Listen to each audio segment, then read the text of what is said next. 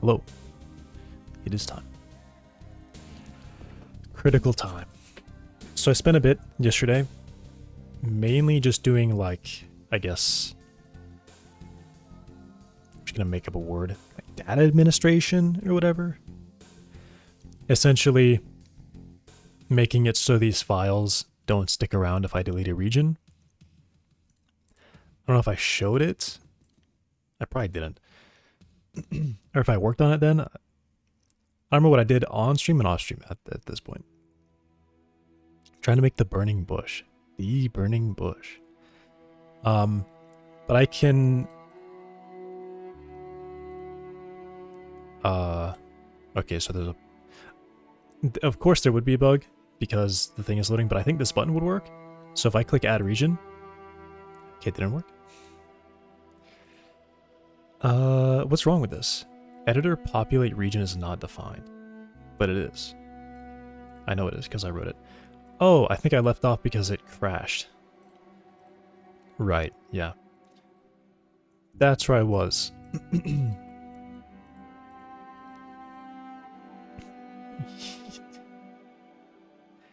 Swearing? Twitch didn't like that swearing. Could keep it hidden.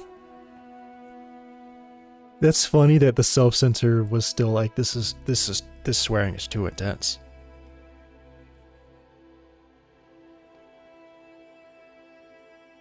Too much swearing.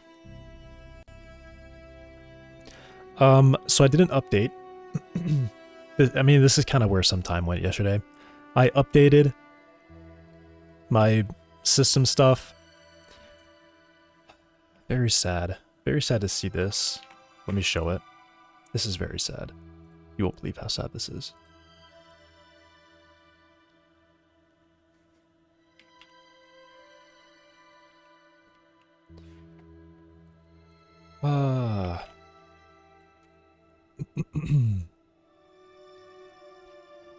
NVIDIA 50. This was funny because this was like literally hours before I updated, so it was literally yesterday. NVIDIA 5090 driver drops Pascal and lower support. GTX 10 series and older are no longer supported. So I had to get that figured out. Essentially, it was just going here and getting all of these. They're at the top of the list right now. I had to get lib32, utils, I had to download all of these and install them. Luckily, they came with some of them, like installed the other ones as well. So I had to do half of them. That was weeks ago. This was literally yesterday. Like, after... I was probably like a few hours. I don't know if it says the time. Maybe it says the time here? No. But I was like, all right, you know what? I'm going to restart my... I'm going to update everything. I'm going to restart my computer. Black screen. So I had to get these. Because drivers are no longer... The 10 series is now unsupported, which, I mean, I want to look at this. 1080...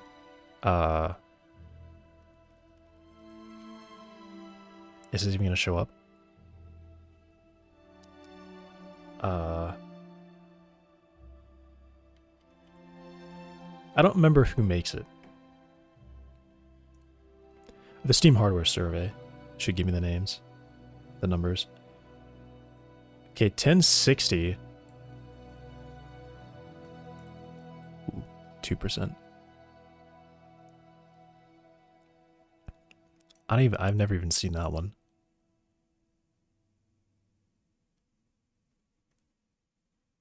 Is the 1080 really this low?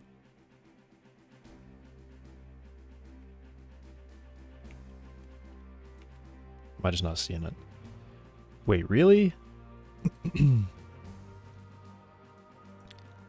1080 is less than 0.5%? Damn. Well, I mean, if you sum up all of these, it's actually 2% because there's 4 different versions of it, apparently.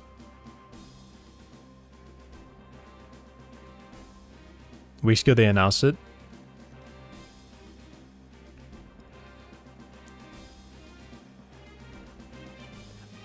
Oh, all video cards? Wait. Why is the 10 not up at the top then? Why they split it to like the bottom of the list? Half. So it's 1% if you include the TI and the non-TI. It's 1%.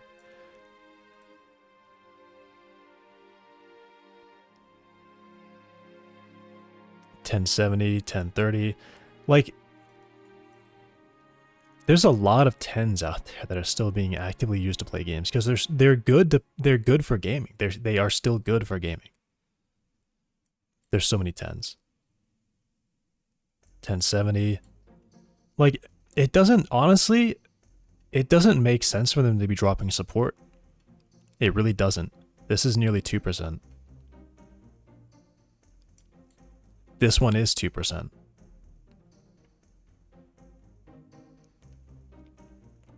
Like, it doesn't make sense for them to drop support for this.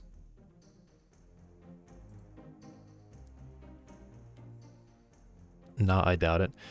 Doubt what? I think they're only doing it because they just want people to buy their newer ones. Not that people are not using it anymore, because they want people to upgrade, which I think is really scummy.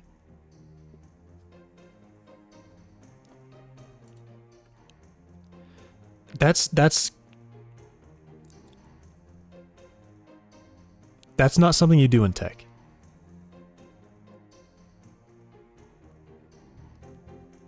You still make money supporting that. Because people are still buying and selling them.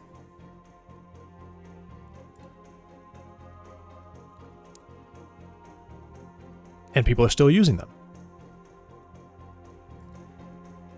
And I mean, it really doesn't make sense to me. That's like a shooting themselves. That is literally shooting themselves in the foot doing that. It does not make sense to do that. Drop 40% of 50 series. iPhone does it all the time. That's their... You see, their model is sell to rich, stupid people. That's Apple's model. Rich and stupid. The best customer.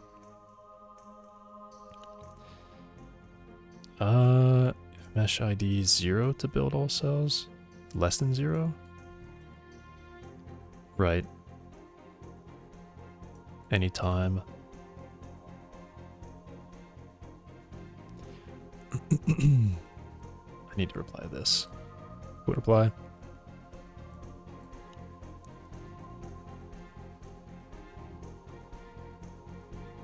Sure.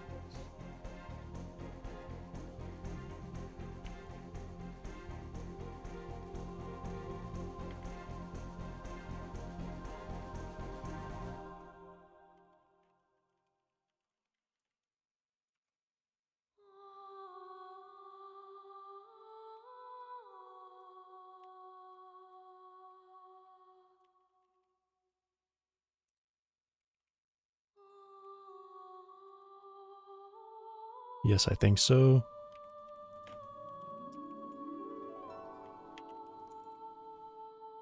Callers would have the expectation. Can I spell expectation of that if they need it to enable a cell to perform immediate collision tests.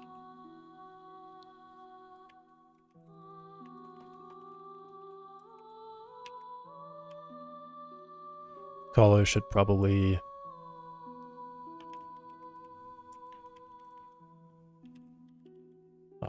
optimizations if they need.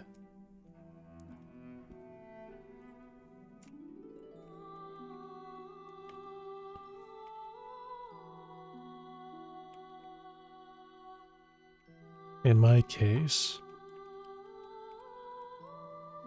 I absolutely need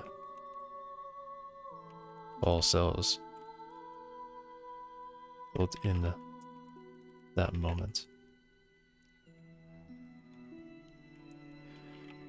Perhaps there could be a but in testing, enough cells does stutter very badly.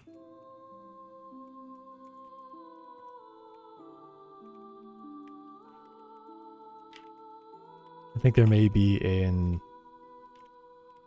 optimization, the existing code to help this.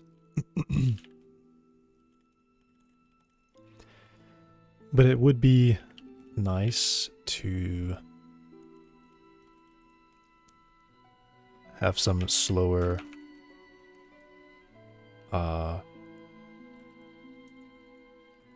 updating.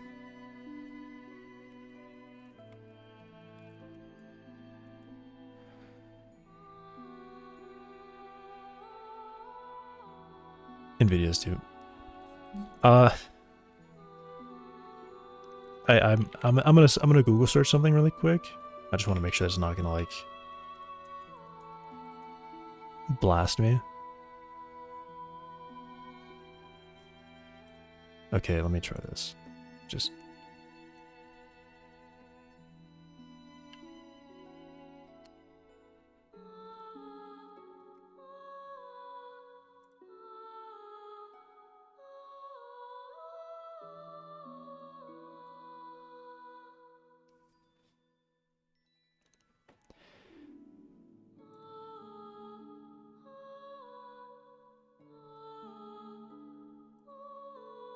is there no way to like not do this?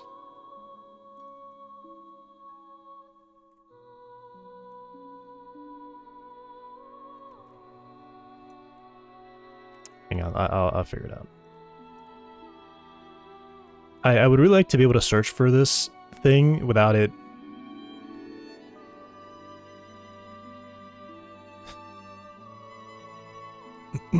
What company is it?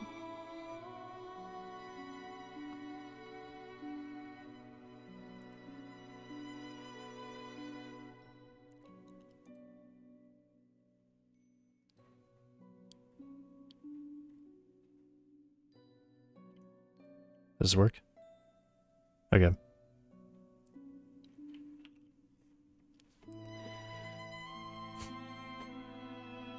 Oh, no, sorry, guys. This is on sale for like half off. It's normally $375, and now it's only $187. Here's the thing. This is literally no better in quality than any other than a $20 pair of sweatpants. The difference is you get this text on the side. You get the name of the brand that you're buying from.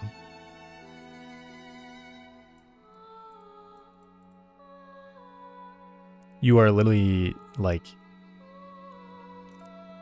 you are severely disturbed in the head if you buy this.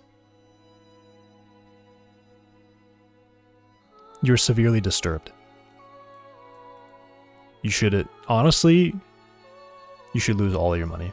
You should literally not have any money. You straight up cannot handle money if you buy that. It's like there is literally just a market of people out there that you can sell to, and they will buy it literally for the fact that it is expensive. Less people would buy that if it was cheaper. If that was $50, they would sell less of it. But because it's $200, they actually sell it. People will actually buy it. Anyone who is like, I bought that, it's actually really... You're literally deranged. You are deranged. You have been straight up fooled. It is easier to trick someone than it is to convince someone that they've been tricked. You've been tricked. If you buy that.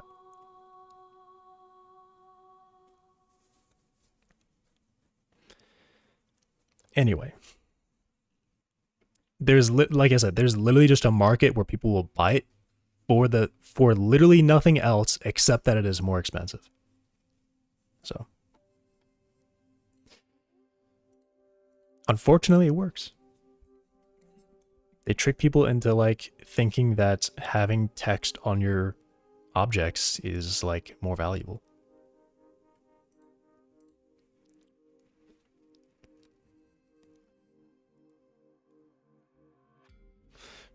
Android 7 doesn't have YouTube anymore.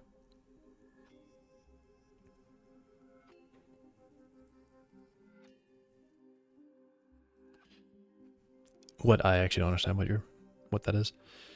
What you're talking about. New buys goes for $10 plus. Yeah. The shirts I'm wearing right now, I got like there was like a 4 or a 5 pack of shirts, and I bought 2 of them for a job. They are incredible shirts. No signs of wear in like 2 years at all. They're very breathable. They're awesome shirts, and I think the bundle of 5 was like less than $10. So I got 10 shirts, less than $1 each. And I'm not kidding, they're like literally the best shirts I've ever worn. There are really high quality things that are cheap because we've just mastered it. We have literally mastered their production. We've mastered material. Okay, we haven't mastered material science, but we have very good understanding of materials. And they are cheap because we just have made them efficient and good. And people still go and buy passable $200 item clothing, $200 for one shirt, for one pair of pants.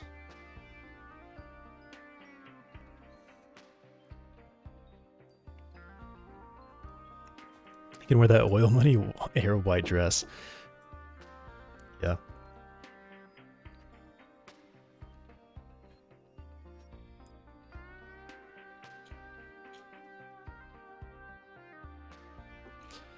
Okay, where was I going with this?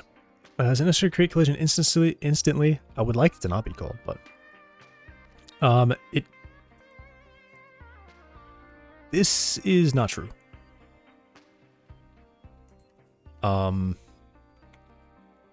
About calling outside of physics. No, I doubt that is possible. Generally, at least with jolts, you cannot interact with the physics process or with a physics server outside of physics tick.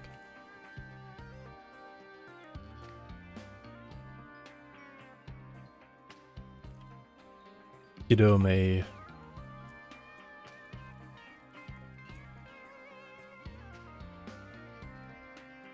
be a lot more lenient with this.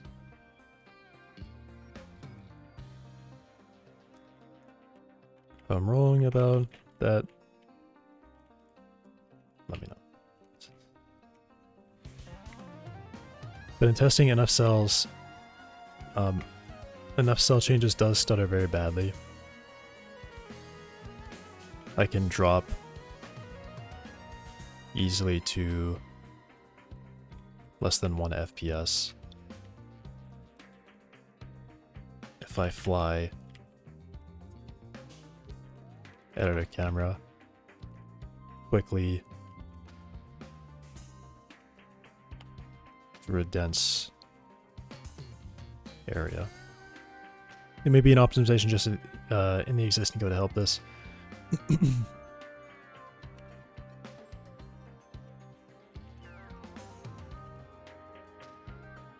Perhaps the majority of it, but it would be nice to have some slower updating options available on the order of 1 cell updates for 5 to 10 physics frames. Shim duplicate so much code. I was thinking of putting a branch into get cells to build if we are in manual mode and received requests to build cells manually. Manual build queue. A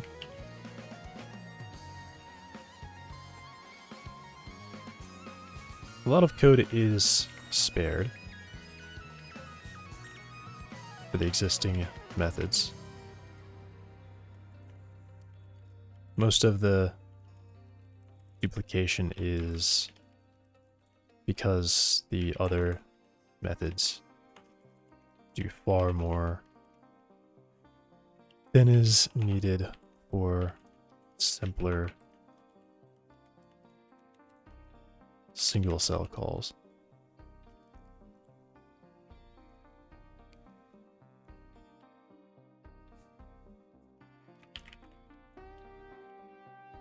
the batch of cells,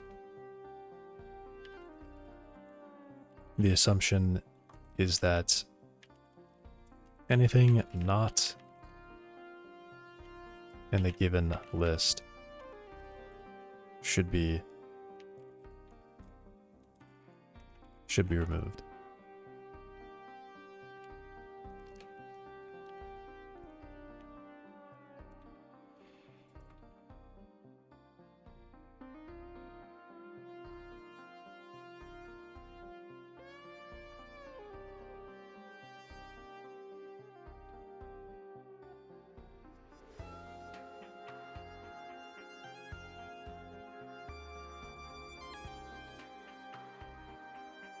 Just so you are aware, single cell calls cannot benefit from batch unless there is some other parameter that simply cues it.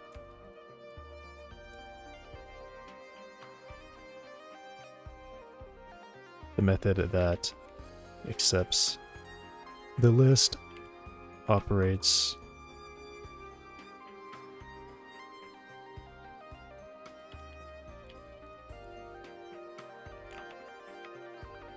with full recycling.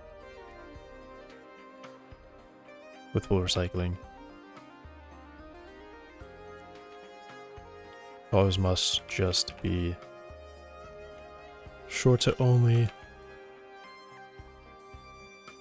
call this when they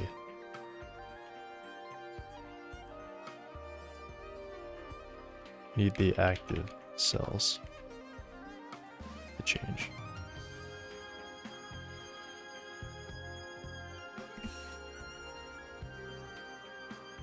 Okay.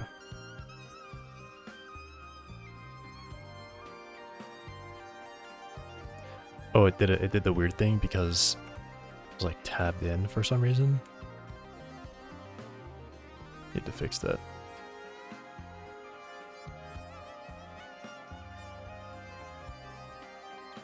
What? That's dumb.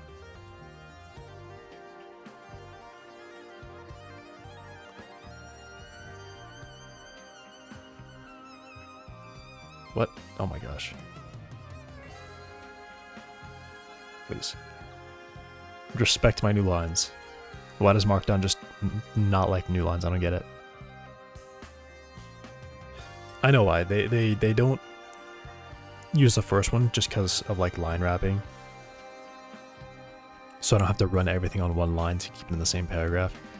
But if it's going, I feel like if it's going from this to not this, they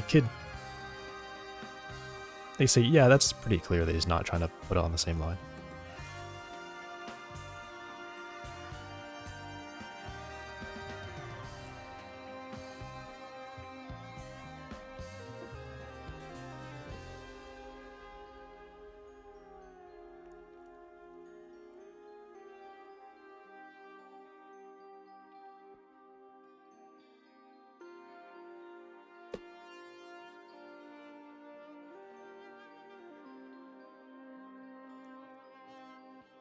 Yeah, it's really not that bad. Like, this is literally just trying to produce the message build data, which is pretty simple. There's just a lot of validation. I'll actually mention that too. The majority of that is actually just validation, really.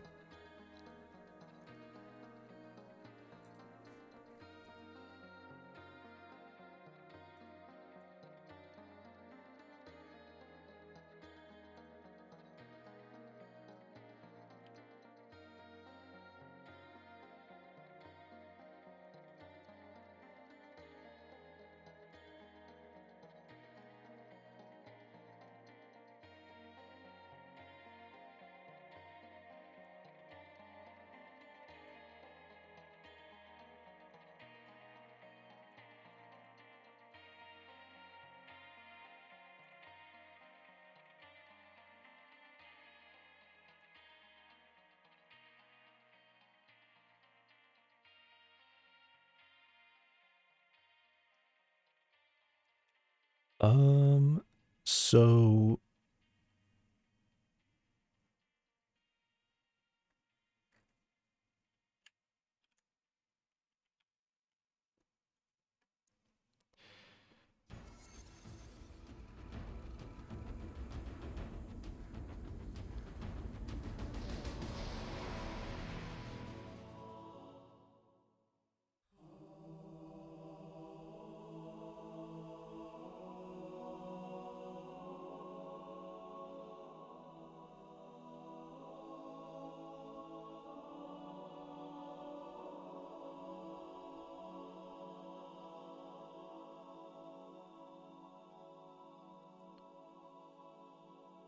I'm pretty sure most physics server calls do checks. At least I will say this. The physics server is multi-threaded, but the way Godot has written its main loop is that the physics still has to be fully done before rendering starts.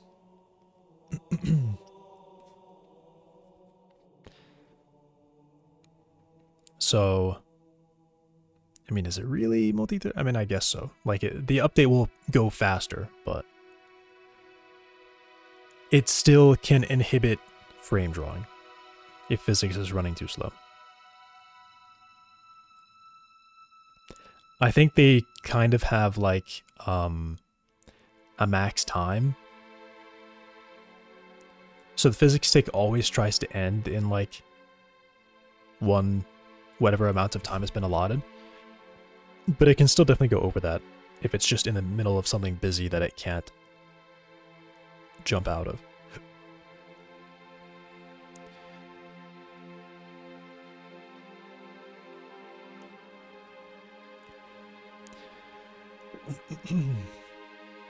I do know that physics space is specifically banned from access unless you're inside the physics stick. It quite literally sets a boolean in physics stick and then it checks that boolean for at least the space. You can't retrieve the space if you're not in the physics stick.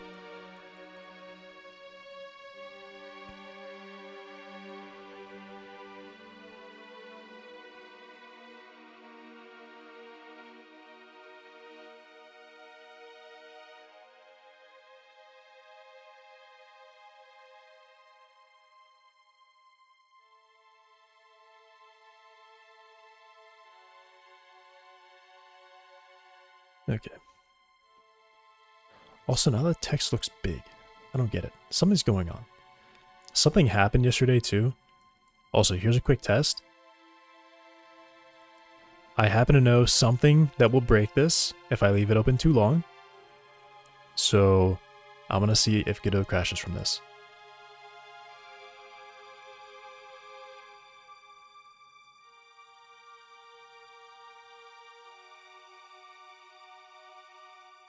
It crashed. Very sad. So that bug is still there.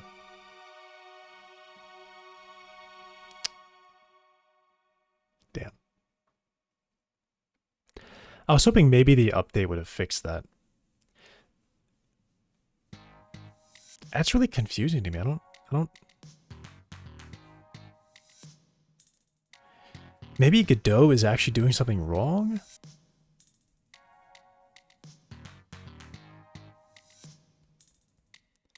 It is with particular menus.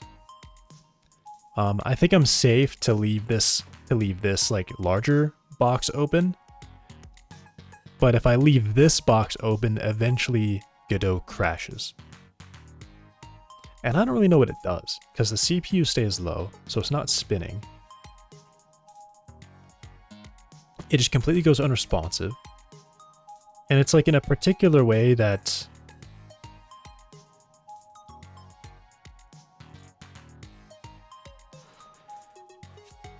I was going to say, maybe it's just the rendering server crashes or something. So I no longer get any visual updates happening. But then if I go to kill the process, if I close it through Steam, it like locks up the whole, like everything on my computer for like 10 seconds. All right. Well, I gotta close it. It'll probably be 10 seconds of frozen stream. So.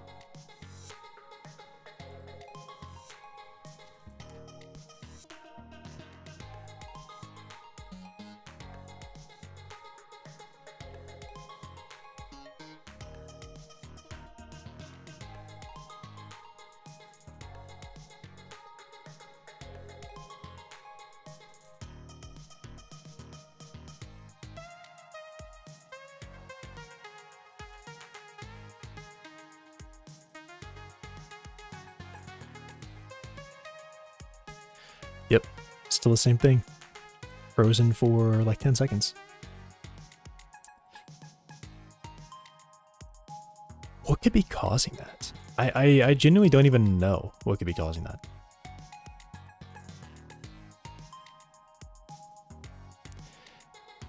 I was gonna say, did that happen on the same time that I put in that, like, bug fix? Which was, like a frame draw call? That wouldn't make any sense. That's like a thumbnail image generator. Is, like, overloading itself. And the thing is, the connection is rejected if it matches a function call.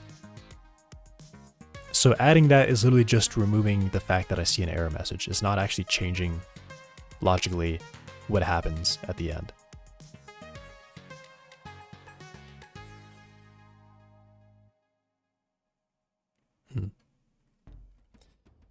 Okay.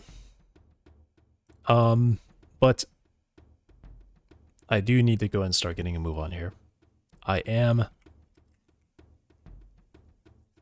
in critical place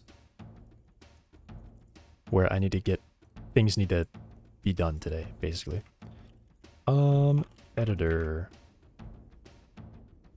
Sorry, I think this will actually go at the top.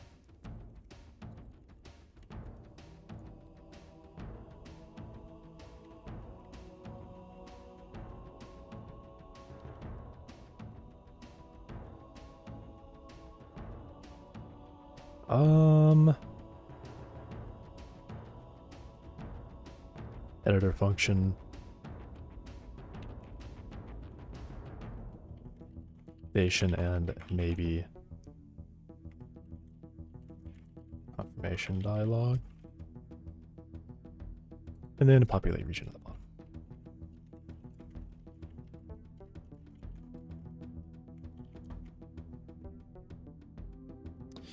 Master watching this delayed. With I think there's a bit longer delay for non source options. All right, well, I will be back in a couple minutes, a few minutes, 5 minutes. Okay, be back.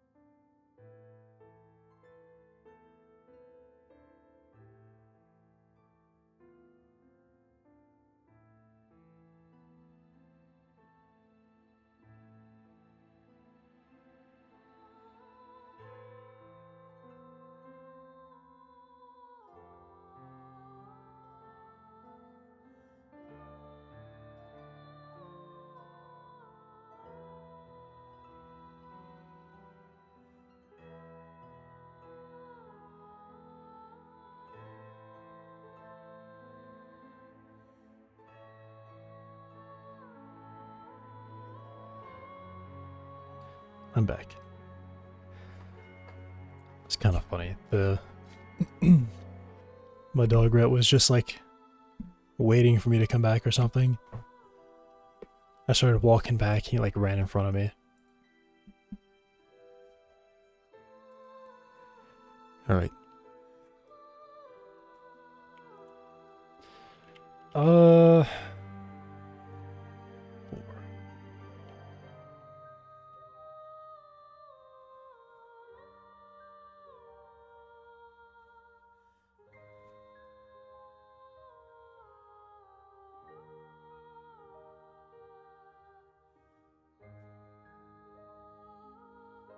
Cool.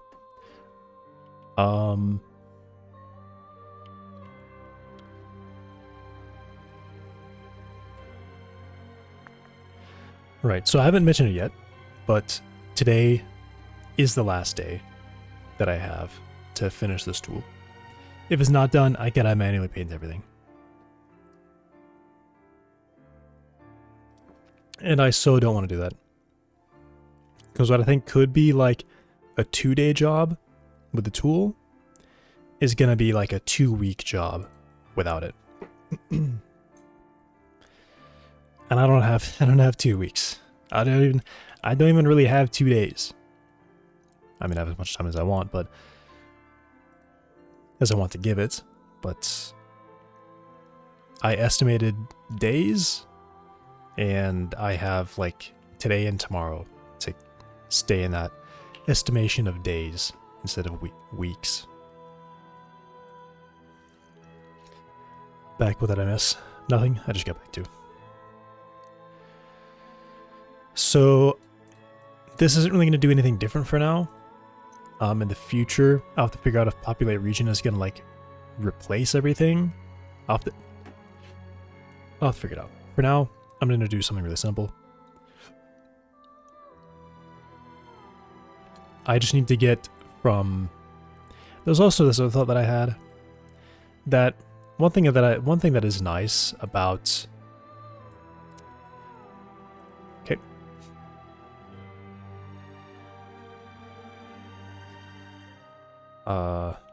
Interesting.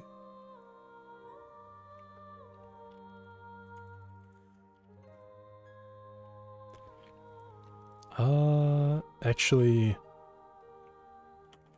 split from that. Is it list?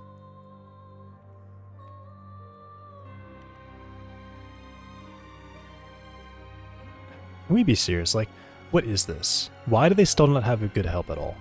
Why is their help still literally ass? Tmux-2, capital C, capital D, H, L, capital N, U, capital V, V. What the hell are we doing? Can we write a help, please? What sucks is I literally just closed this site that has like the commands that I need. I literally just closed it yesterday. I was like, oh, I don't need this anymore. And then for some reason, literally 100% of the commands are not listed.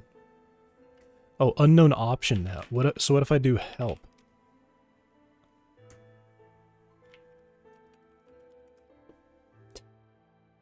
Guys, we can't be serious with this. They literally need to just write a help file.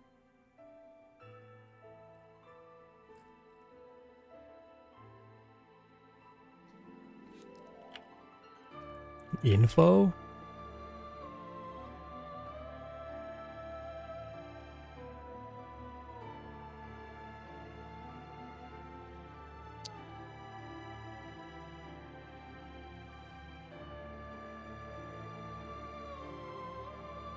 What is it, that?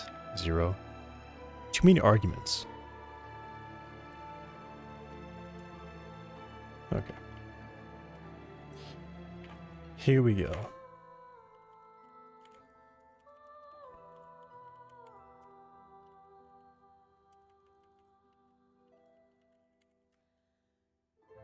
Alrighty.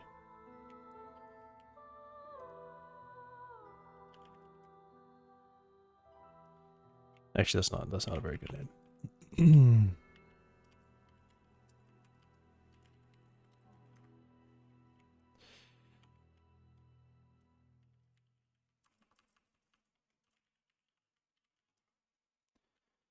All right. I have to bring everything back.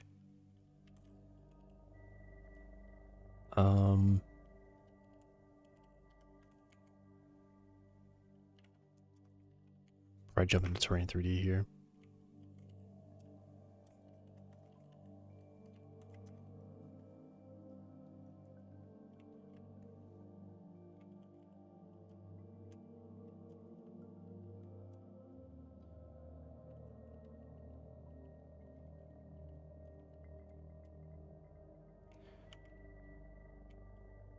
Okay.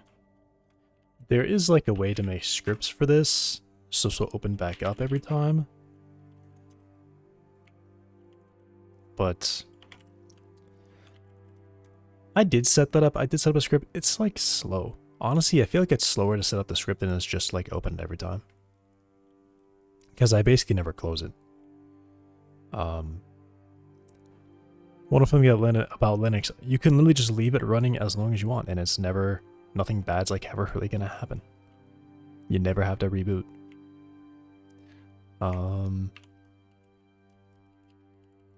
Crazy concept. Your computer continues to function. It doesn't slowly degrade and decay as it runs until you're forced to restart because something just fundamentally breaks on your computer.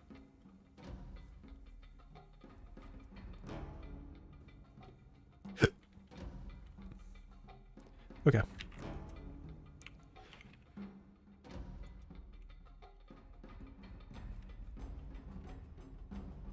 Cool. It's all here. All right. Now can I remember what I was doing? Maybe.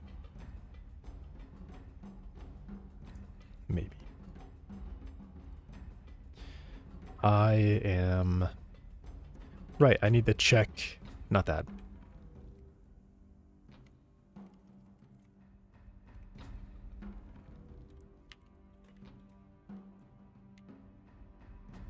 Yeah.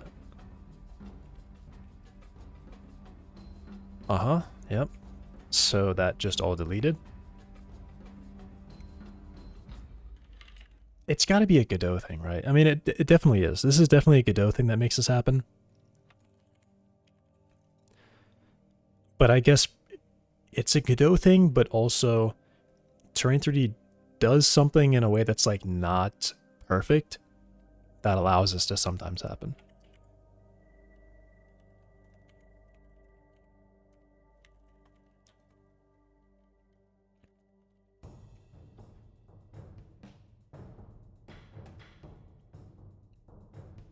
Because you saw it loaded correctly, but as soon as I clicked Terrain 3D, it just like obliterated itself and like reset to like defaults.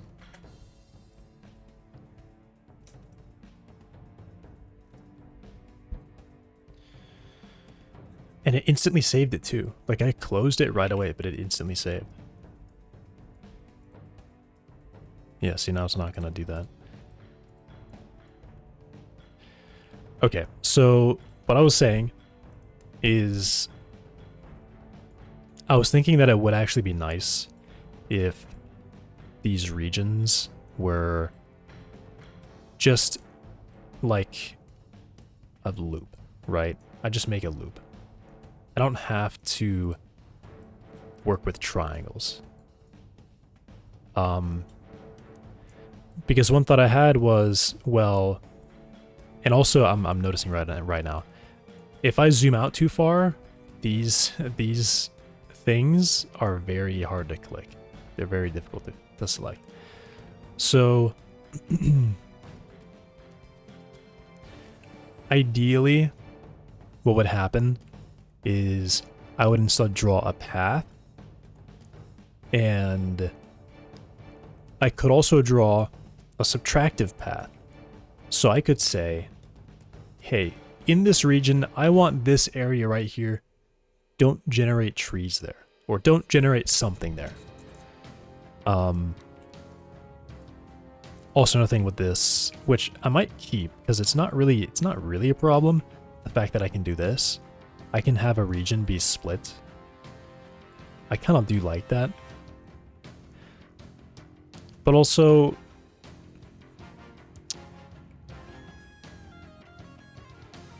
from a usability standpoint, it would be way nicer if I had a path node. Very similar, in fact, to how Proton Scatter does it.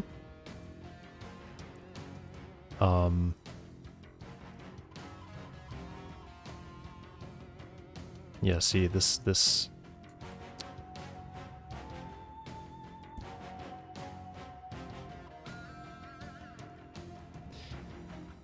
How big can I make these? I've been thinking, like, should they be made larger from further away? So we compute a distance to the camera? Maybe. Maybe that's fine. Because I can provide whatever transform I want. So I could actually provide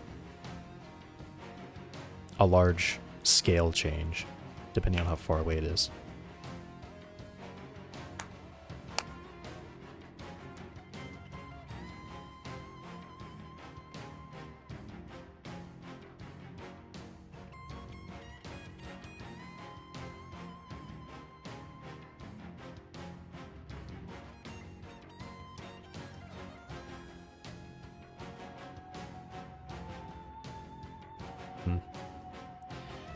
Maybe I should do that.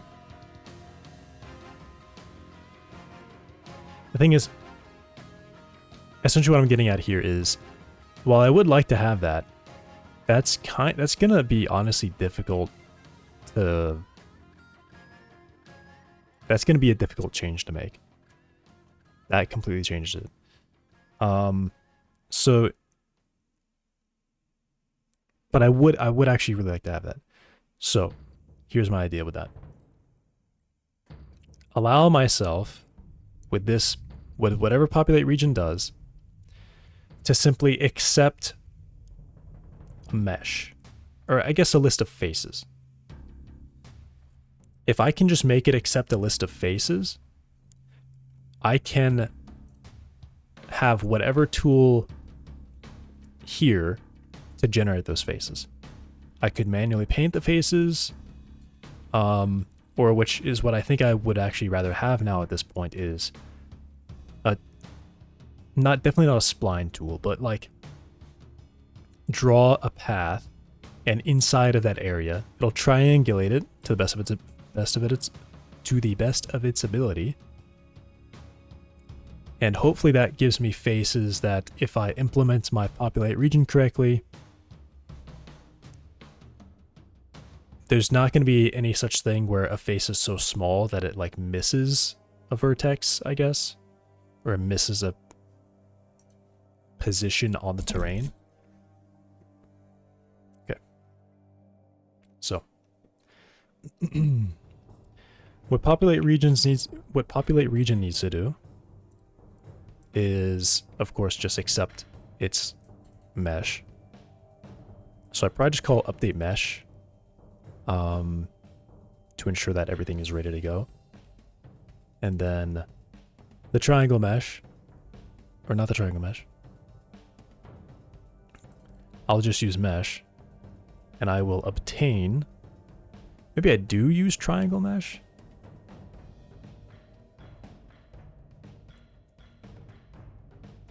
Because then I can just get the faces from that. So yeah, I probably use that.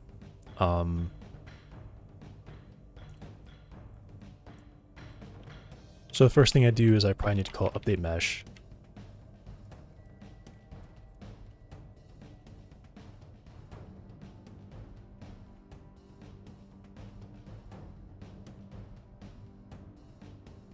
And then I check this, triangle mesh faces, in fact. So if this, and I know things about packed arrays, if size is equal to 0, I'll do a warning. And in fact, I had a thing here that I was doing for logging. Well, no, this should be like an error, I think. Or a toast.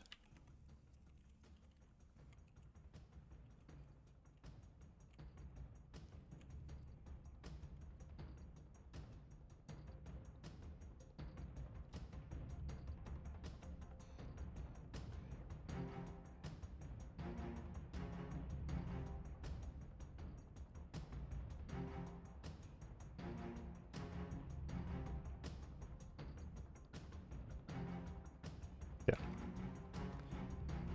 So now what I'm going to do is I'm going to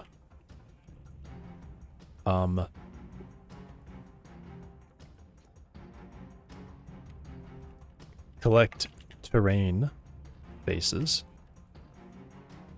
to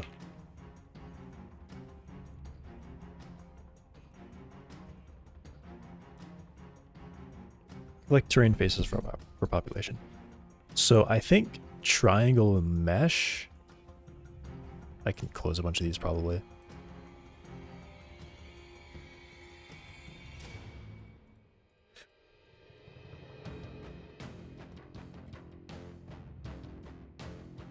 Okay, it doesn't give me a bounding box, but I think mesh probably does. Mesh probably does.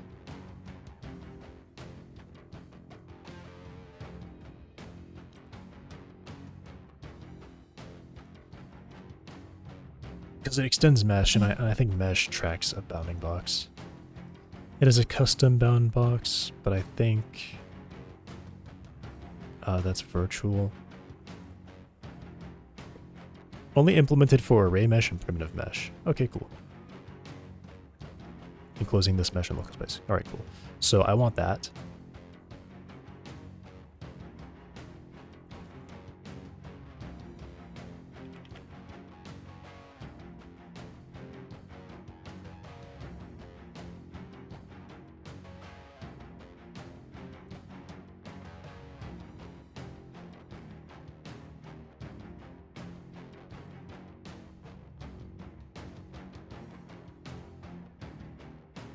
Okay.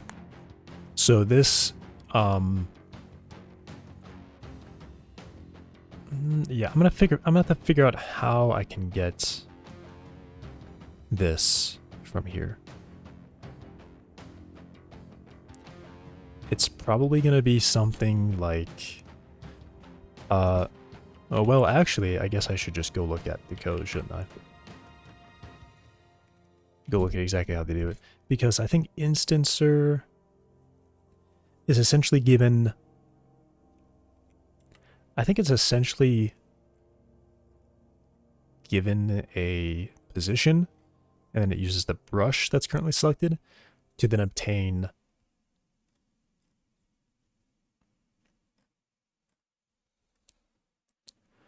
Not update by region.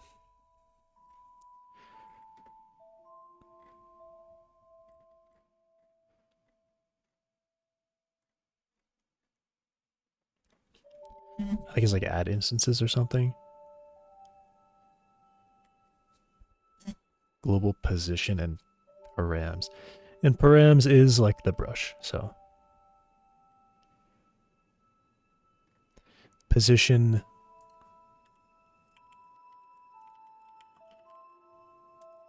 Sorry. Global position. Send it back, adding blank at blank. Sorry. To get the mic in the good spot. So we get a count, random position, get usable height.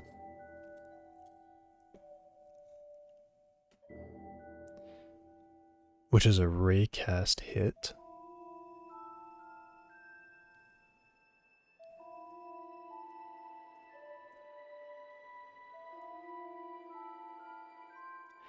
Add transforms.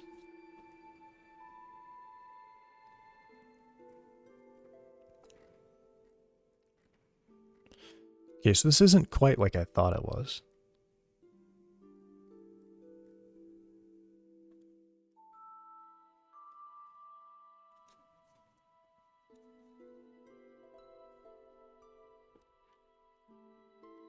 I don't want to place it randomly like this. Basically what I want to do is I want to go through each face. Then I could pick a random location in that face if I want to place one there.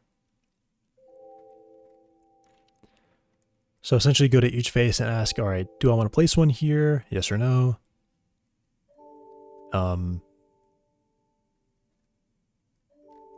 That's what I really want to do.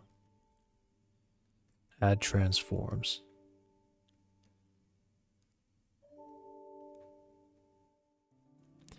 Yeah, so this isn't doing it at all like that. So maybe I shouldn't do like this either.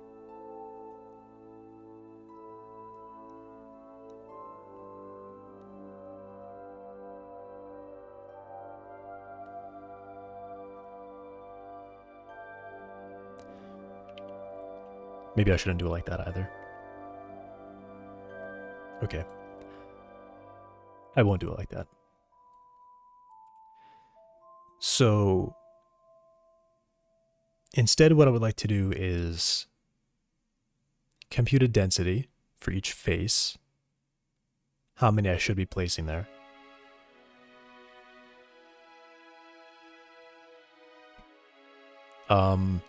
But a small amount of randomness so that a large face could have a few less or a few more. Essentially just to get around the fact that there could be a small face that exists. And the reason I'm saying this is I know that my tool right now is basically like I am creating large triangles.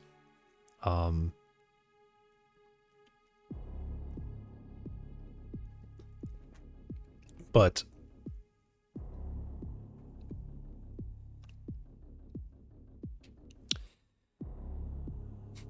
you know, I just realized why.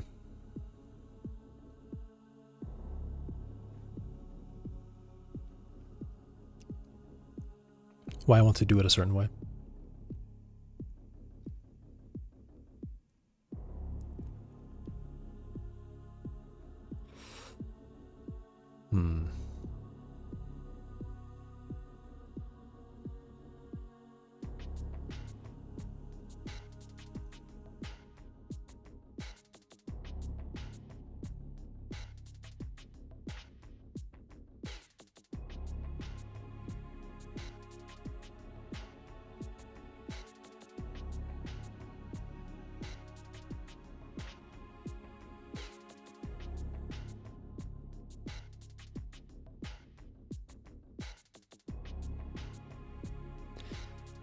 Because, yeah, I do want to do it this way. The reason I want to do it this way is because I think there's an optimization here where I can change the extents and click populate, and it doesn't have to recompute the whole region. It would only have to recompute whatever I've changed. So if I have a collection of, I guess essentially what I could really do is just collect the vertices. If I show this, I could just collect the vertices. Let me go over to the player so we can see like how large these vertices really are.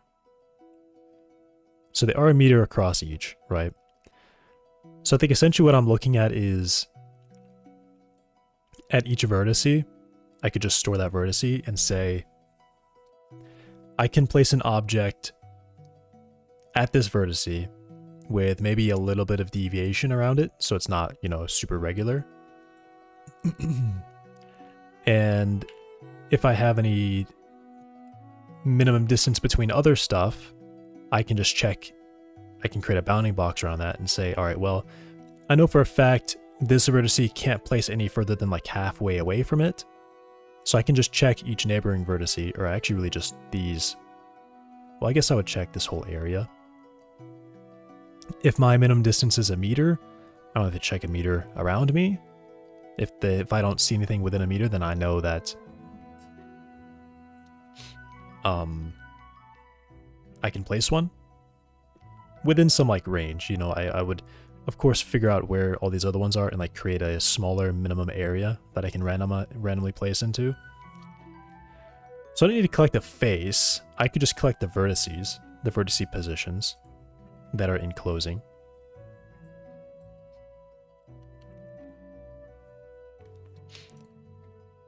And essentially what I do is if I extend a region, I have new vertices that I haven't placed yet. If I collapse a region, I will have vertices that are now outside of that area. I don't really need to delete those either. I can just leave those and just manually go and remove them.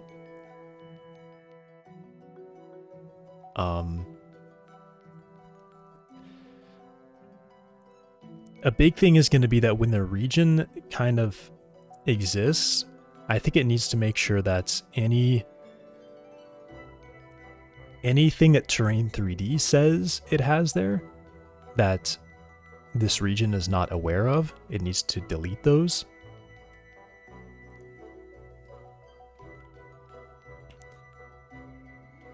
So essentially what this means is I'm not going to be allowed to go in here and use this tool to manually place anything. I can't do that.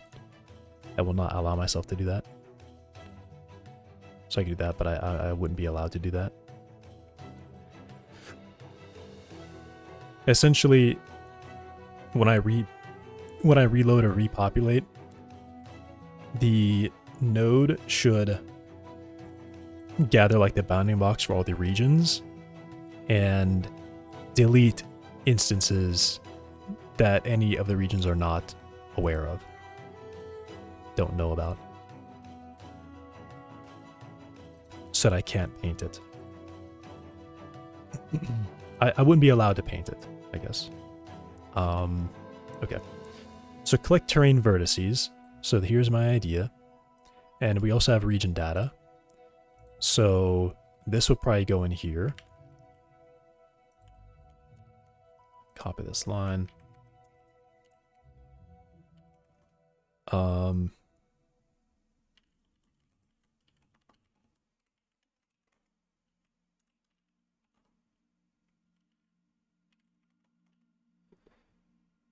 I guess I can start documenting what these are.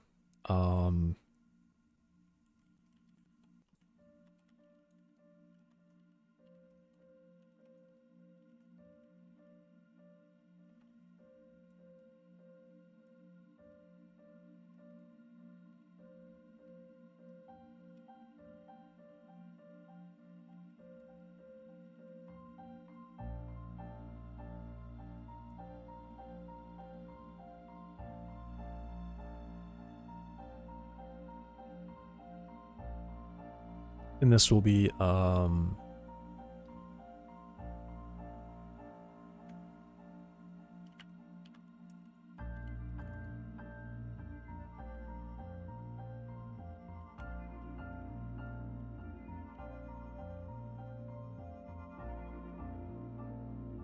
versus available for instance placement, and then,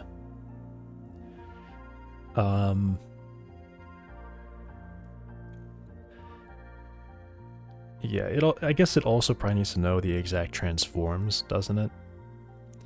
That kind of is some duplication though, so that kind of sucks.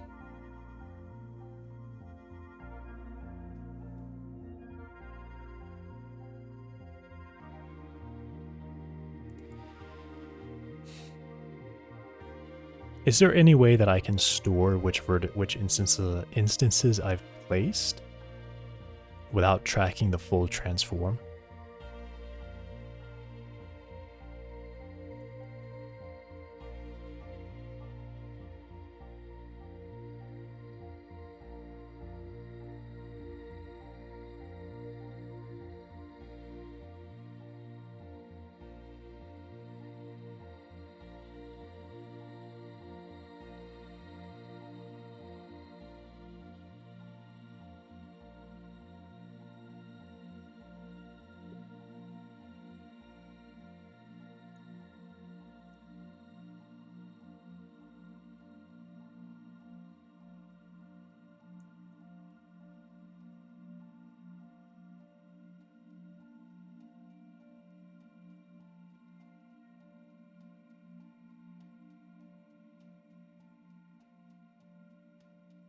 I mean, if I scroll down here and look at like the load and the save.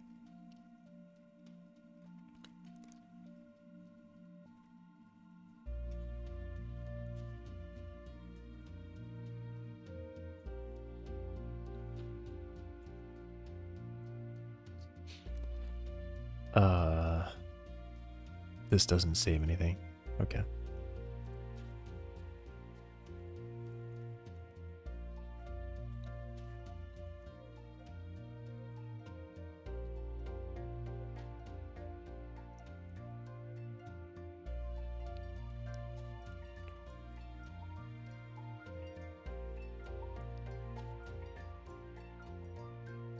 Instances.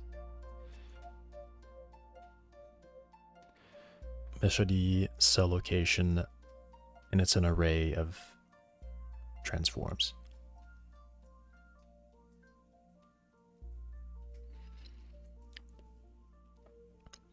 I guess the thing here is that I guess I could just store an array of indexes and allow the transform to be fully tracked by the terrain, so I'm not duplicating that information. But the issue is if I place something, it should only, okay, so if I place something, it should only go after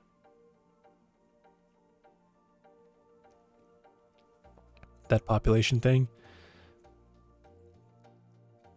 But then if I were to paint a bunch of instances and then click populate, it's on my side, I'm just going to see, I don't have any instances that I'm tracking. And there are instances in, and there are instances in terrain. I want any face inside of any terrain region, or I guess maybe any cell, because it is tracked by cell. I want that entire cell to be fully managed by this. So I guess what I can do is I basically track a size, a number of instances that I have tracked.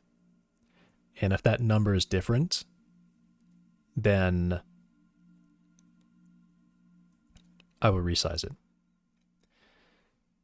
So if the current region has 20 trees and I click populate and I'm going to place 10 trees, I delete the other 10 and I move the first 10 to where I want them to be, to where populate will put them.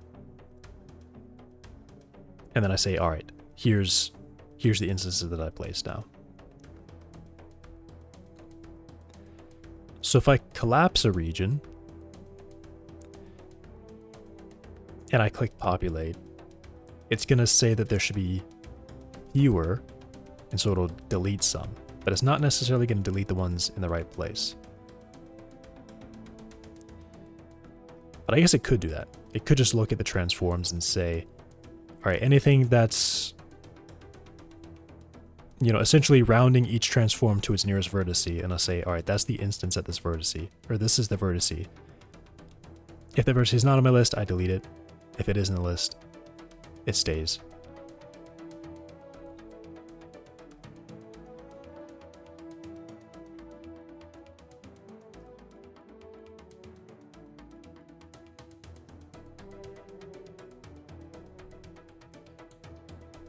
Okay, that seems right. I just track a number.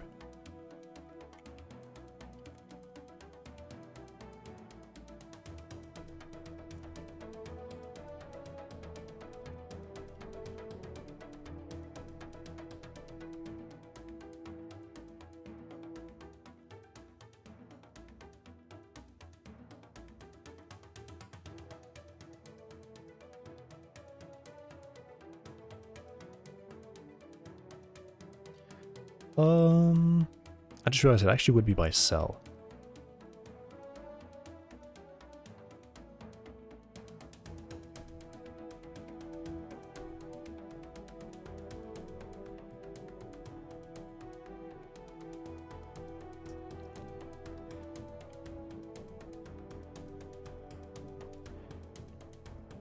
So do I even need to track this?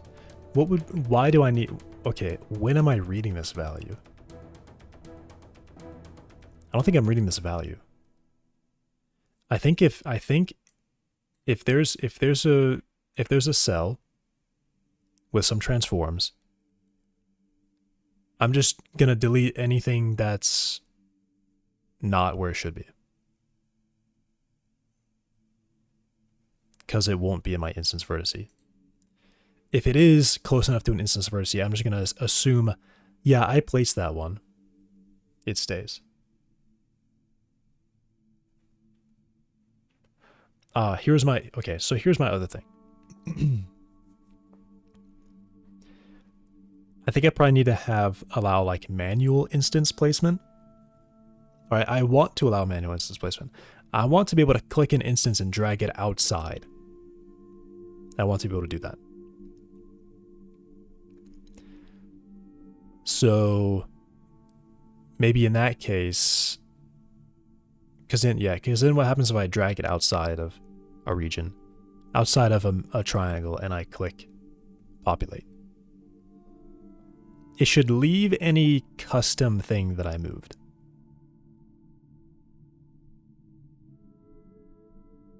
But how does it know? I guess if I move it custom, it becomes... It'll do this.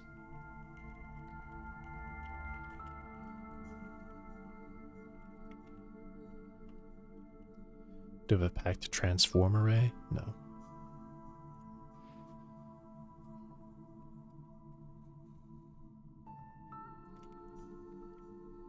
I guess it is a vector 3 array though.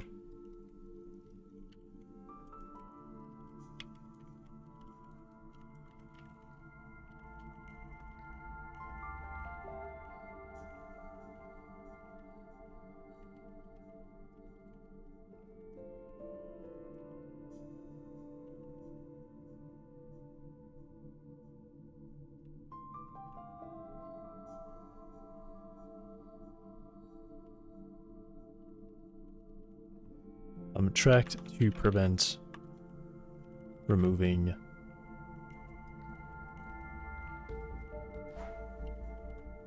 instances placed by hand.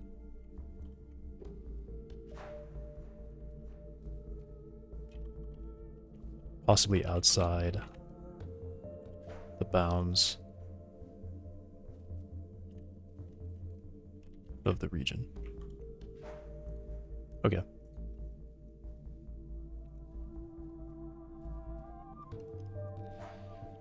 And I'll just leave the clear command just do this. It won't do any of that.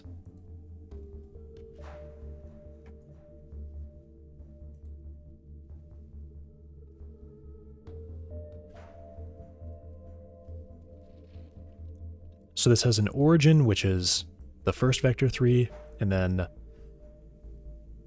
the basis, I guess, would be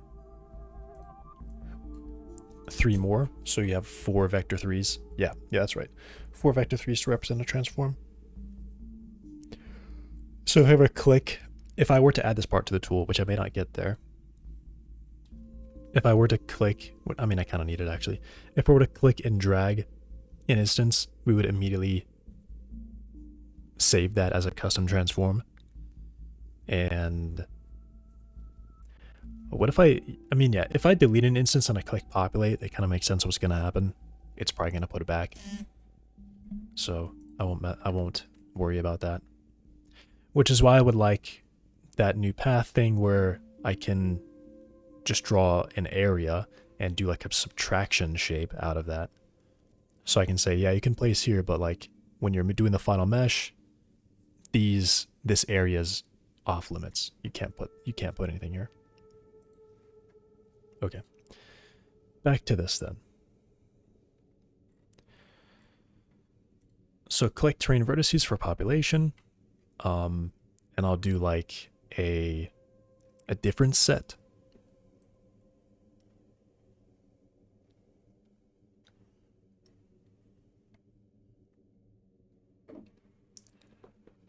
So if a vertex is not included,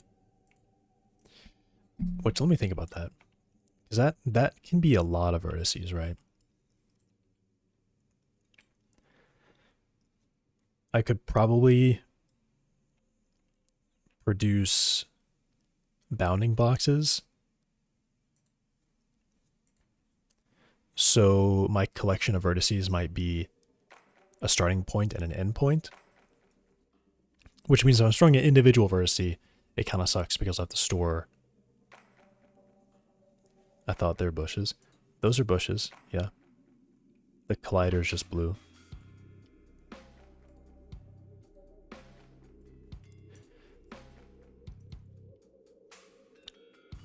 For 2 vertices, it's 1-to-1. For 3 vertices, 3 vertices doesn't really work. I mean, it would still be more because I have to store 2 for the first 2, and then the third vertice. If it's in the line, then we save space because we just track that line. If it's above it or below it or like otherwise detached, I have to store the first 2 points as 2 points and the third point as 2 more points. But yeah, if I have an area, if I have like a big square area, that'll be nice. Ugliest bushes ever? They could definitely look worse than that. They could definitely look worse than that.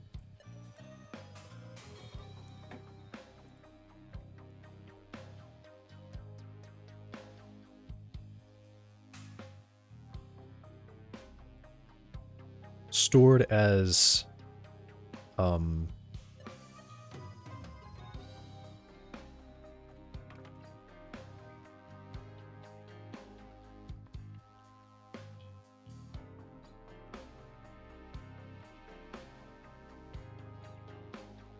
yeah.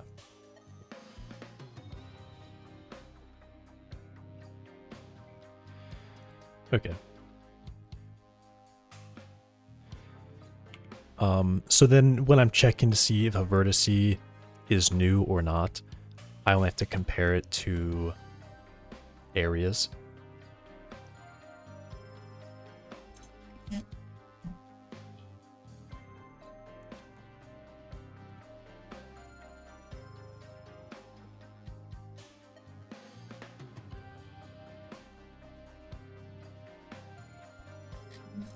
I might even benefit from creating an object to manage this.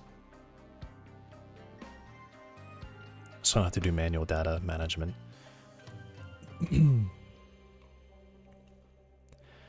I could just say add points and it will do some kind of optimization pass for the point. There might be...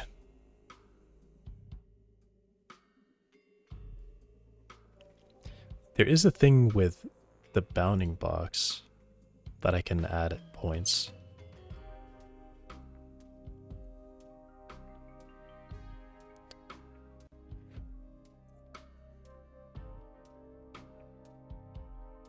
Expand.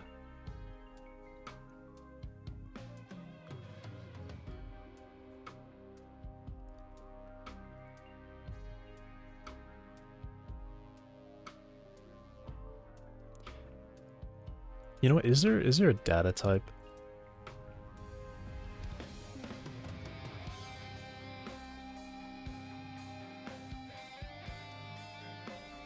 that I can use for this?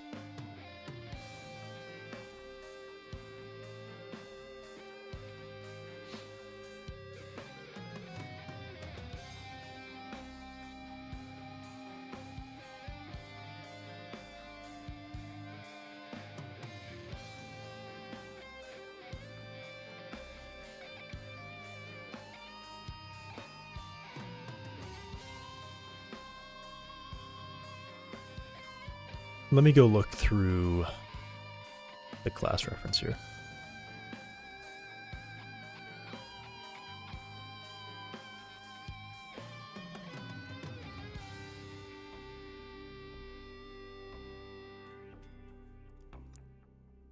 essentially what I'm thinking of is I just feed it points, and it can,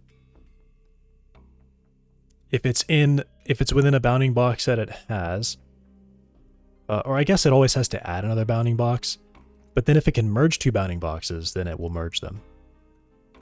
Essentially, that's how it would work. So if they are neighbors and they share the dimension on which they are aligned, if they share the same size along the dimension that they're aligned, then they can be merged.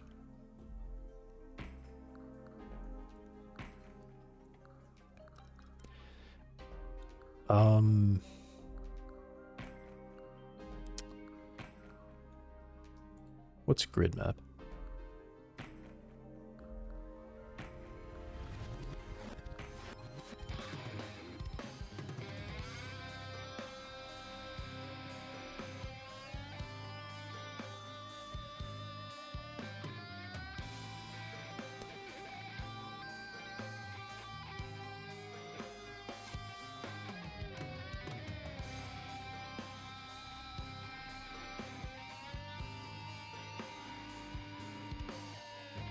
I need to be able to get like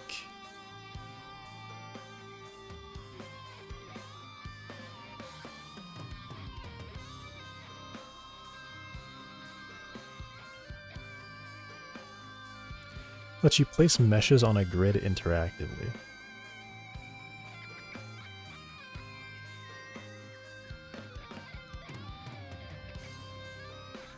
A tile in the mesh library.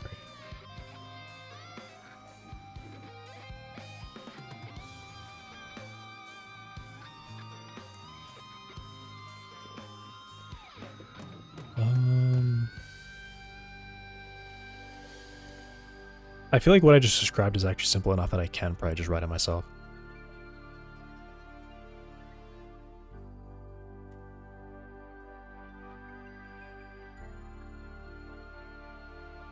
I just have an array of AABBs, and if I can extend one along a single axis without enclosing any more points, essentially every new vertex comes in as a single bounding box, just enclosing only that vertex, and then I check if I can merge it with another one to grow that one. And if I ever merge one, then I check if that one I just merged cannot merge with something else.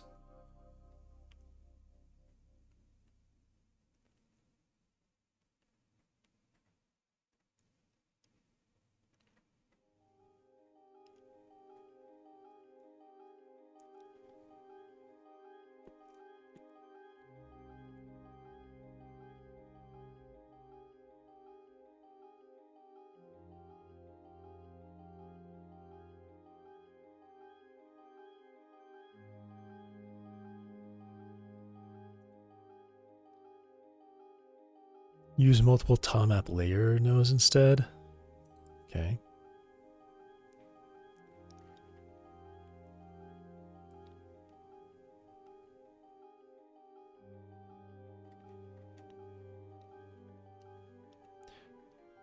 Okay, erase cell.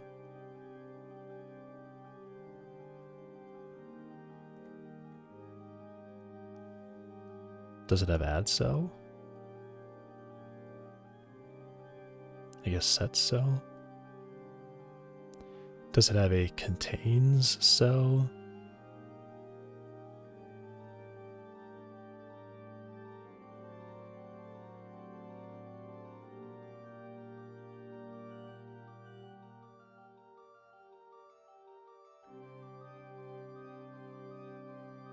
I mean, it stores too much, so I probably can't use this.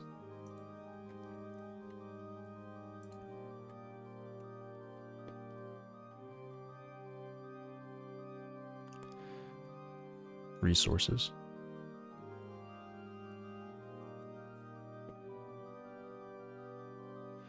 What's an array occluder?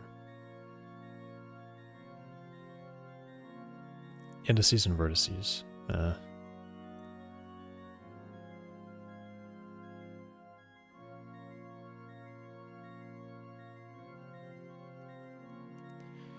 Audio, audio, audio.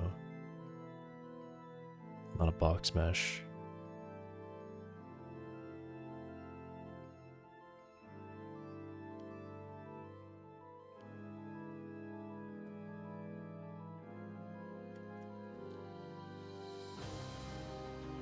Convex polygon shape.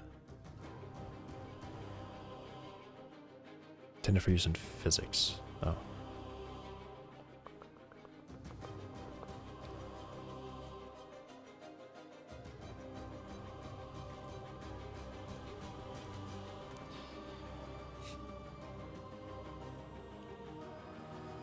Oh, I'd be using concave. Right. Okay. And nothing. Okay.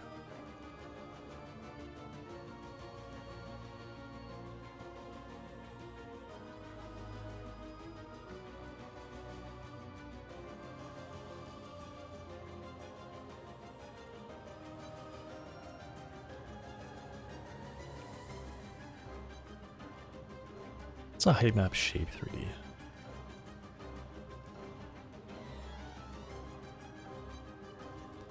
I'll just say packed float 32 array zeros. Oh, that's the default.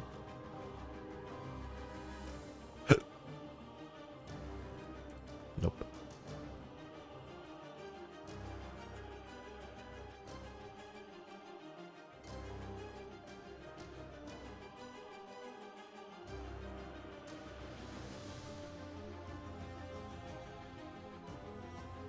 I feel like this is kind of like a structure you'd want to have.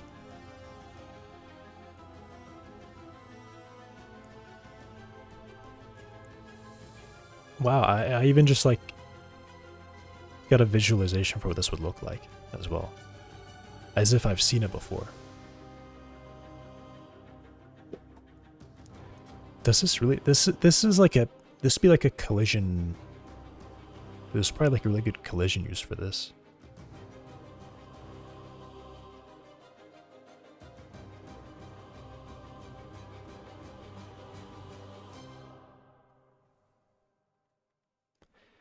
I feel like this must exist.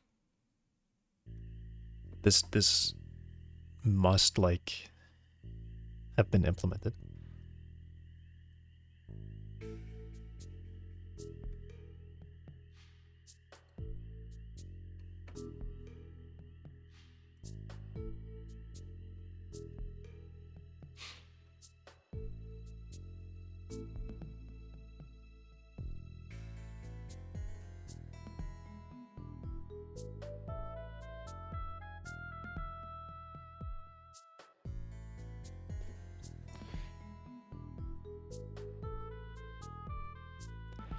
I think what I'm thinking of, it should use the axis aligned bounding box type.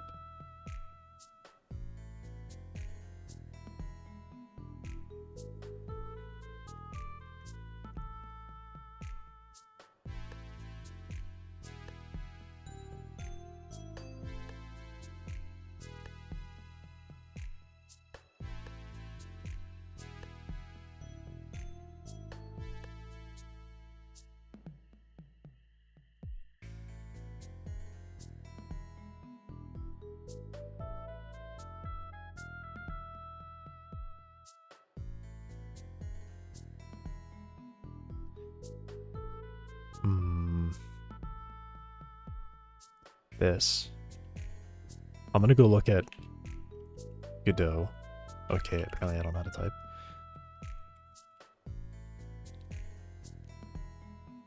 Ooh, that's a lot of usage. I saw it.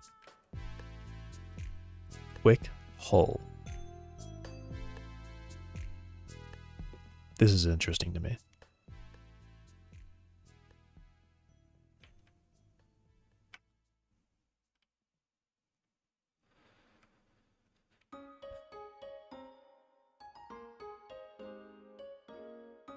Oh, it's just growing it. Simplex.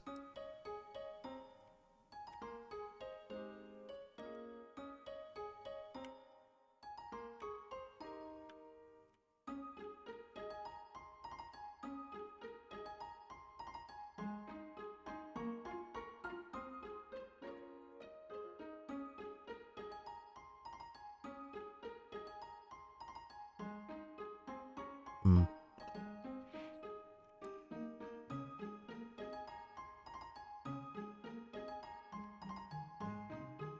This... What if this is it? What is this? Quick hull. You give it... I guess the problem is that you have to give it points, all your points right away. I'd like to be able to grow it over time. Woohoo, done with iteration. Go next. Okay.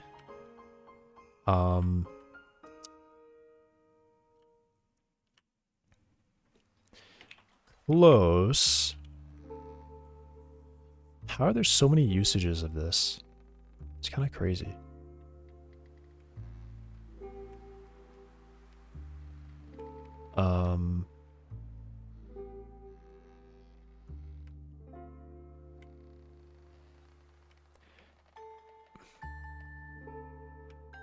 Delani 3D.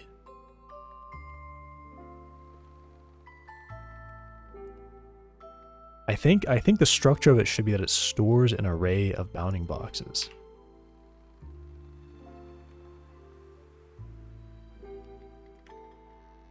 So if I see something whose like storage is... This doesn't even have any members, it's just functions. What? Did I miss something? Does it have a member?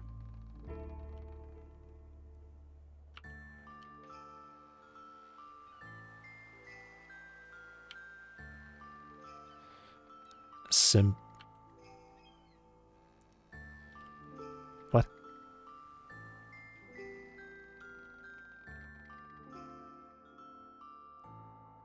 I'm honestly really confused by this. I don't know what I'm looking at here.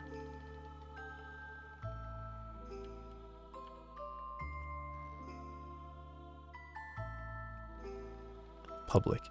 A static method. A single static method. That returns... It still takes in a list of points. Okay. I am devising my own type, and this is probably going to be... It's probably going to suck because it's going to be really... really slow.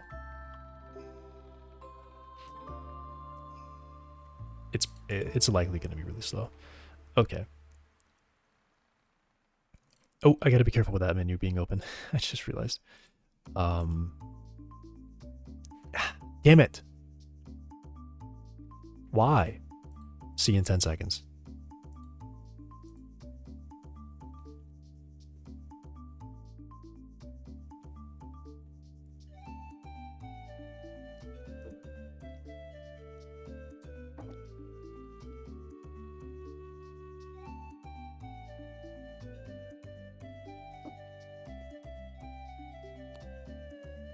Ah, that sucks. I don't know. It's gotta exist, right? Also, what are these R128s? What is that type? What's an R128? I guess I will actually search for that include. AABBH. 73 files include this.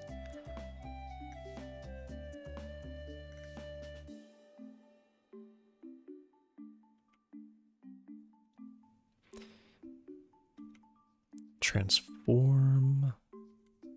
That definitely doesn't do anything. Dynamic.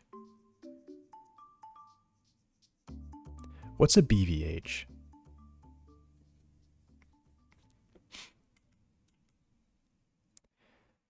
BVH ABB. What's an ABB? Special optimized.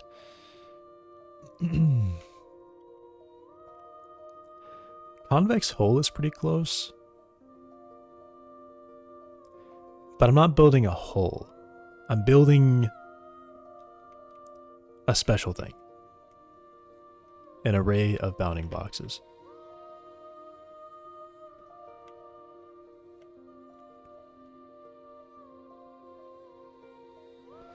Wow.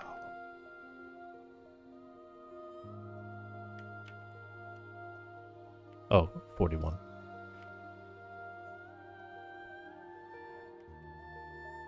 Interesting.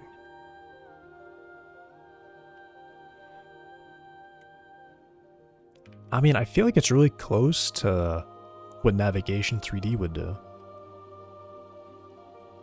Like, it wants to create, essentially, a growing set of areas. And then from those areas, it would try.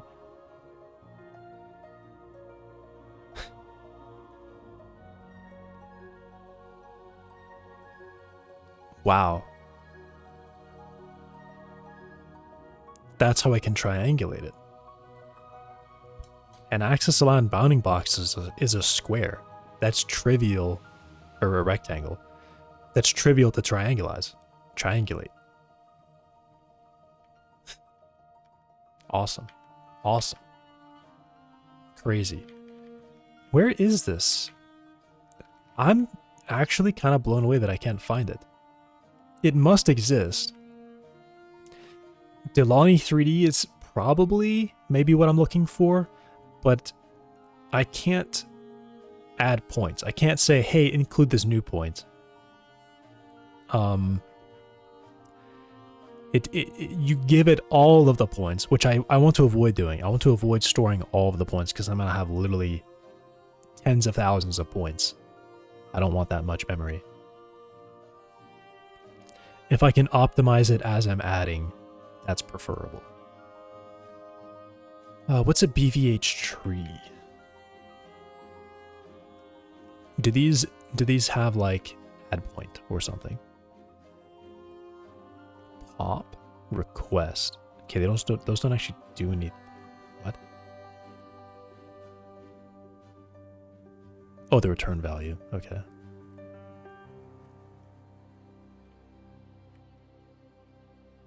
Add child or what? What's a BVH tree?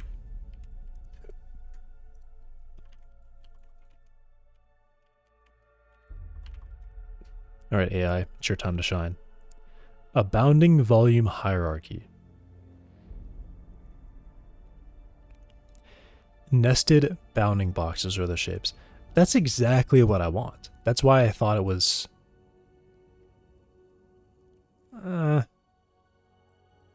okay. Not really.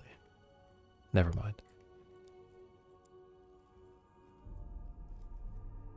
I'm building like a hole out of bounding boxes. Okay. Alright. I have to script it.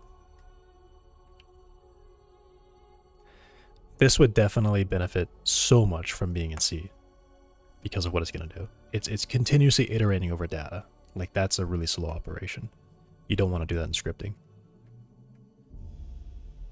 Okay. Alright. I was able to get in without it obliterating. Okay. Resource. This is going to be called...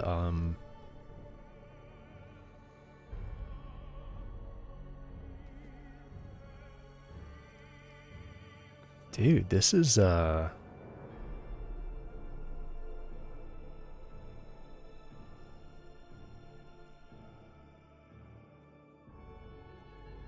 do I call this? This is going to be really useful, actually, for the tool.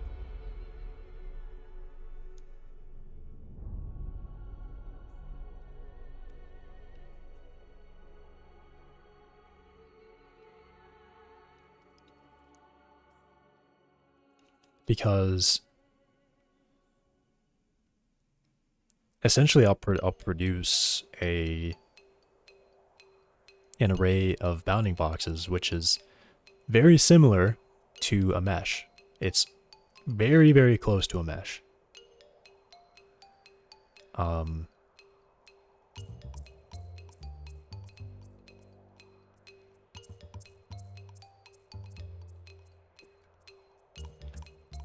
don't know what to call it.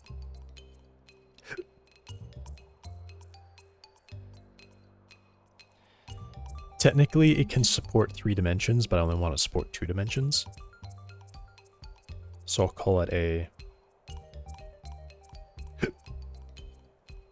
something like dynamic plane? Dynamic plane or something?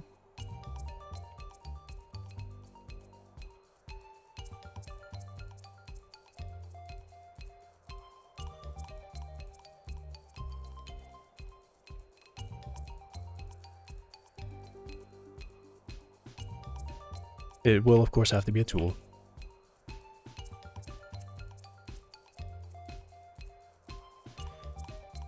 And, I don't know...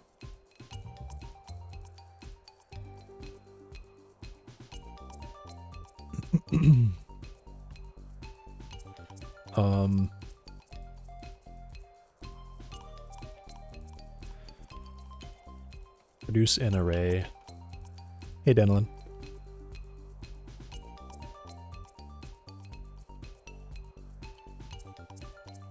Produce an array of bounding boxes dynamically by progressively adding or removing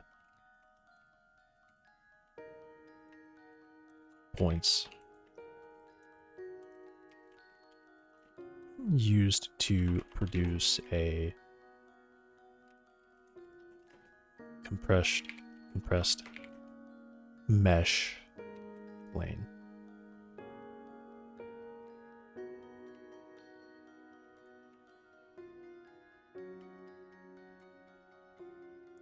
All right, so I need... oh. Class name. So I need a few functions. Well, primary data type here.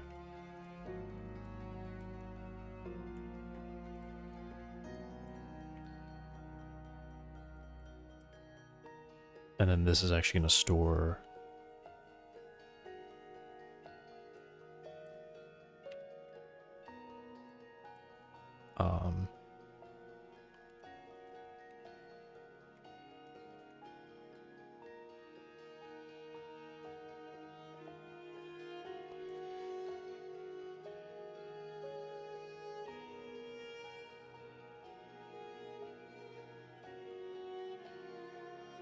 is there a pact?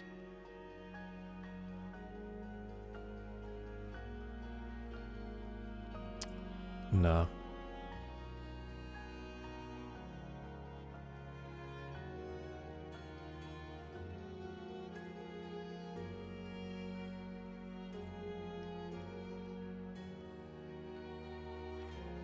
Actually, it will be a pact.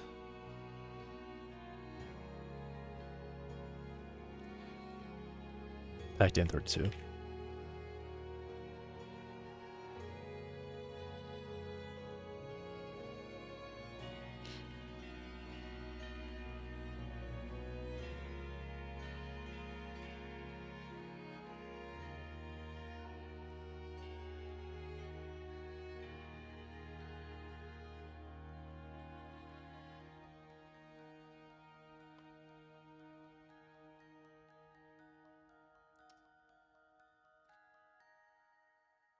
Great message. I will be right back. Thanks for that, Dallin. We appreciate it.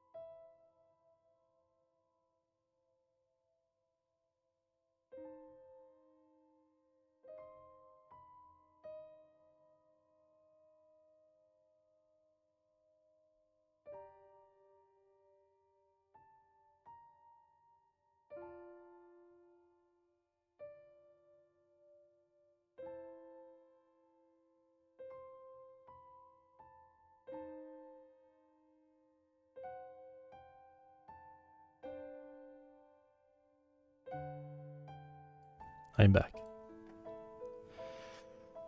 It's getting bright.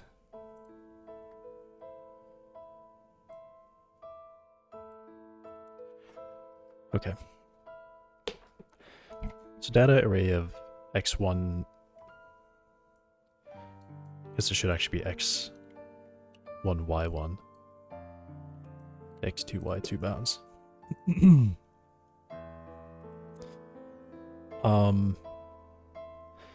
Essentially my idea is I keep bounds, but I also keep like a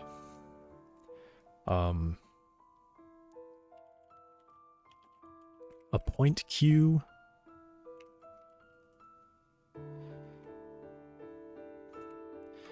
This will be stored so it can be kind of loose in memory.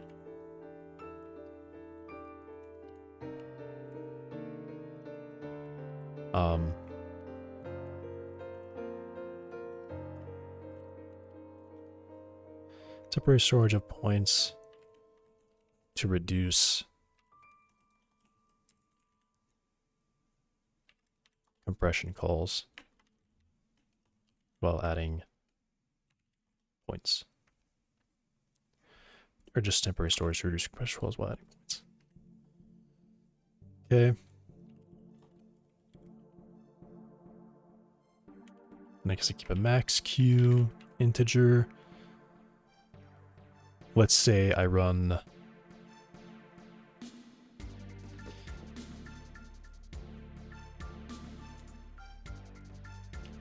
$32.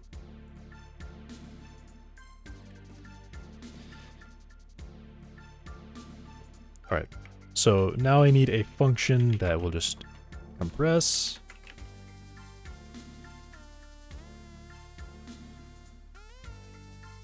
So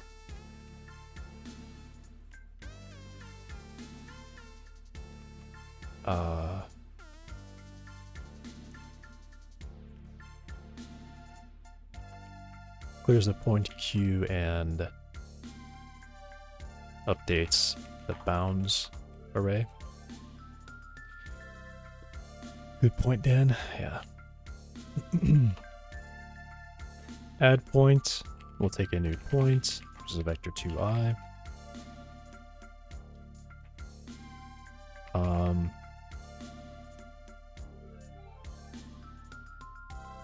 Adds a point to the plane. May cause a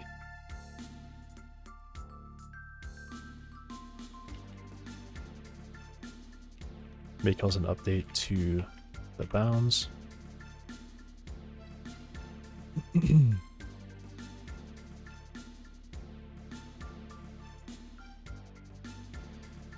How can I remove points?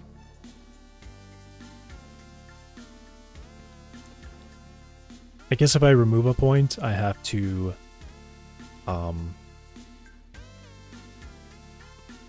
I'd have to locate its bounding box.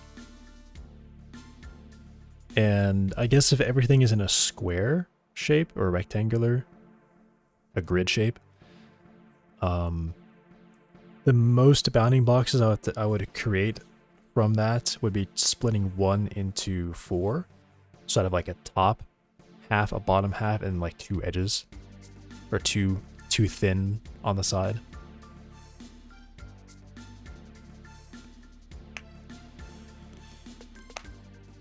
I won't really be removing a point though, will I?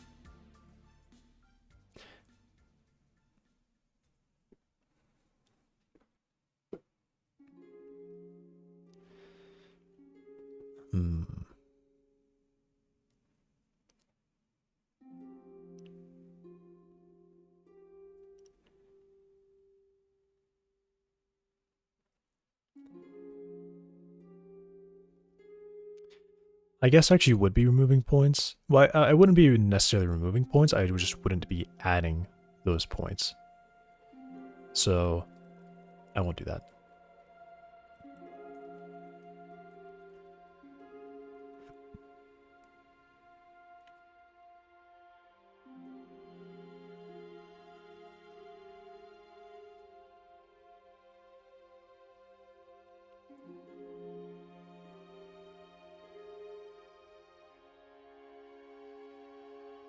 And then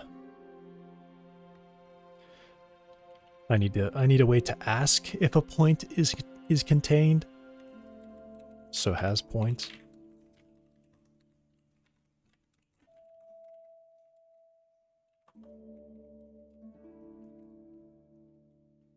This is a Boolean.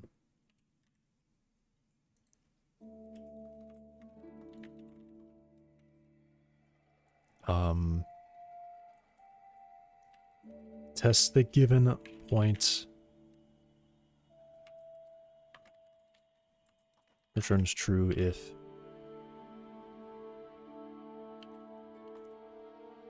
it is contained by the plane.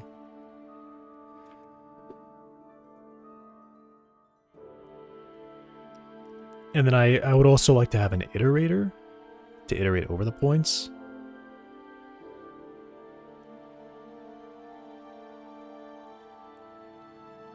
I could also produce a mesh from the bounds.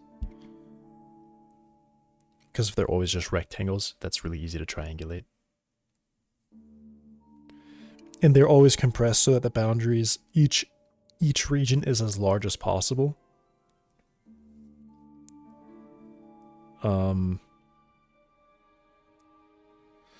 So it could be a little redundant with the triangles.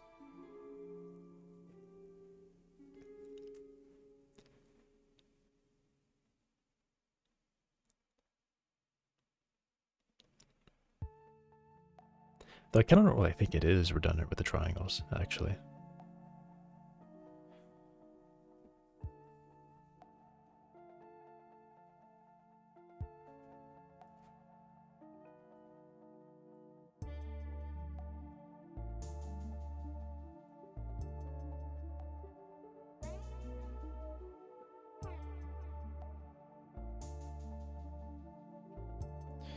Is there anything else that I would need this? Okay. It's going to write that has point. This one, or clear, is actually going to be the easiest one to write.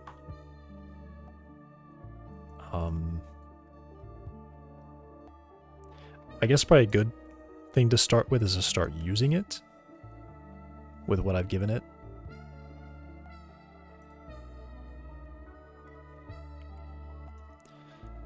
So I get the bounding box for this, and then somehow I need to obtain from terrain. It's probably going to be like in terrain data, perhaps.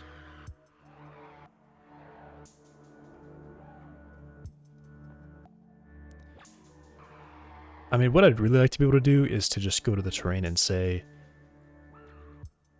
give me the mesh, and not a given, and I give a bounding box. Which maybe this is it. Generate nav mesh source geometry. Or maybe not.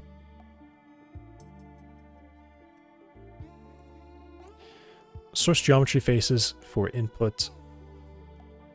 Gender where there are no holes. Train has been painted as navigable. Where there are no holes.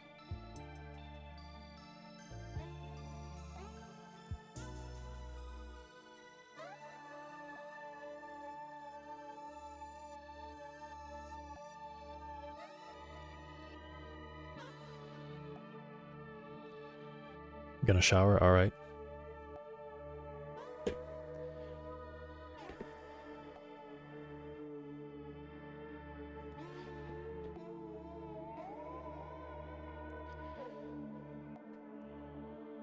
It's a packed vector 3, which isn't really what I want, actually.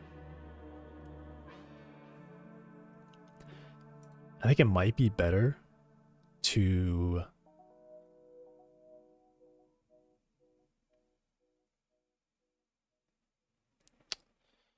What does get data return?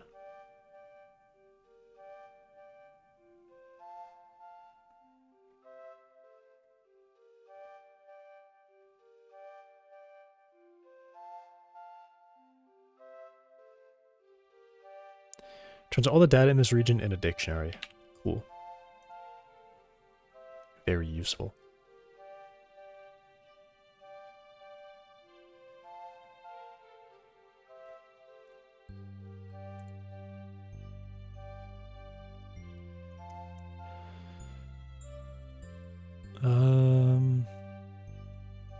Yeah, so I probably don't need that.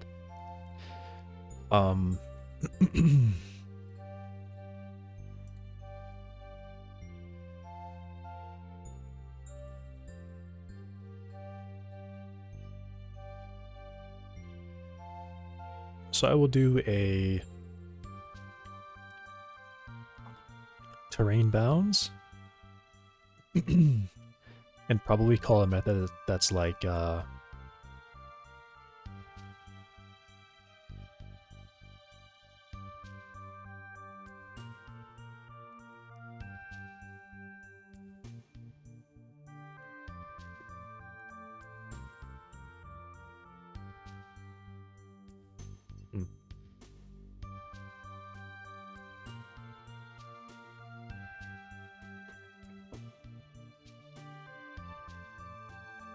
because I need to respect holes.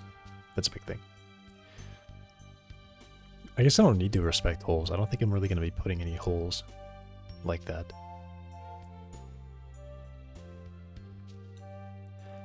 I'm just taking the faces I've added, the mesh that I have, and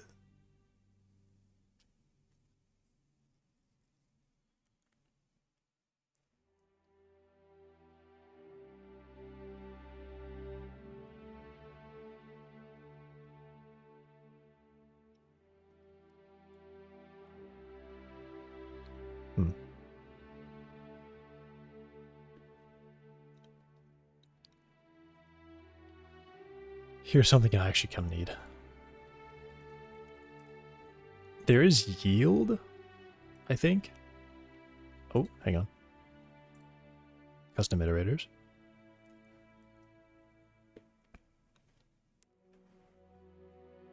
This may be an old version. Okay. So it needs should continue. Oh, yeah, returns a Boolean. Okay.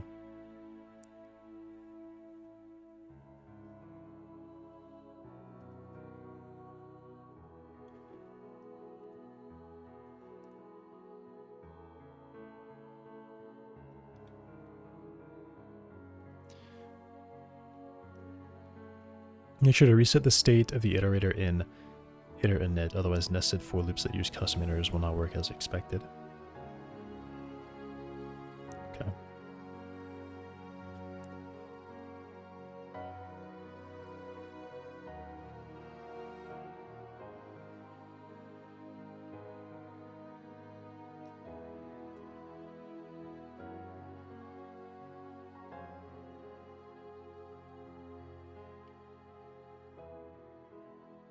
Like I said, let me start writing it so I can figure out exactly what I need.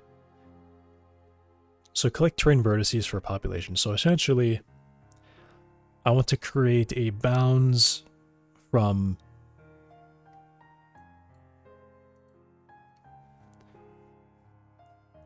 this is weird. This is weird.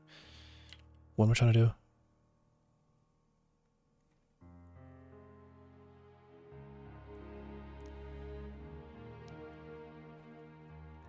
I can probably use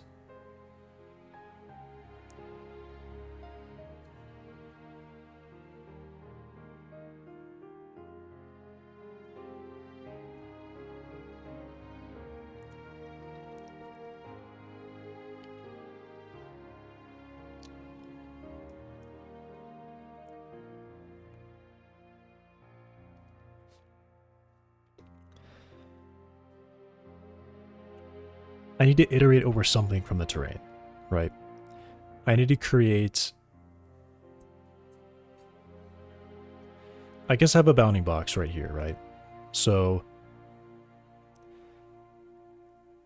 I can do, I guess, something like this.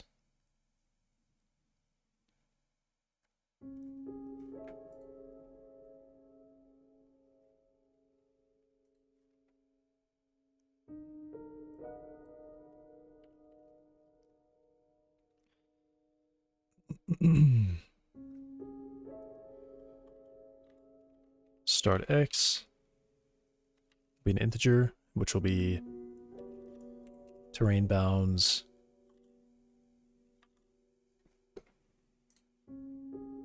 position.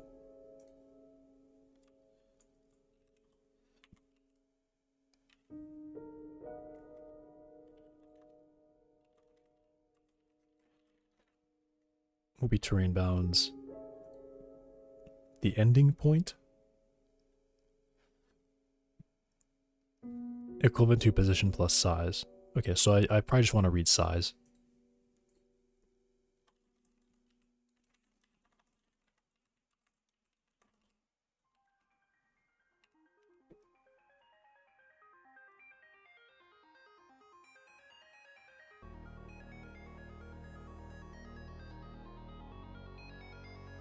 Let's do x1, x2, y1, y2.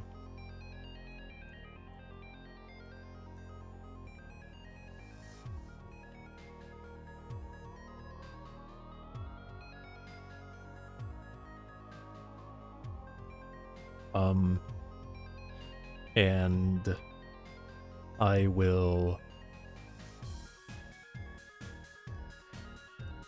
It should be a positive size, right?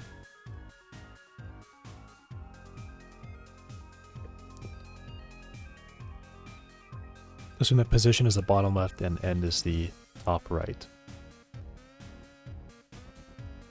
Equivalent bounding box with non-negative sizes, use ABS.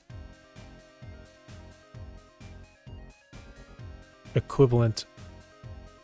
Okay, so I'll do ABS. Just to be sure.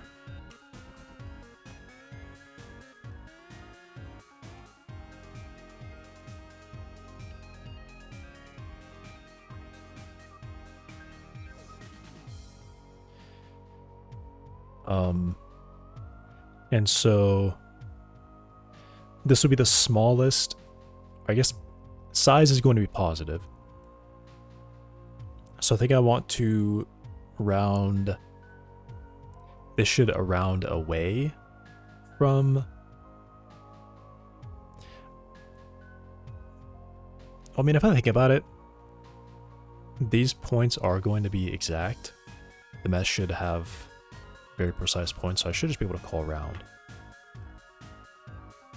Just round the number.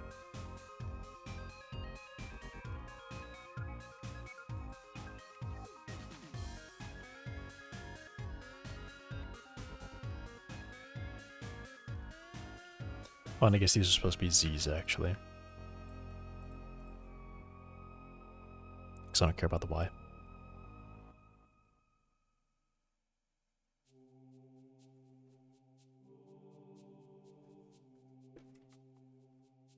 Okay.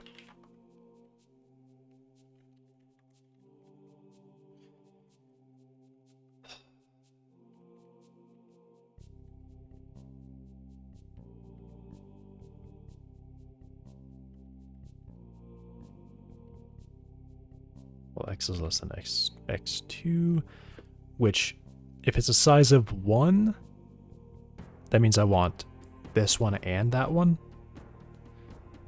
So I'll do a less than or equal to.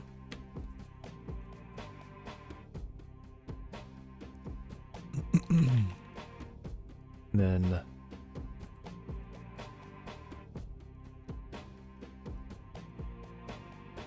y is going to be equal to y1.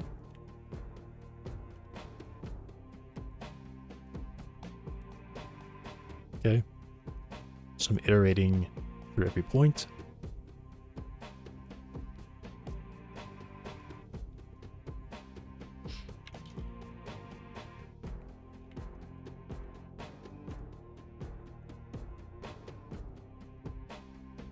Okay.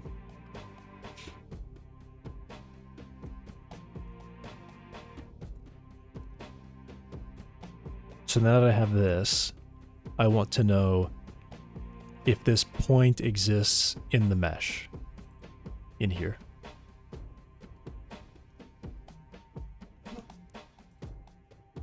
So maybe it would be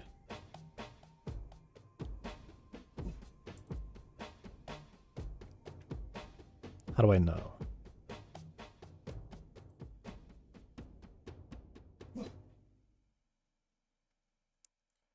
Triangle mesh? Intersect ray?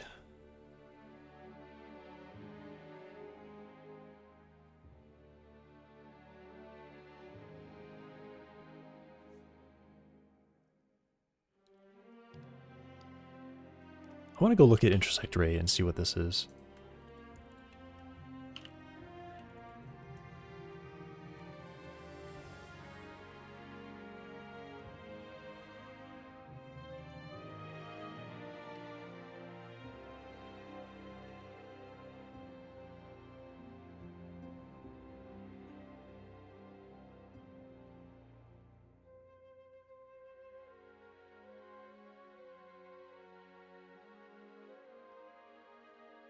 Okay.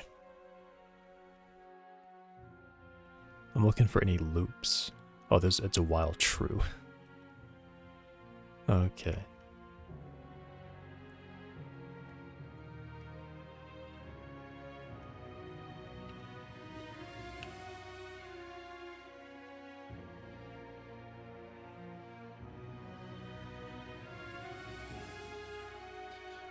R normal? R base index? R point? If F3 intersects ray.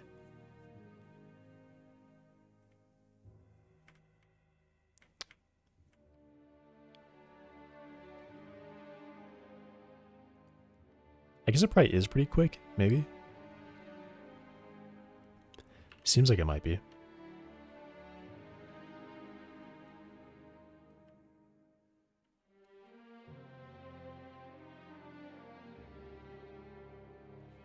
Seems like it might be actually pretty quick. So I guess I'll use intersect ray.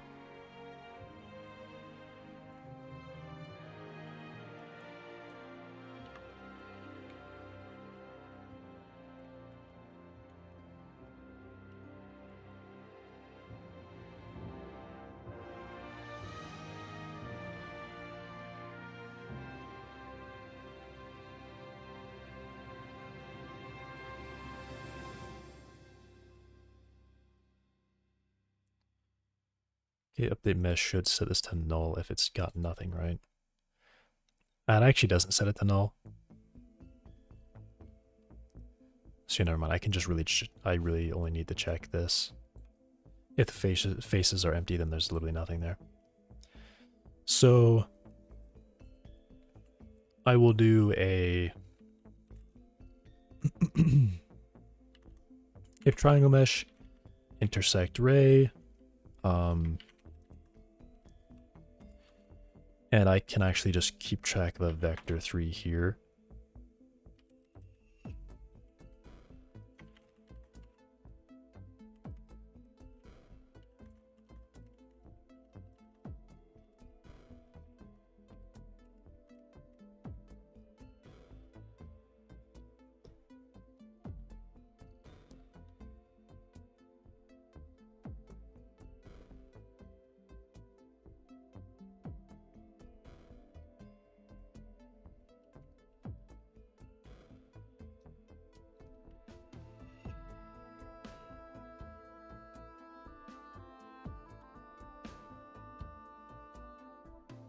Let me look at the code here to see what it does for a large begin. Intersect ray script wrap. What does it do? It passes a begin indirection, and then these are return values, I guess. Okay. Alright. Nothing complex there. So the begin face 3 intersects ray.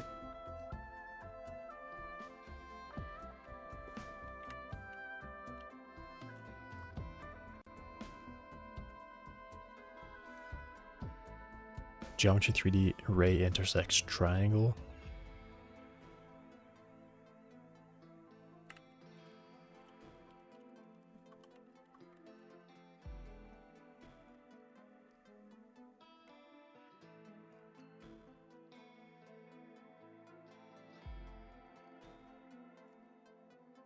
What?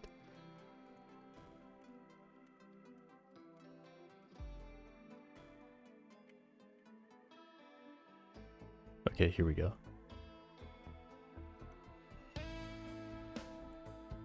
This is it. Ray intersects triangle. From. Where's the loop? Oh, nice. There is no loop.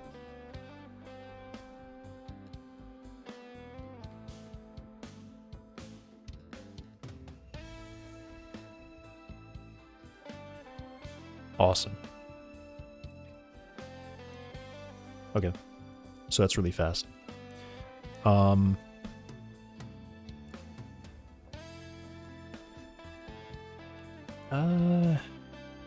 was thinking about passing infinity for one of these directions.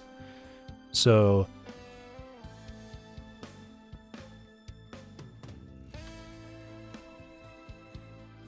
we do a dot product and a cross product. I'm assuming, okay, maybe I don't pass infinity, but I can pass a very large value.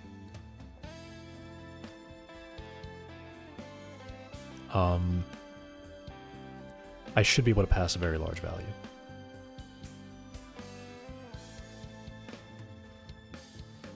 So I'll do 1e6. That's probably enough. 1,000,000.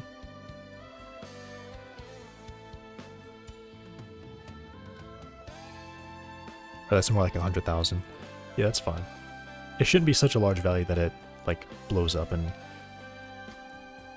pretends to have intersections where there are no intersections.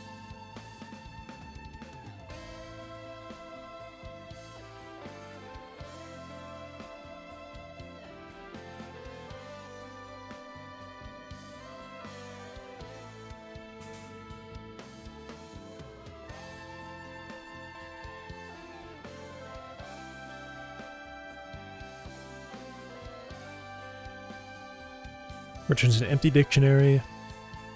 Okay. So if we've intersected with R's, I guess maybe I actually want to say not. Do Y, add 1, and continue.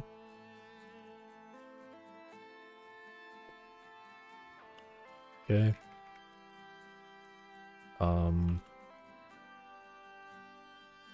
So now I have to do terrain test.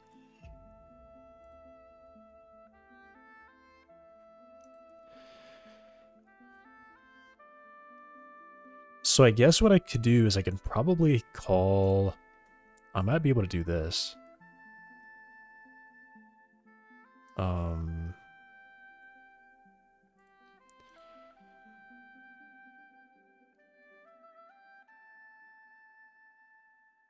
Going to point in terrain vertex space. So probably what I do is I run project terrain. Or I guess I could actually do intersect terrain. I probably don't want to do that.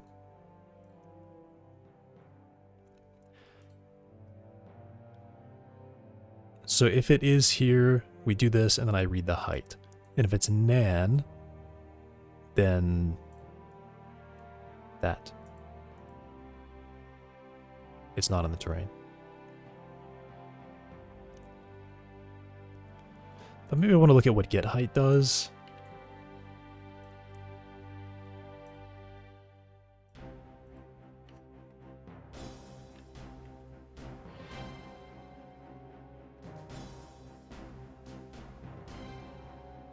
Oh, if it's a hole. Return nan. Awesome. That's what I wanted to see.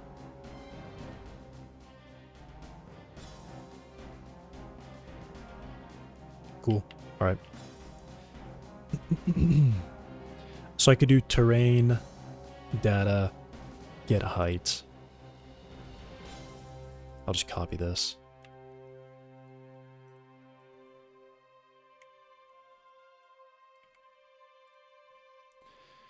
So if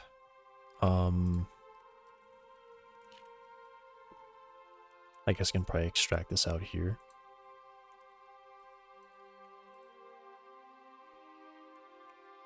Well, yeah. Just some object.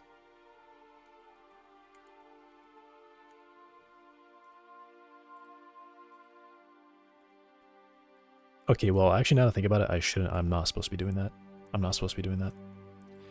So let me just add a method here for this, and I'm just going to have, like, terrain has.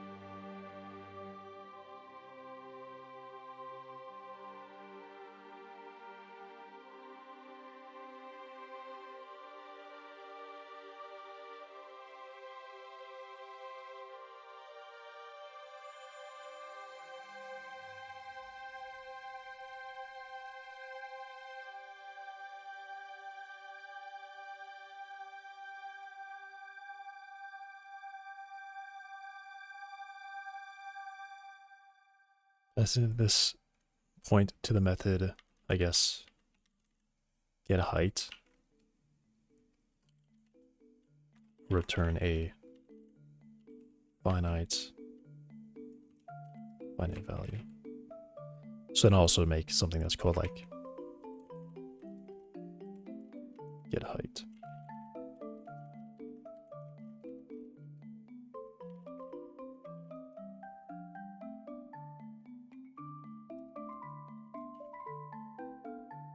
Yeah, it is then. Okay.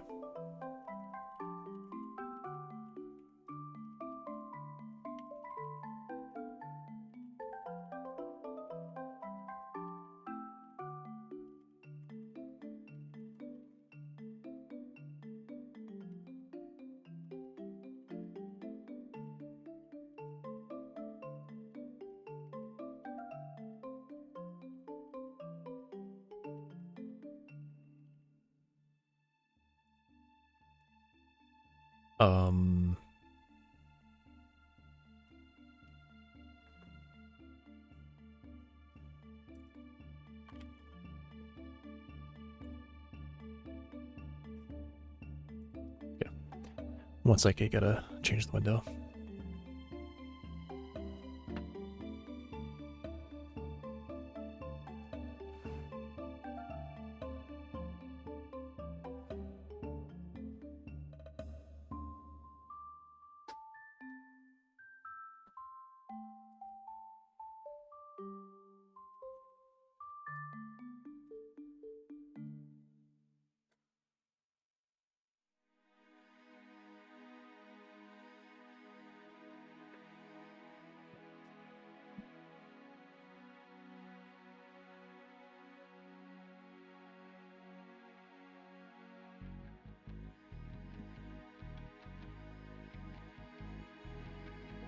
Okay.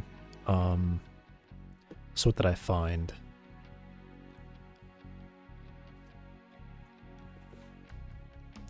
Get control is whole. That. Okay,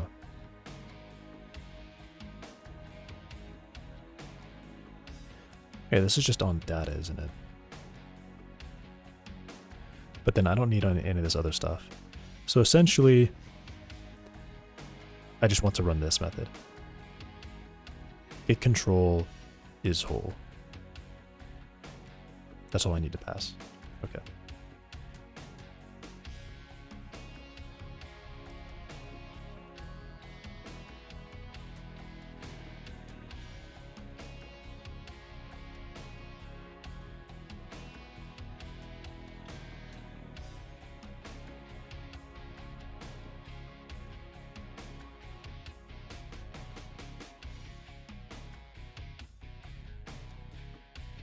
I guess that should be terrain data.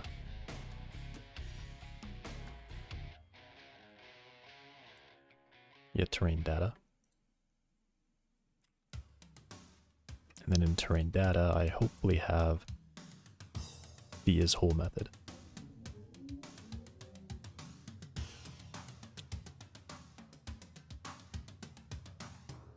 Damn.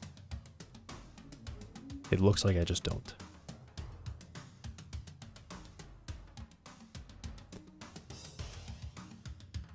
Get control.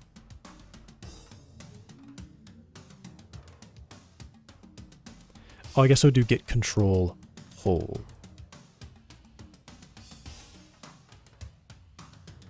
Return false. Okay. So I should just be terrain data get control whole.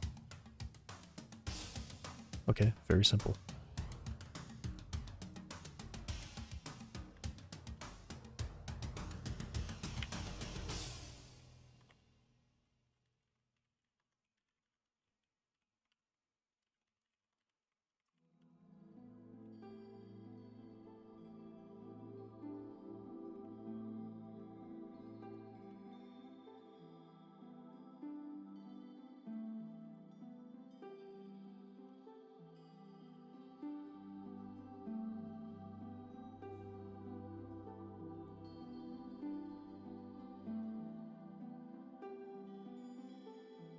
False if the position is outside of defined regions. Cool. Oh wait, returns false if the position is outside of defined regions. Oh, that's not good.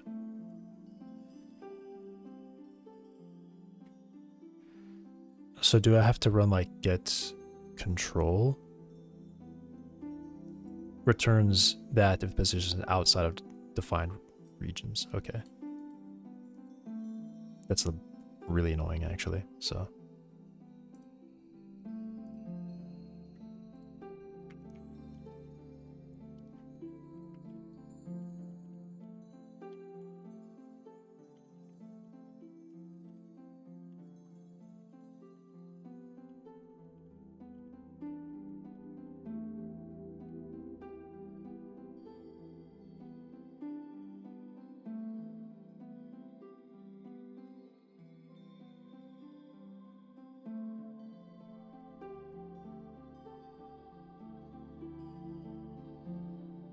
MCKB. CKB. Alright. Hello, welcome back.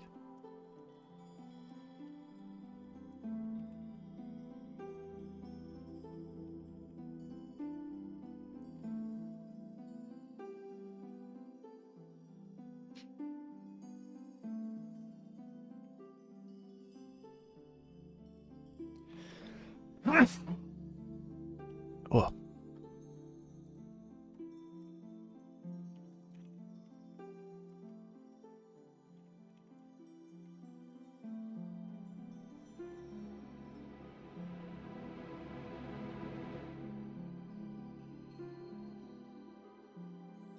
What's wrong with this? Oh. Which I can probably just do this, actually. Does it detect it as a vector 3? Cool, it does.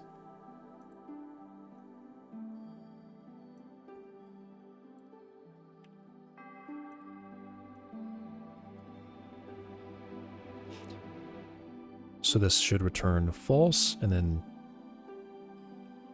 that gets wrapped or changed, modified to true. Okay.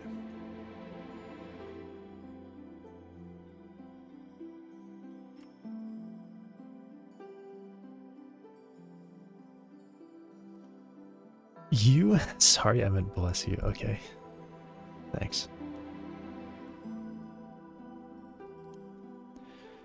So terrain has, and then get height. Will be very similar to this.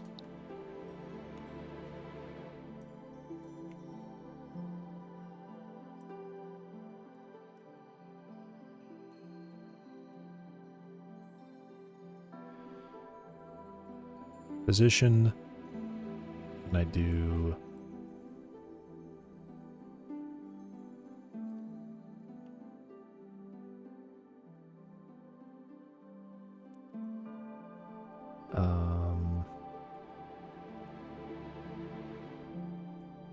that.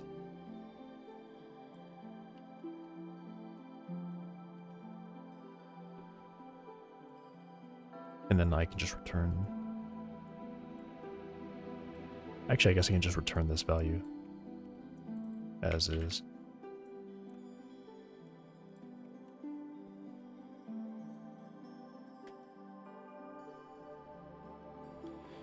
All right, cool. Okay.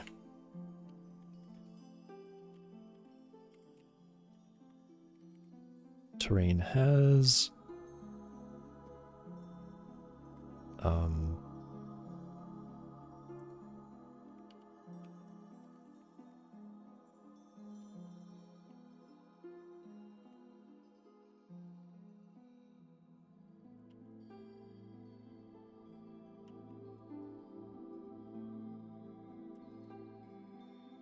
okay, so there should be a height here. So now at this point I have I would have this.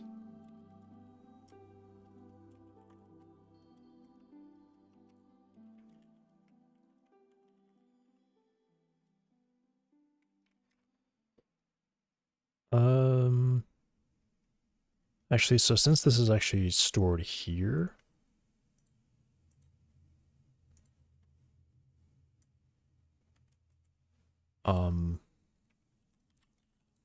plane of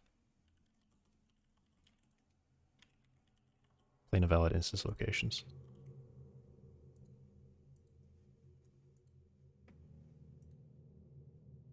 Oh my gosh, where am I? So I wouldn't even do that. I would just run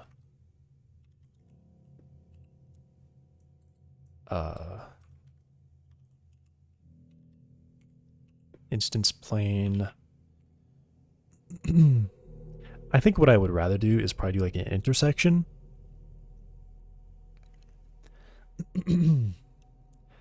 So I build up a new plane, and then I can make an intersection so I know what I need to delete. And then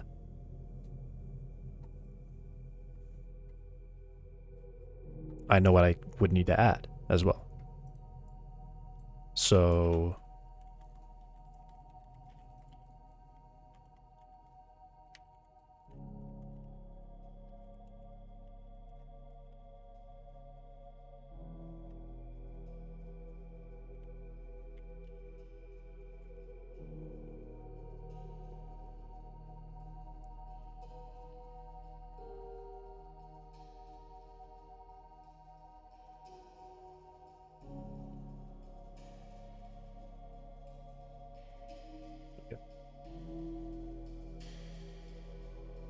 so then I would have two things that I want to do.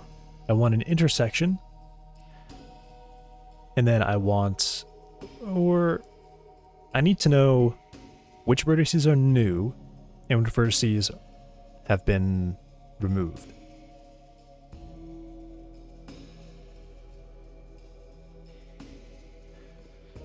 So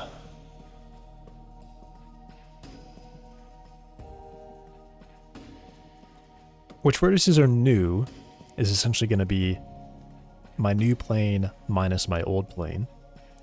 And which vertices are lost is going to be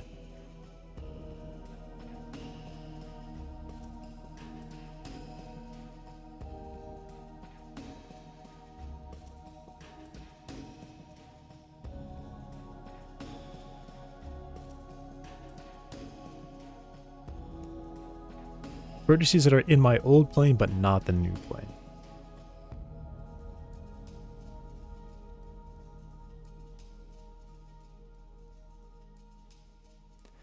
So I guess it would be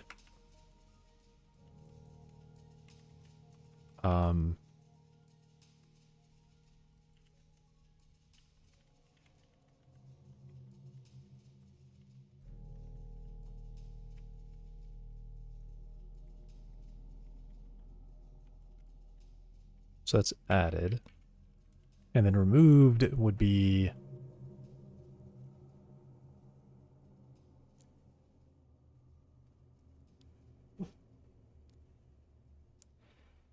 I think it's the intersection of these two. Old plane minus the intersection of new plane and old plane.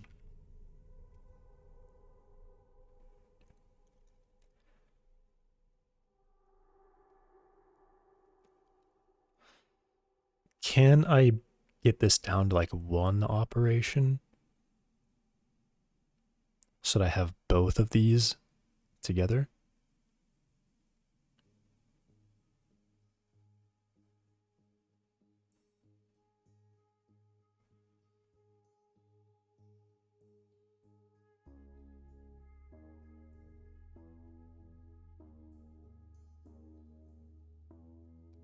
I don't think so. I think this is how it has to be. So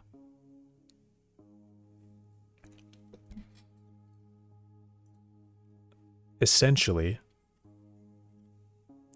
Overwatch right now, I cannot. I really can't play games right now.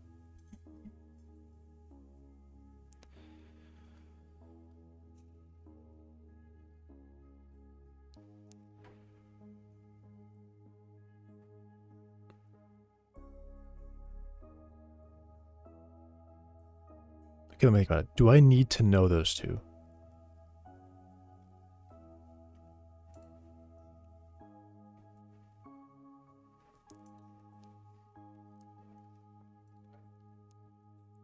All right. Maybe I don't need to know that. I think what I do is for each point, so I would just iterate over.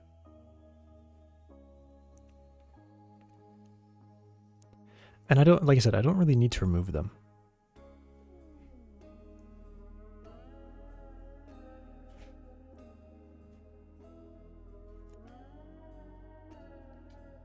Essentially, though, I do want to know my old boundaries, so because I could collapse a region down so that it's now smaller. It's small enough that a cell that it used to be in is no longer inside of. So I need to like remember that. So I can pretty much just drop all of the instances from that previous cell. Because really what I'm doing is I'm iterating over all the instances that I have. If their vertex that they should be placed at is not inside of my new plane, I drop it. If it is inside my new plane, then I keep it. Then I just know that I don't need to like possibly populate there. Okay, so I don't think I need this. I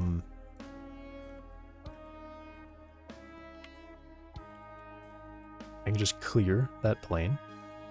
And as I run through here,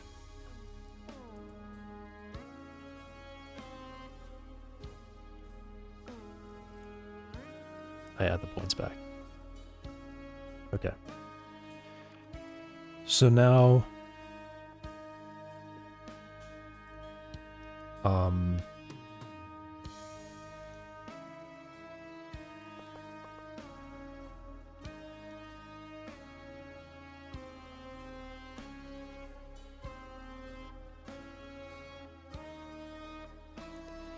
do I need to ask?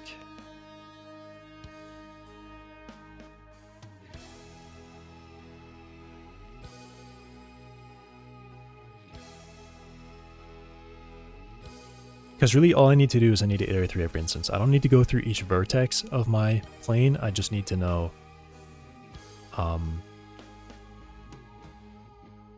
the instance locations. And really all I'm doing, yeah, so I was thinking at one point I might need to do an iterator. I won't be doing that. I just create the boundaries and then I just would call has point. I go through everywhere that I could possibly place one, and then I ask if it's like in my true boundaries, I guess. Which maybe triangle mesh is what maybe I don't need this.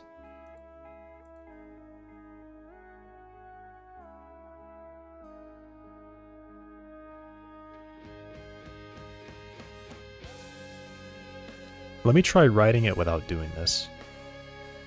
Because maybe I don't need this.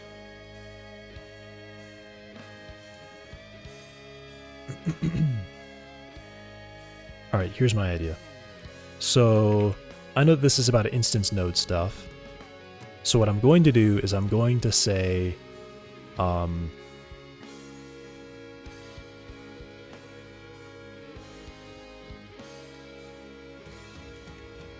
think what I want to do is I want to return some kind of data type. So I ask the node, hey, here's my area. Give me an array of indexes, I guess. And then I iterate over that array of indexes. And then I call back and say, all right, give me the instances for this index. And it gives me that. And I say, all right, here's the new instances for this index.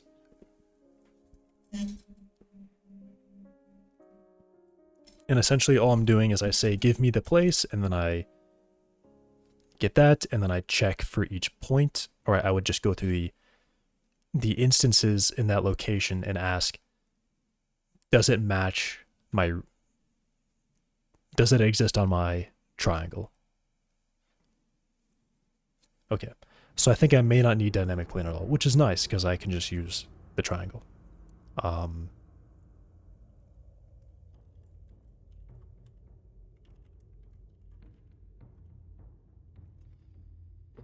Get instance indexes.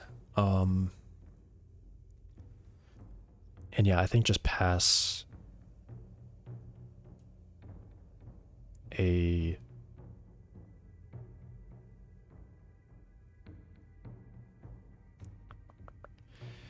maybe I pass in a region, actually.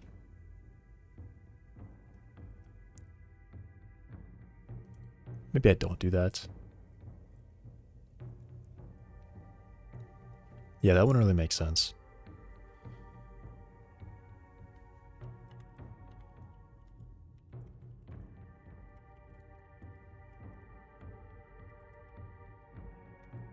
Return an array of indexes that can be used to access instance data.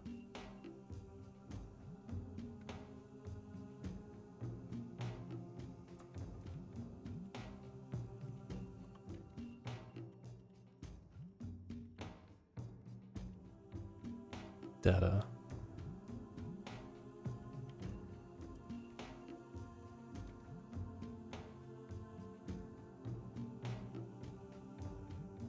Yeah, just instance data.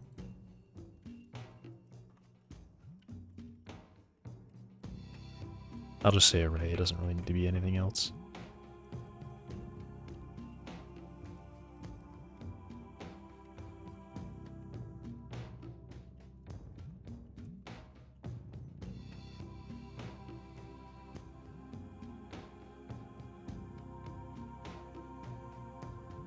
The FNAF nightclub.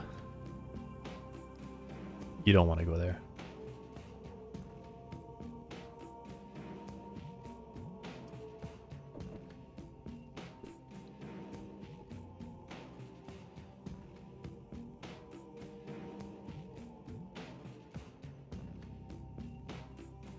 Okay. I'll leave notes here.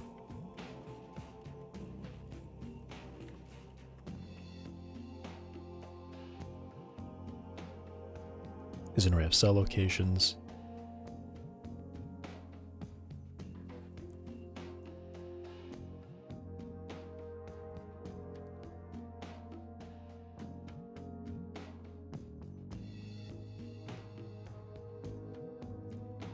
Can Triangle Mesh give me a bounding box? No. Unfortunate.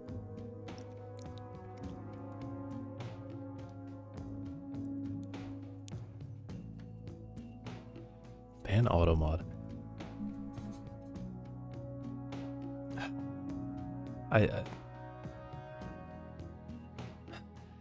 I'm not gonna let that one go. Been there, haven't done that. What do you mean, been there, haven't done that?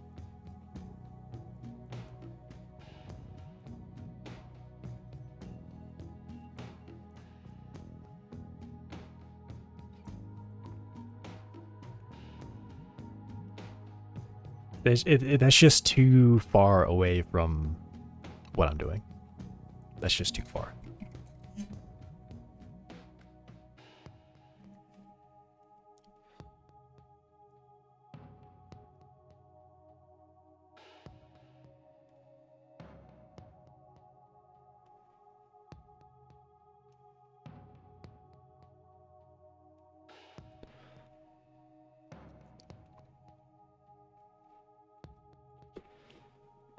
Maybe I need to pass in a bounding box as well.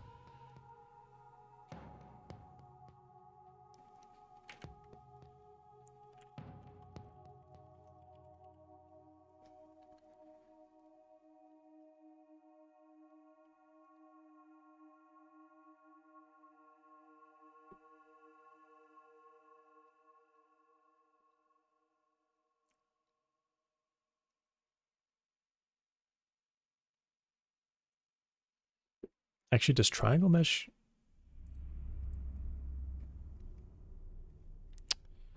Damn, it only has like intersect segment.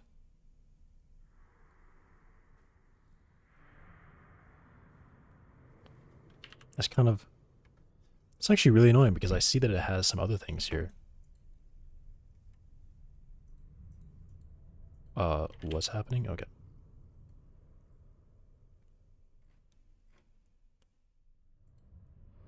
Where am I right now?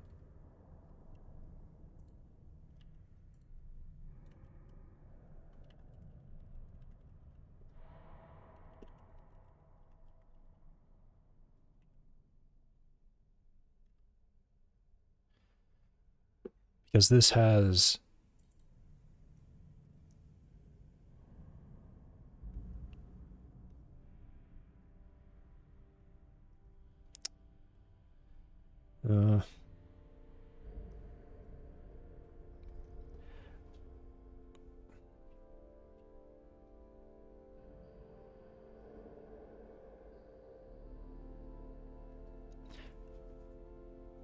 Actually, if I'm always going to be checking if it intersects the triangle mesh, or for every point of every... I guess I just would pass a boundary,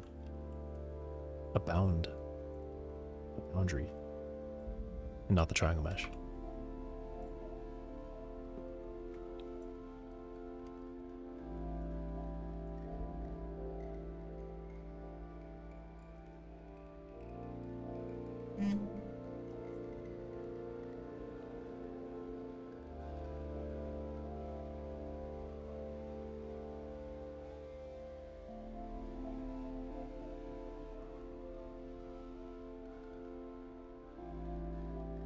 Yeah, okay.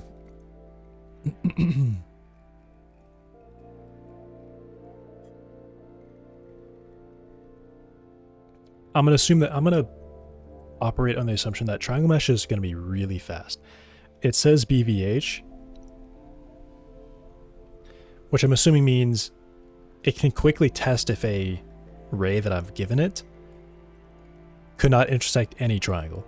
So basically it checks every triangle and says, is it possible this ray could be on this triangle?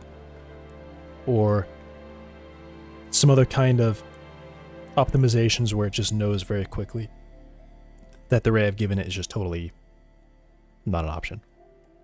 So I'm going to believe in that, and just given an area, I'll return the list of cells that enclose that area. Okay. So what can I do there for terrain 3D?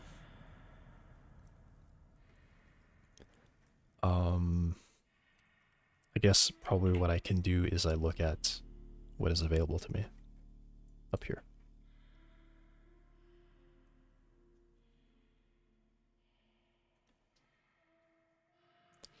Do 4 regions. calls a callback function of every given region within the area. Call receives region 3D, the original area, and what? If using vertex spacing, area values should be descaled. If using? Okay, well I'm gonna go look at this do for regions thing. That's pretty,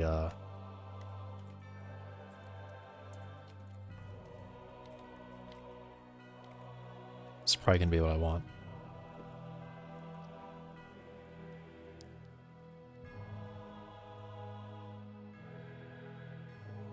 Dogs are walking by.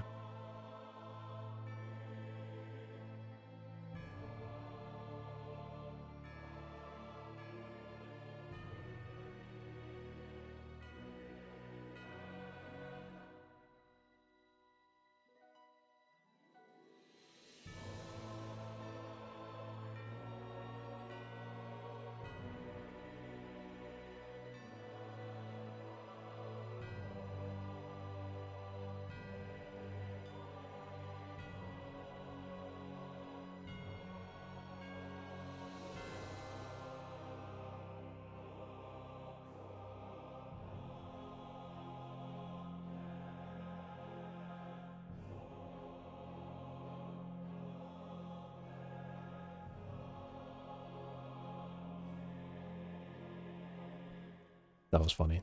I kind of wish it wasn't muted. While he was chewing that, he was still like growling, so he was just going like, wow, wow, wow. That's just what it sounded like. Okay.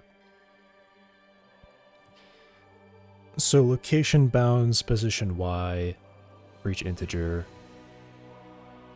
We increment y.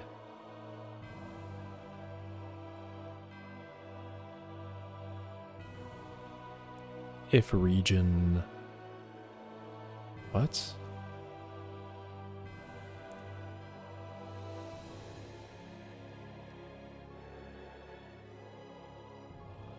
Oh, this is strange.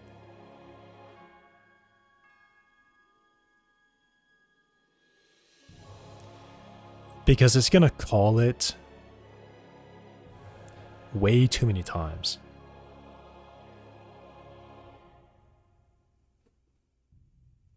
It's gonna call it way too many times.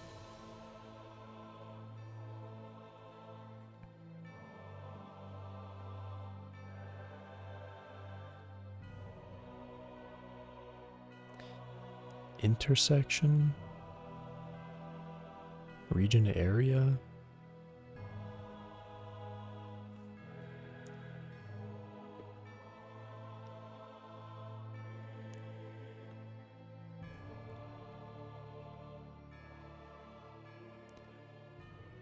Region area position minus area position.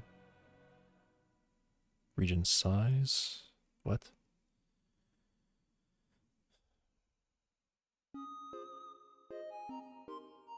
Destination coordinates?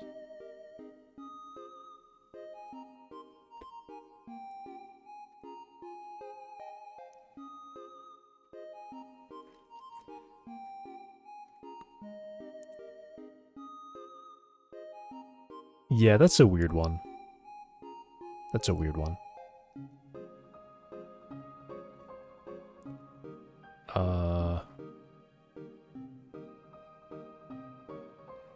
And it's doing things that I don't need it to do.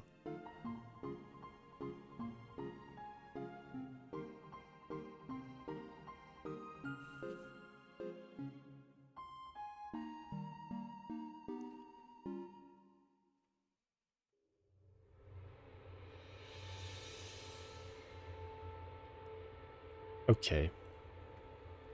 I could do this kind of manually, I guess. So I should be able to get the list of regions. Should be able to get that.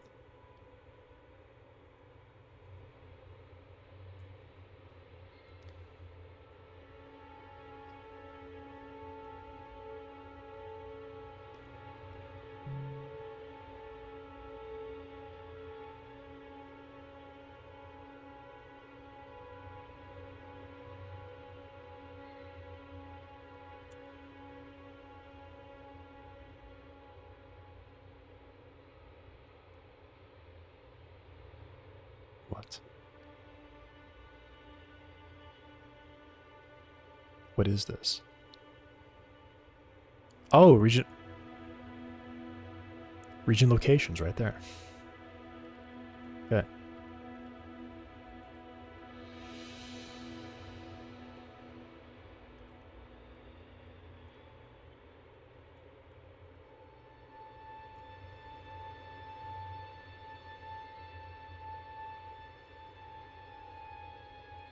So region location is... Oh.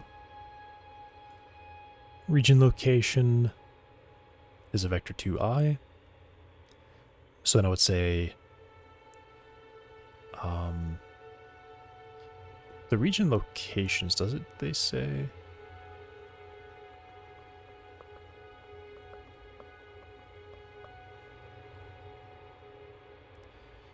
It's like 0, 0, 1, -1, right? So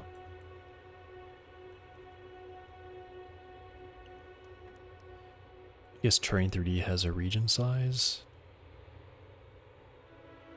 Yeah, region size there. Okay. So then I can say, I'm assuming this one has like an intersects.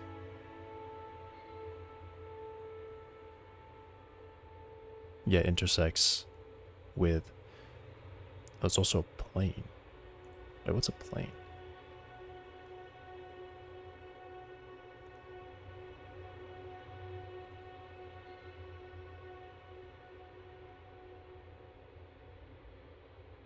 Oh, it's an XYZ and then a direction. D? Distance from the origin to the plane? Oh, I guess you have the direction, then you have like how far away. Okay, I get it. No, I don't want that. Just give me this. Intersects. If this bounding box overlaps. The edges of boxes are always excluded. That's fine.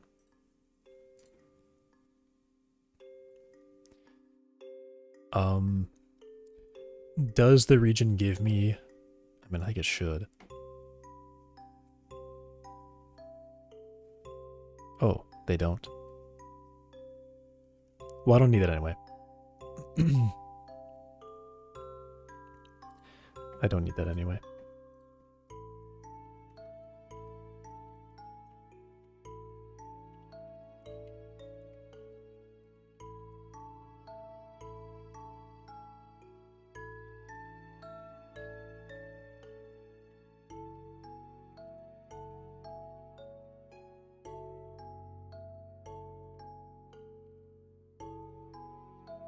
There's gonna be a const.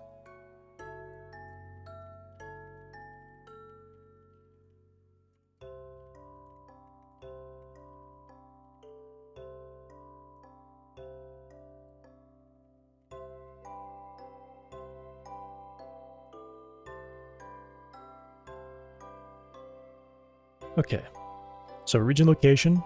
So then I will just multiply it. Oh, I could have a bounding box. So I construct a bounding box.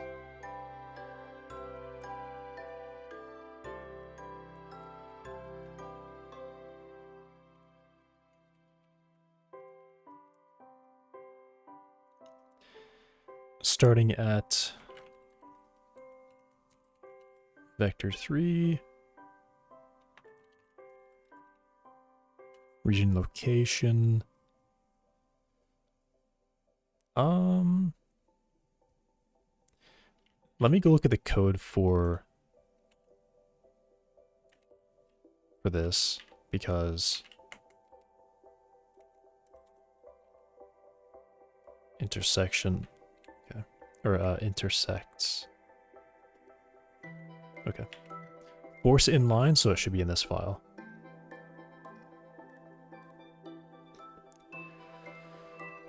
Unlikely. Okay. So I want to see if I have y equal to 0. If position y is greater than or equal to position y plus, it'll return 0 if the y size is 0. Okay. If my position plus size is less than... So if my ending point is... Alright, so they do have to be at least 1. They do have to be at least 1.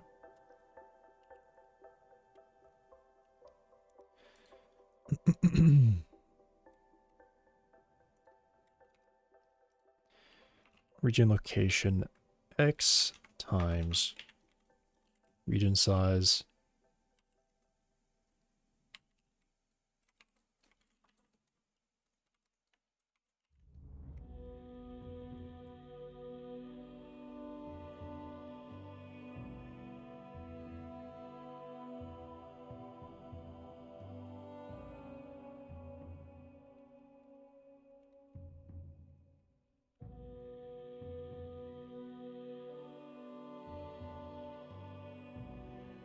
right?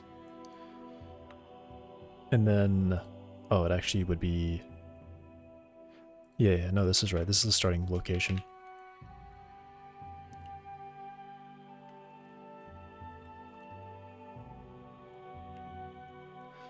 And then size, the size of these should always be the same, right? So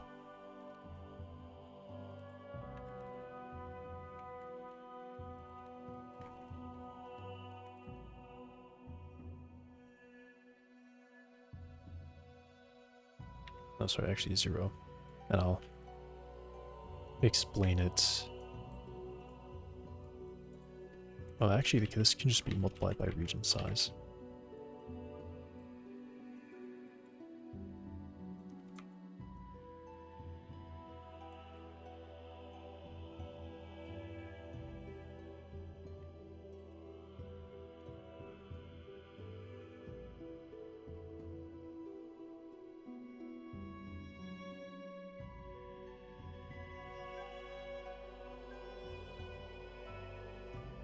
So region size, the incoming area needs to be scaled.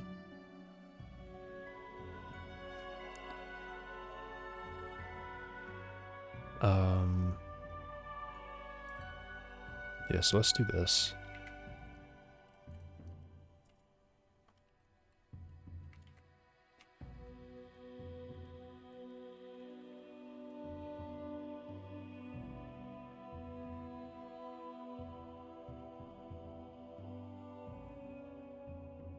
Is that correct? Vertex spacing? Cool.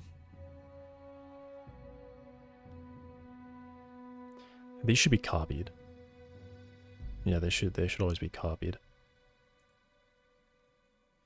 Can I multiply? I can multiply by transform. So no, not really. Oh, there's also grow. Extending on all sides.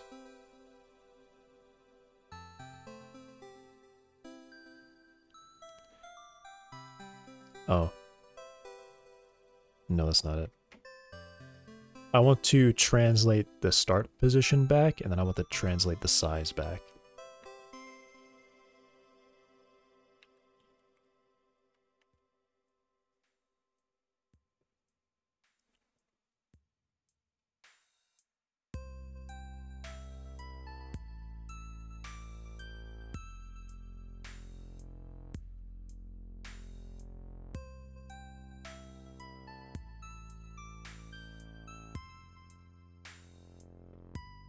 Never mind. I'm modifying it like this.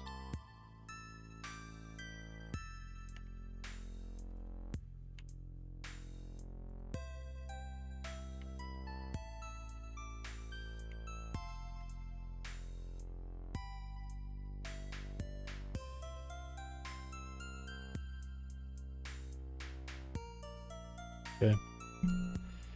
And then region bounds would be this times region size times vertex spacing. And then the size would just be region size vec.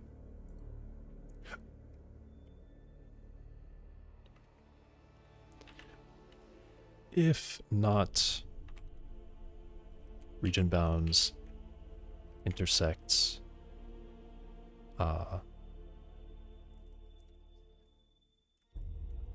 area.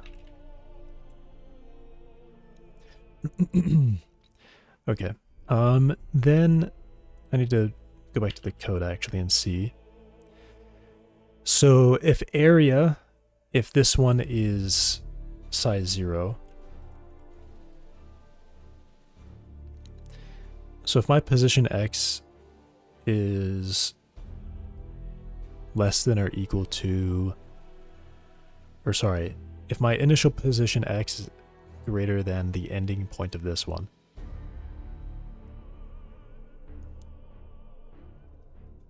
sorry, I'm only checking the Y. So if my position Y is greater than or equal to, I guess I would actually start the position at -1 or -0.5.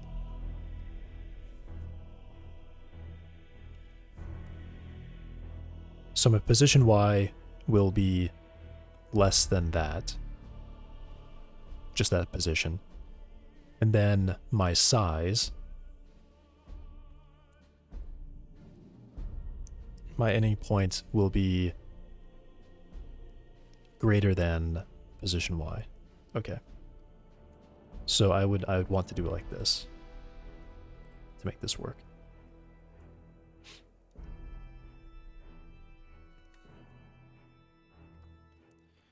So I'll do 1, and then I'll do -0.5.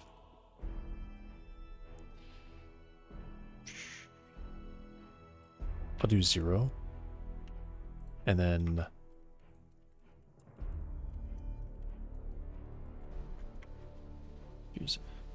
move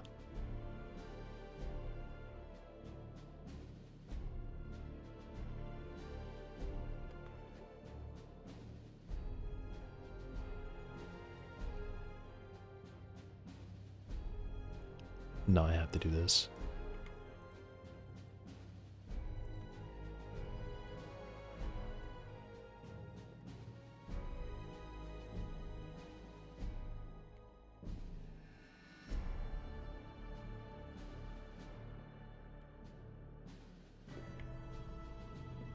-1, and this will be 2.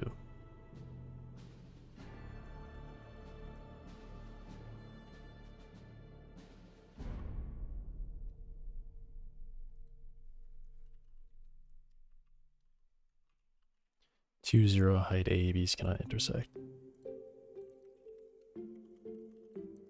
Start.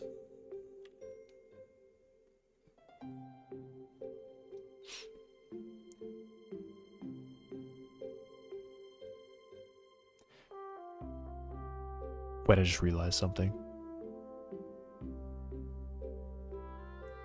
This should actually just be the size of this one. Actually, just say, I'll do this.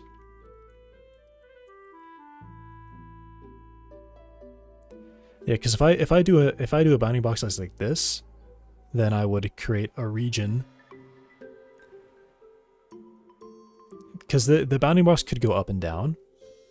So I need to create a region that starts at the same location as that bounding box. And then just list of some thickness. For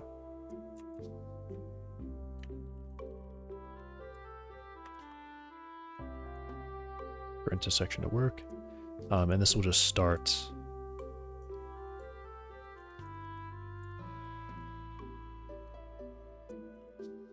with the area position. I mean, to say that, just do area position Y.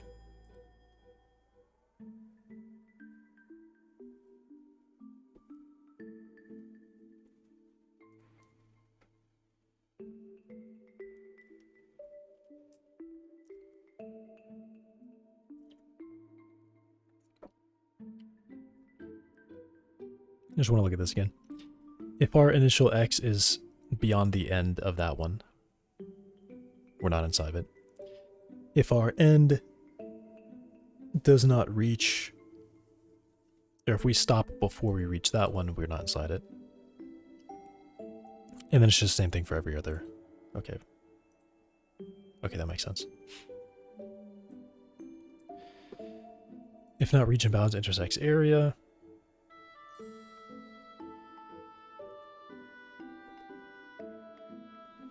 Which I guess I can actually kind of do this a bit better.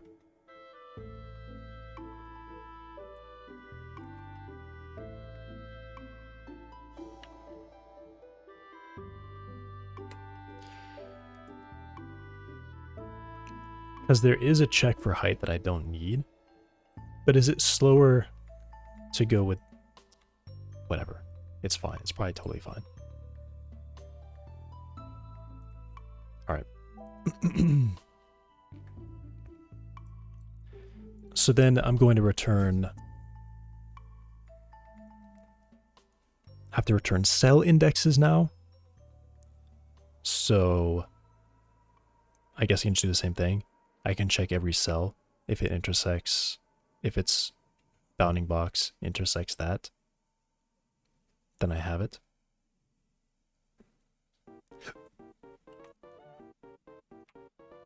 So I will do ONF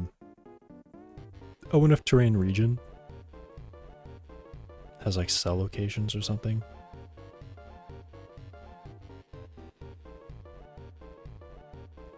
No.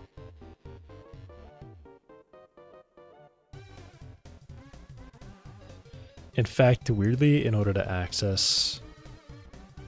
Oh, instances is right there. How am I not seeing that? Instances, okay.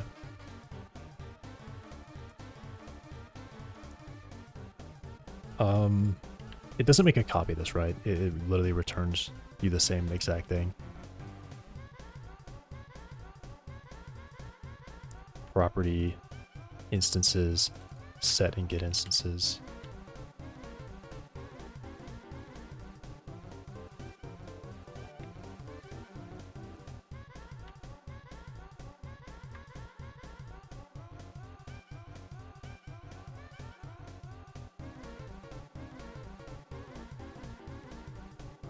And instances actually just is a dictionary. Okay.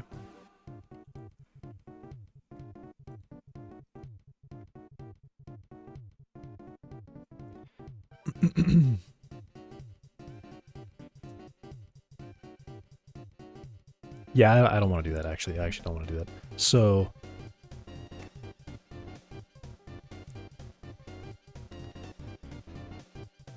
Whoa.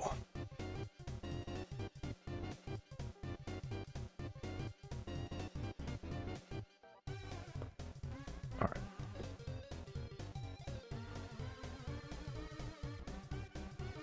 One second.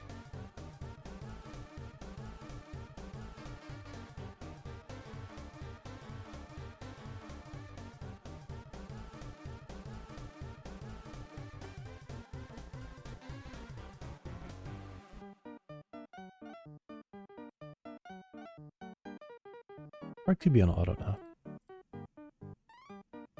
And it looks no different. Why? Okay.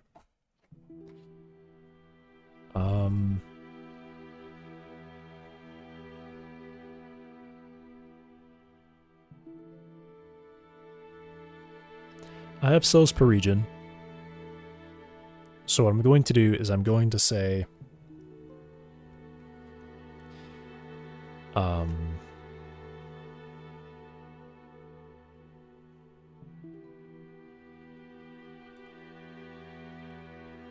let me track it up here.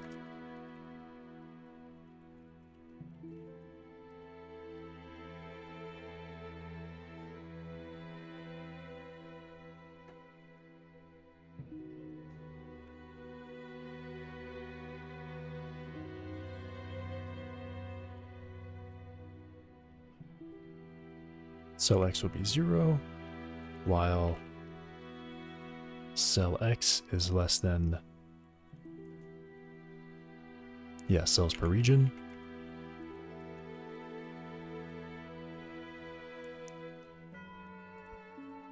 So y is 0.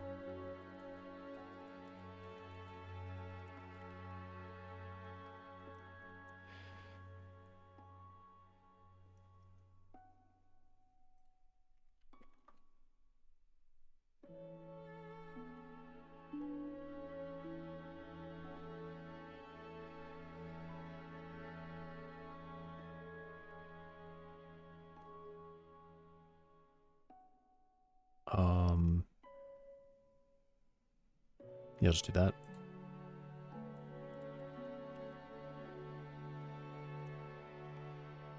And now the new position is, let's do region size vec, and I'll do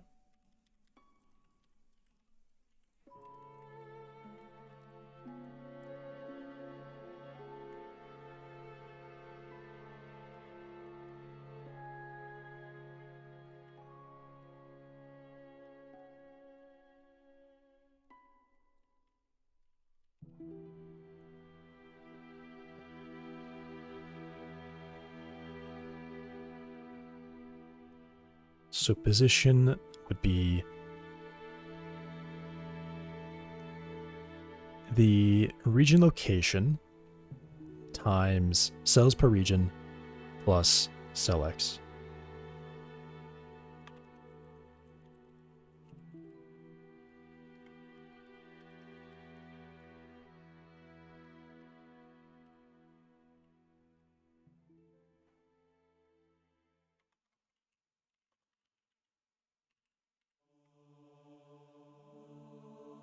Then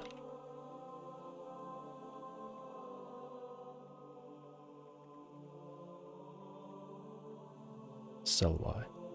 And I'll flip it around.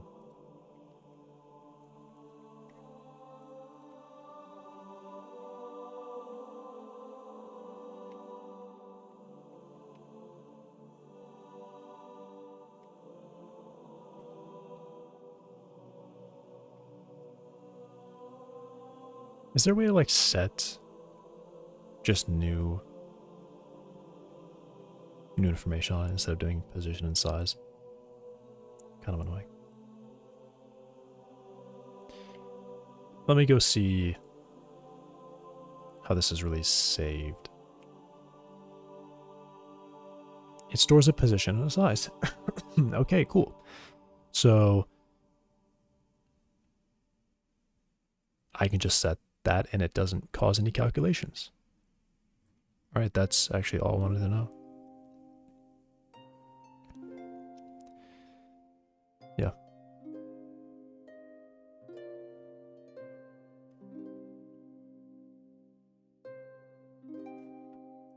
All right. So I can just reuse it.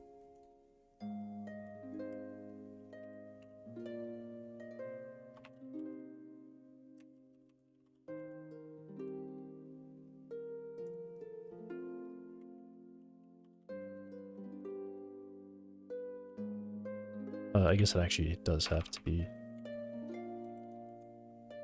updated every time. Well, if I ever end up in here doing something, then I know I have to reset it before I continue. So let me just do this.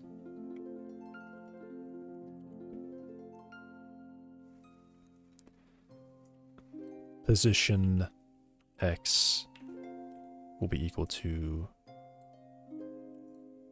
this value.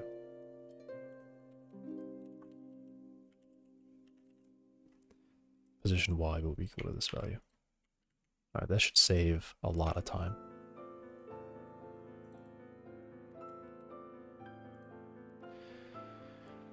Okay. At the end of this,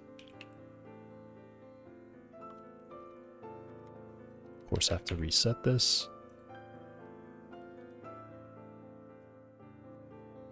Before I continue.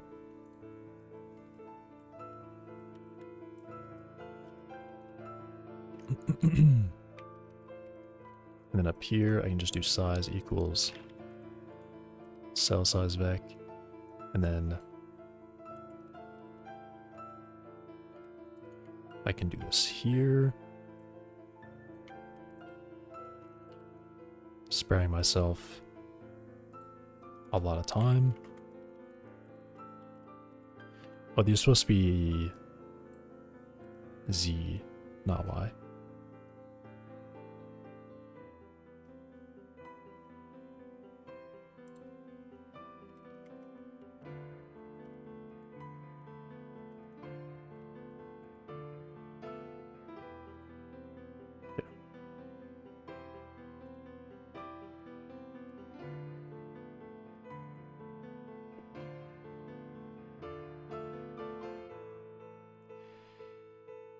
Okay, cool.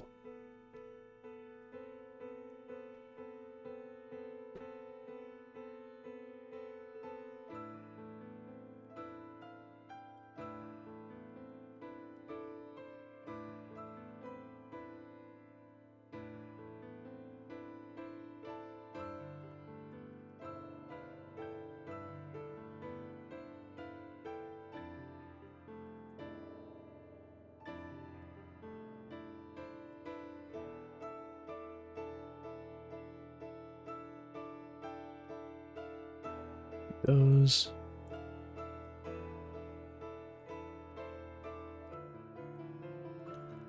And then now that we've intersected, I have a cell X and Y. So what I will do is I have a indexes array of vector 2i.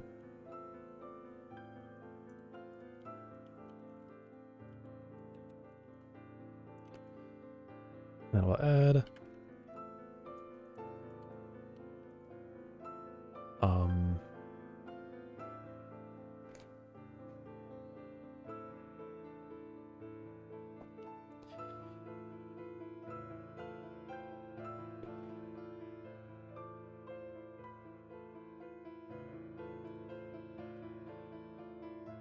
oh, and this has to be multiplied by that final thing too.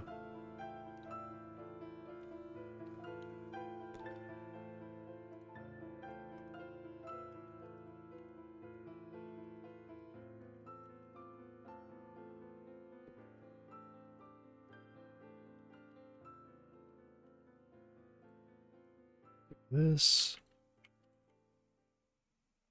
And then position X.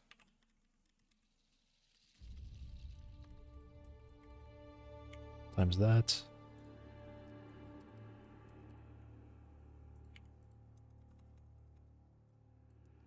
Y.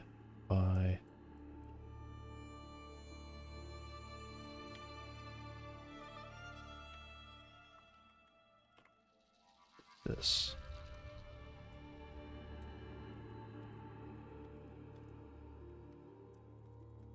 Okay.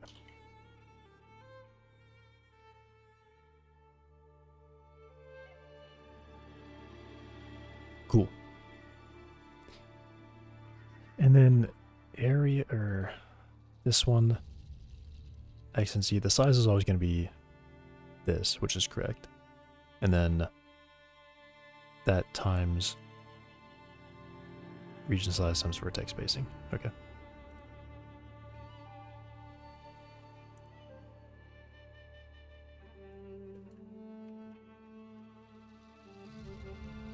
Then I return indexes. Cool. So then I do get index, instance indexes, and then I will do get instance data for an index, which will be anything. And then I return a dictionary.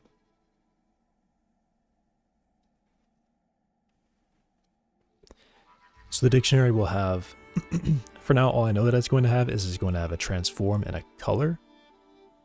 And that's it.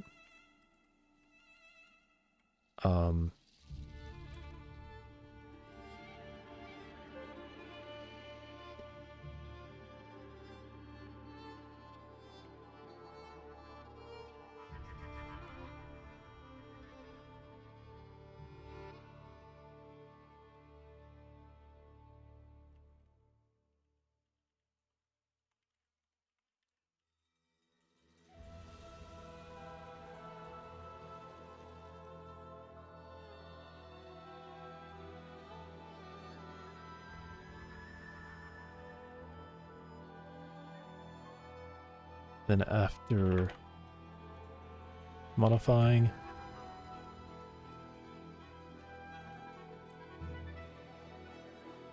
full set instance data.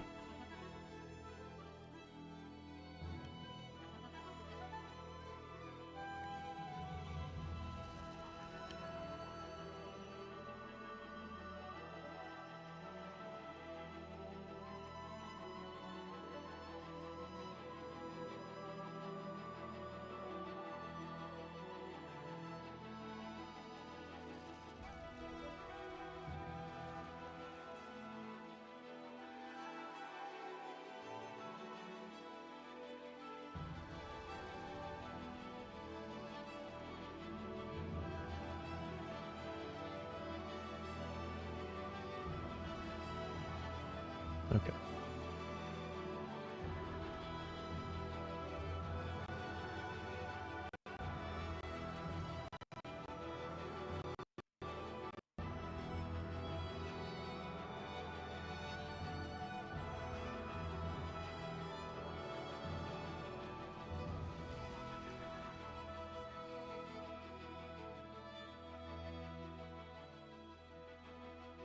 Returns an empty canary if index is invalid. If the index is invalid, yeah.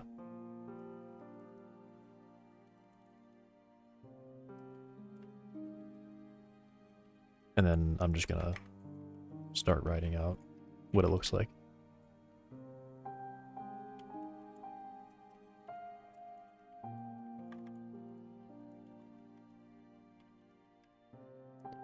Rip transform 3D. And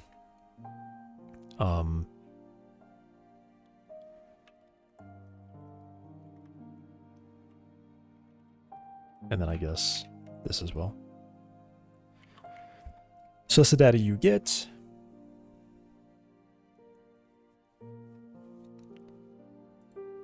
So index variant is a cell location,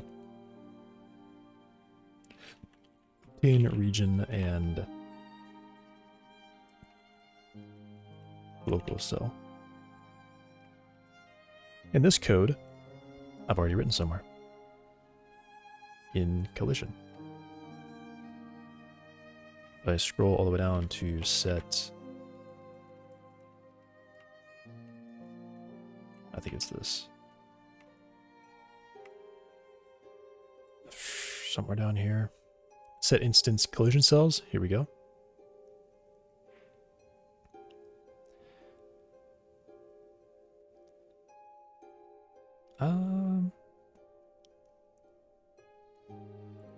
Get instance build data. Actually does this, I guess.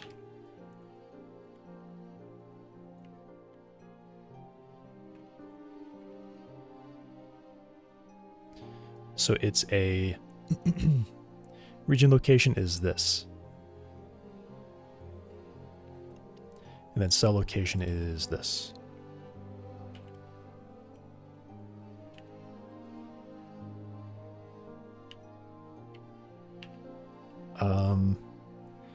And I guess actually it would be, instead of this, it's going to be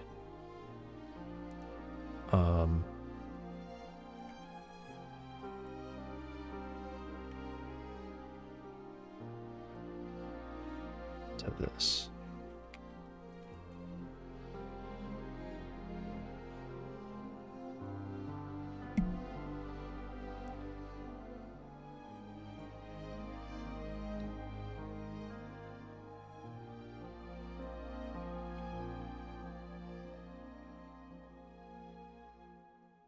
I guess I didn't copy that right.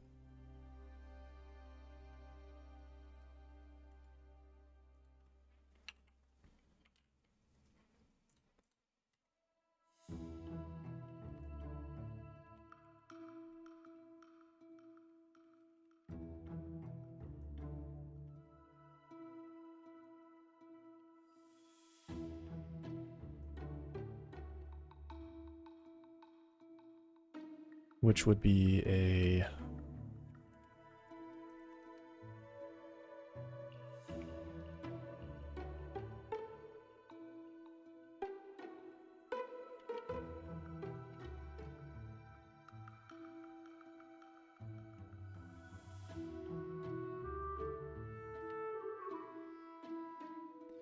cells per region, which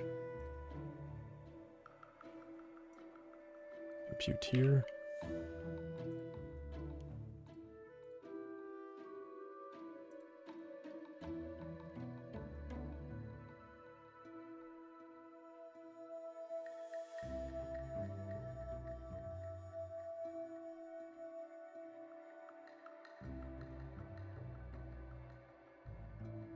Floor. Okay. That's not too bad from online.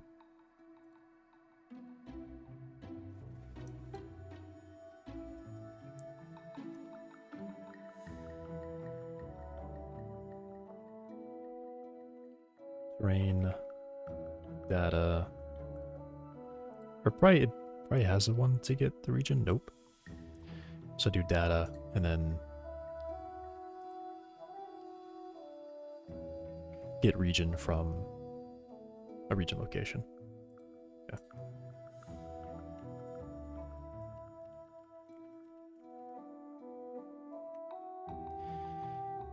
And then these are resources, so I have to check if it's valid or something like that. Or actually, it just should say null if it's not. So if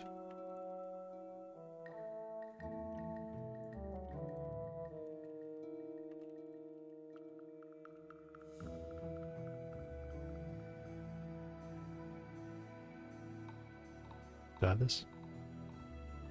Deleted. Okay. Is deleted still works, so I'll just use is deleted.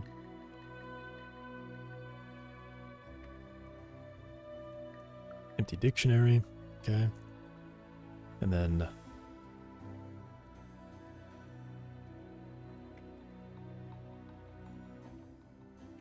would just be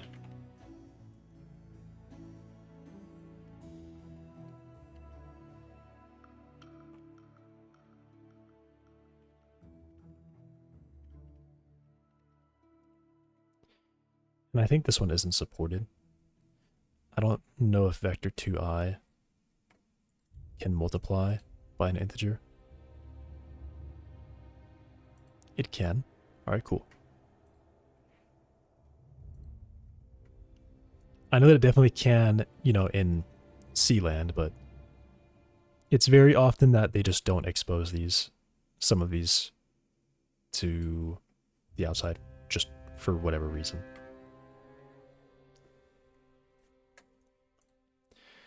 So region instances is what I'm looking for. Key by mesh ID with a local cell. Okay.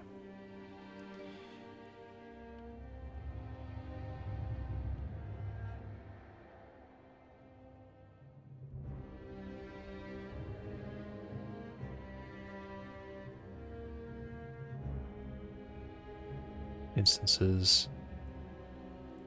So I will say, I guess I can start tracking the result here. Or actually, no, I guess I don't.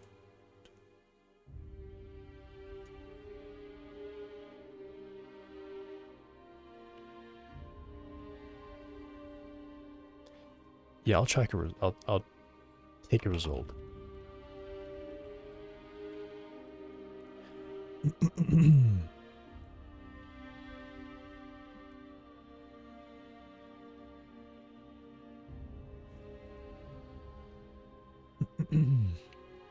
If region instances mesh ID as cell location, then I will do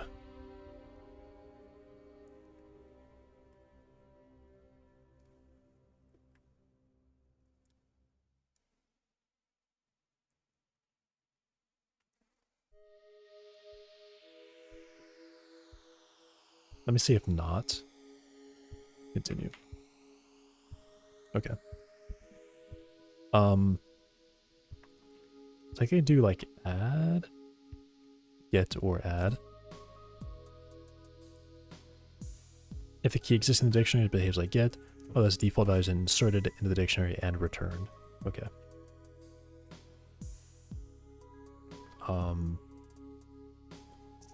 So to insert, I guess, a data thing.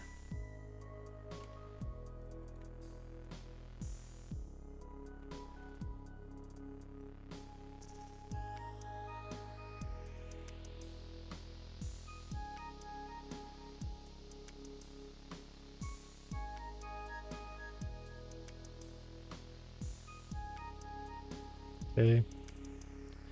And then into this, I want to say transforms in color.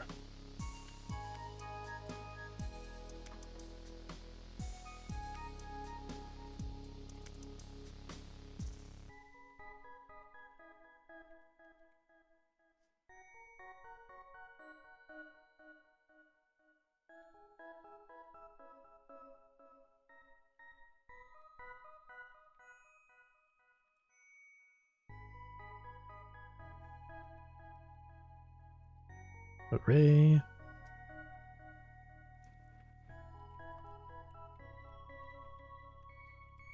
Then I will do an append array of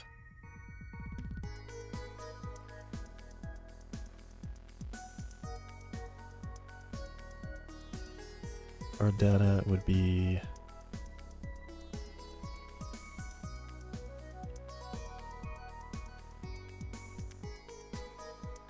a 3-item array.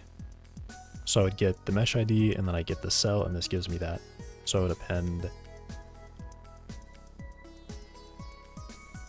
say array.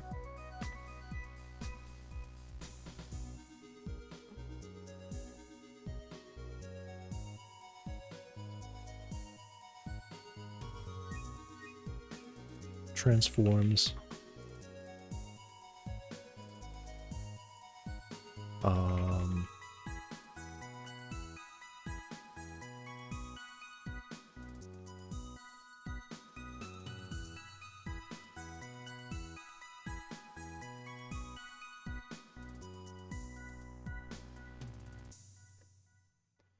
What X form and color?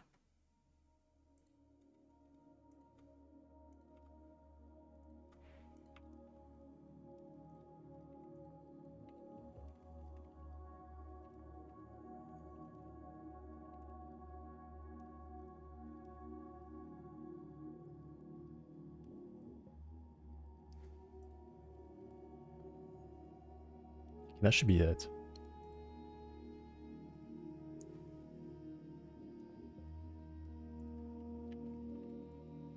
Same thing here.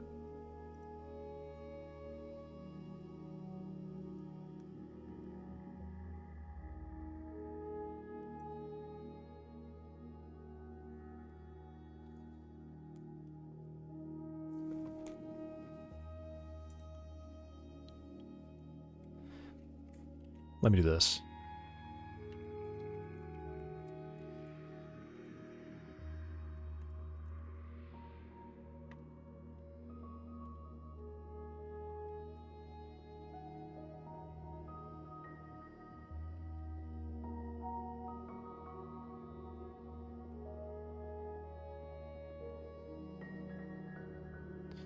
And then there's an issue with numbers, I think. For some crazy reason, numbers have a problem, so I can't use a number there. I have to use get. It's definitely only a GDScript thing because you can see in their code, I think when they iterate this, they don't use get, they use the bracket operator, but the bracket operator doesn't work in GDScript. I've definitely had issues with using numbers for a get or a set. It's problematic for some reason.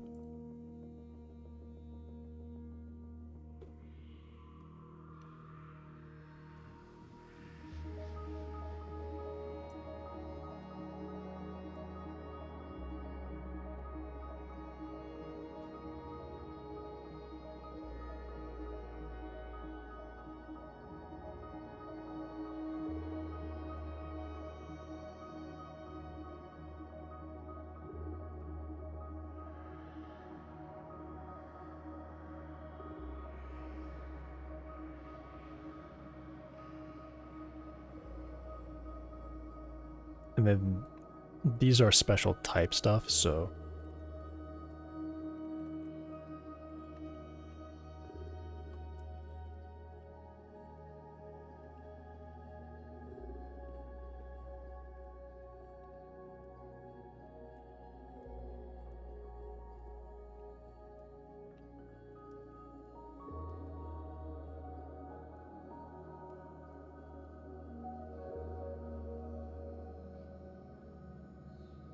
what?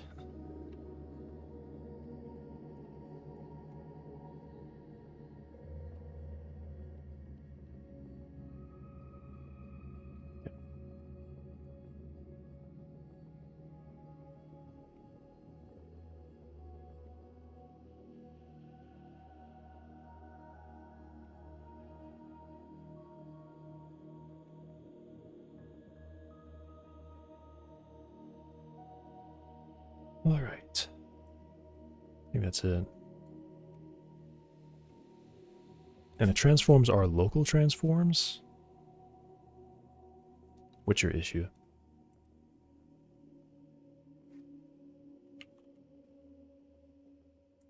What? You serious?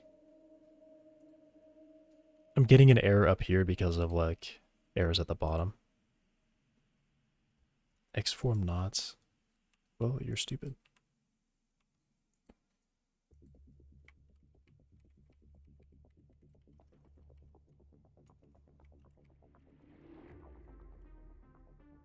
Okay.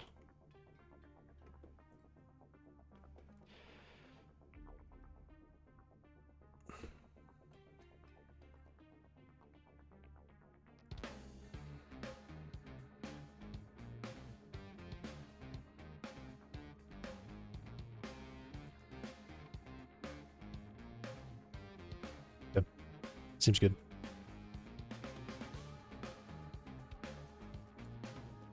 And I'm gonna do that.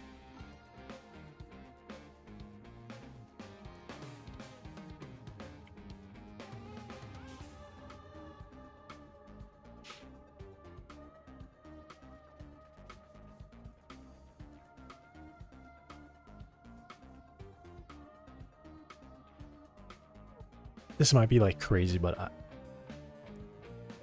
kind of hoping that the fact that this is typed array can get tracked here.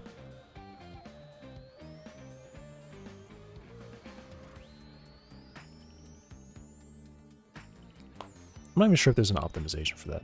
Actually, you know what? It's probably not even an optimization for that. Maybe there is, I don't know.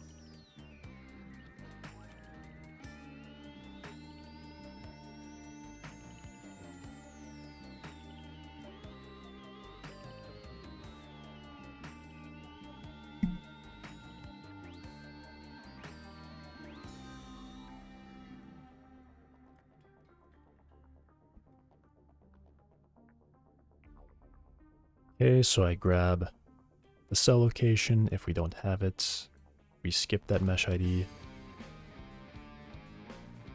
An empty dictionary if the index is invalid. So if the index is valid,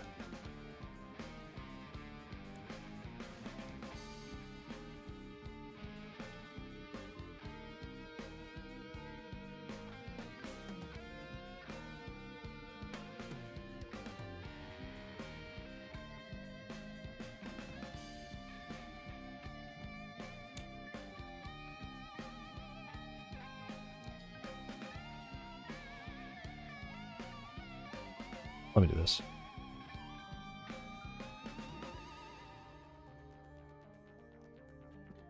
Actually, no, this could literally just be empty if there's nothing there. So, it's actually kind of unfortunate.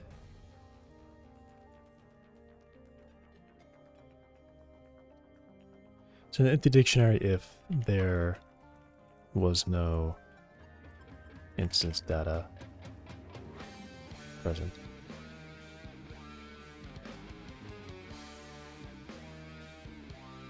Yeah.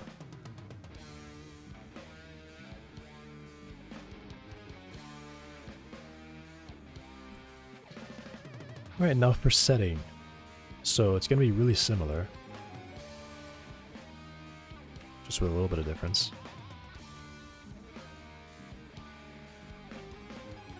So indexes the global cell location, region location, do that. A return if there's nothing. Cell location. So do for mesh ID in data.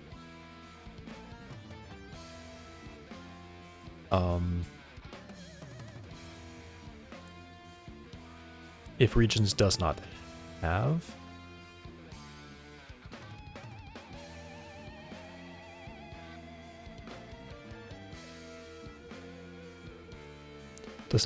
this, it needs to be created.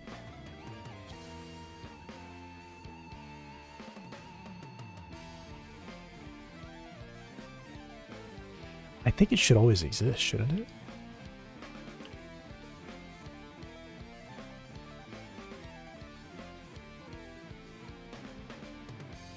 Should it always exist?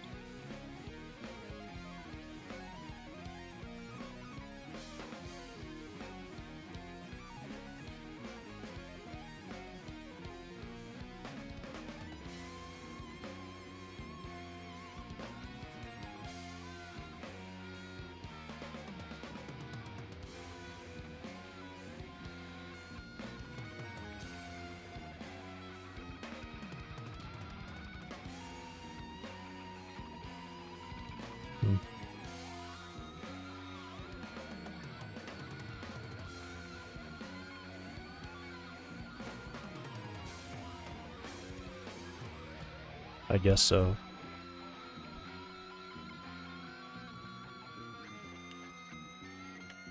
Set mesh ID to some dictionary.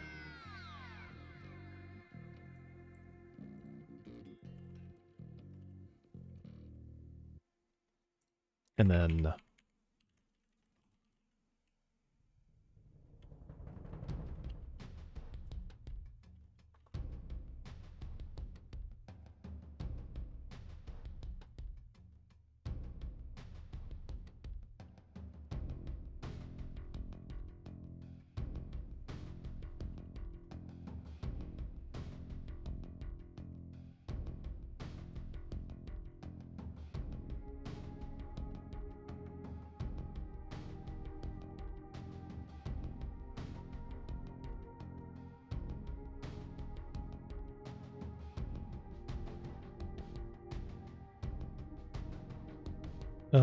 the cell location would be in a 3 size array.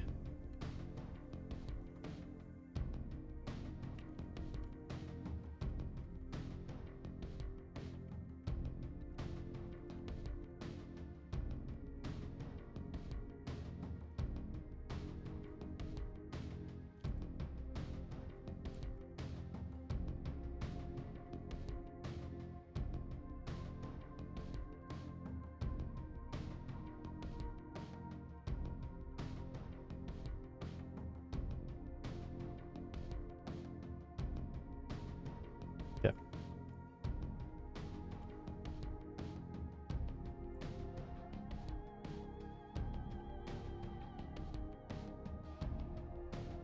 Then we grab it. And then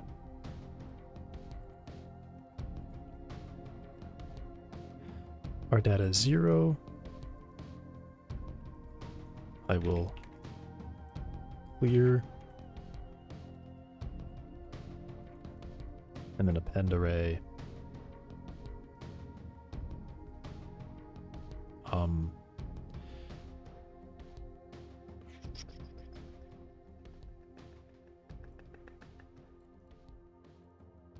um,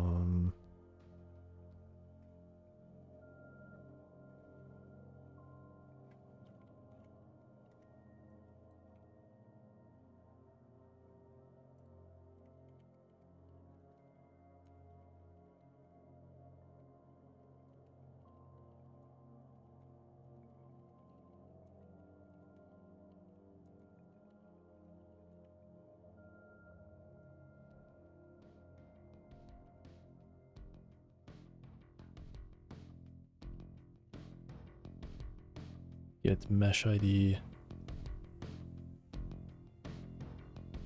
Oh.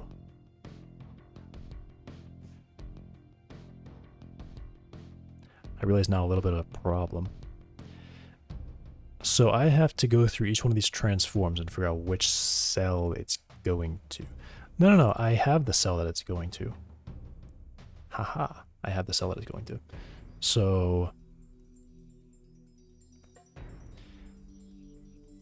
get mesh ID, and then that's just all the transforms in color right there.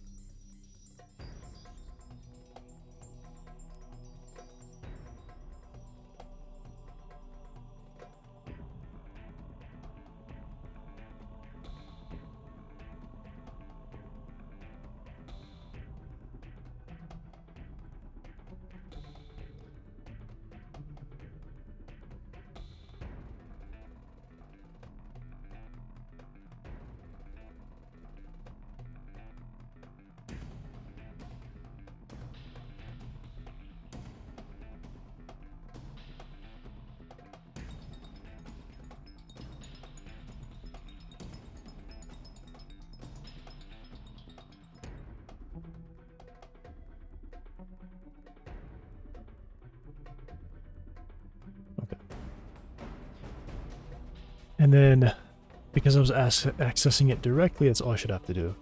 I shouldn't have to worry about anything else.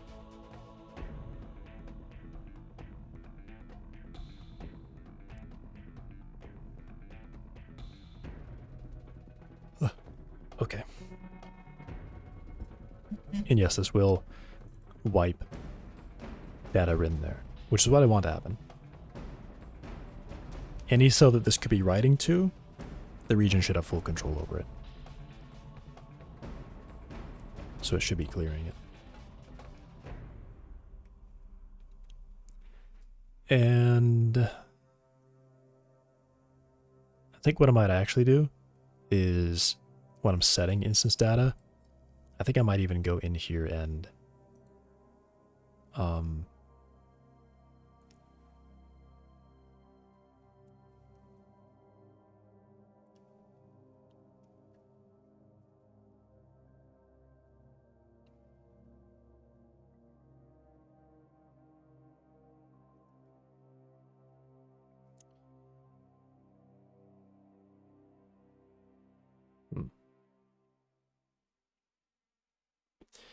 is there a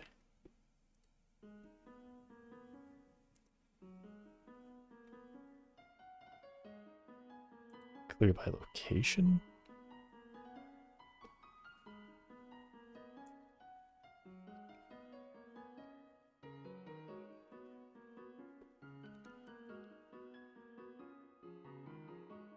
Yeah, maybe I do like clear by region. Terrain should come with the instancer, right?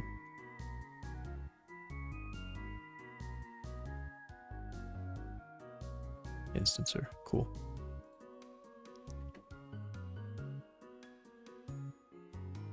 So,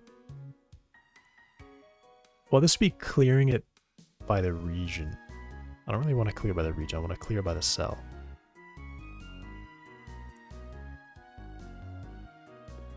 Maybe I should clear it by the region.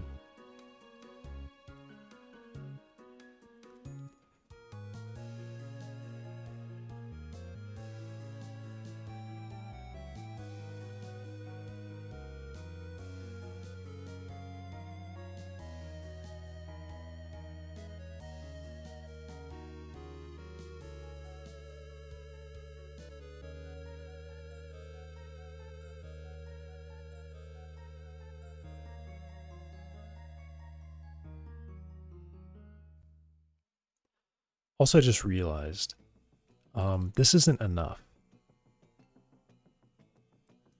I have to store an integer on top of this.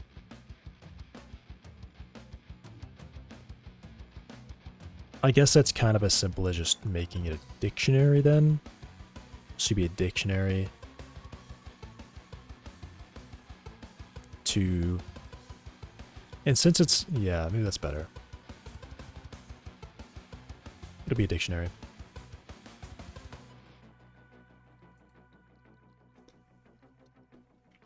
So it'll be an instance ID to the transform.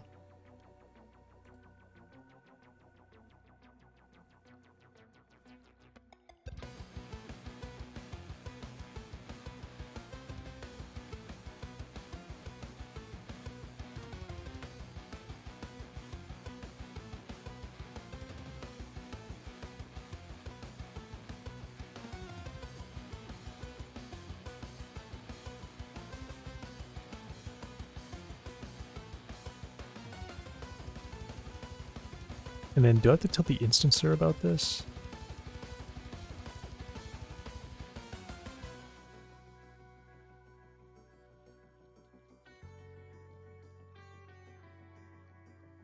I don't think so. I mean, maybe I do.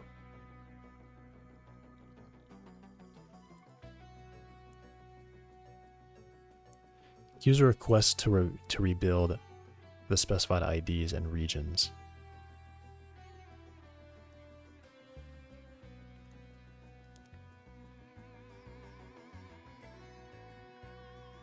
All right. Rebuild all. Destroy all first before rebuilding.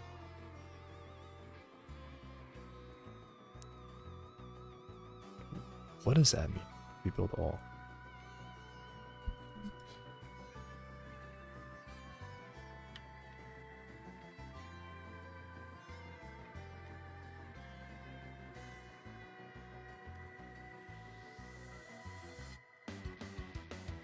If rebuild... Oh. Oh. That means literally just do all of them. So I don't want to pass that. Alright. I don't even use true. So I would use terrain instancer update minimize.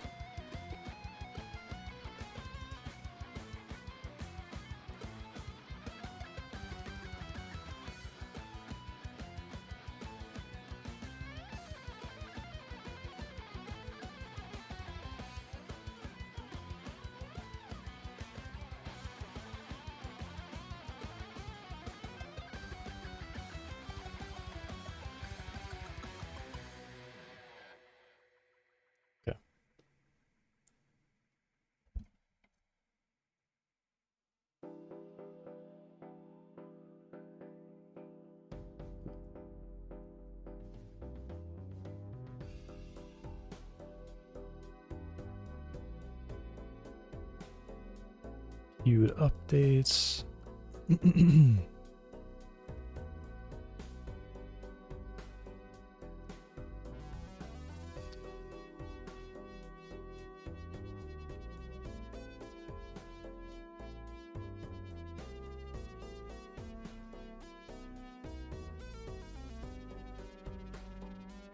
Process updates. All right.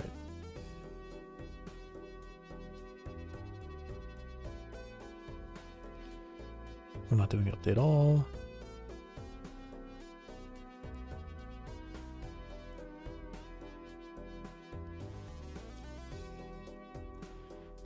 To process and place pair.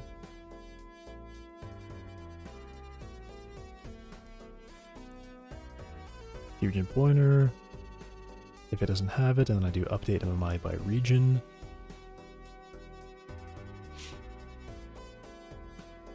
Okay.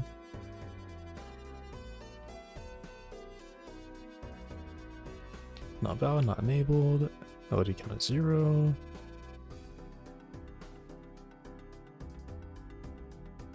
Does is modified ever get checked? There's the triple, modified.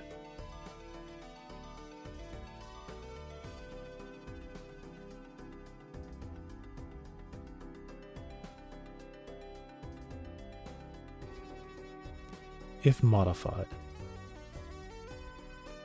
If modified. Okay. So yeah, I'm correct to be setting true there. They shadow dropped Half-Life 3. Okay.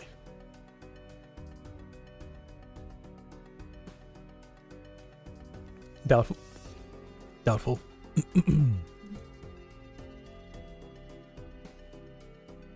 Minecraft.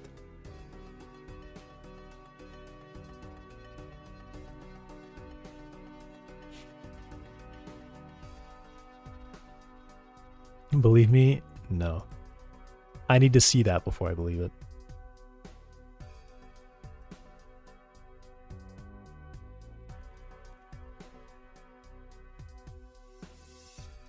I'll be right back.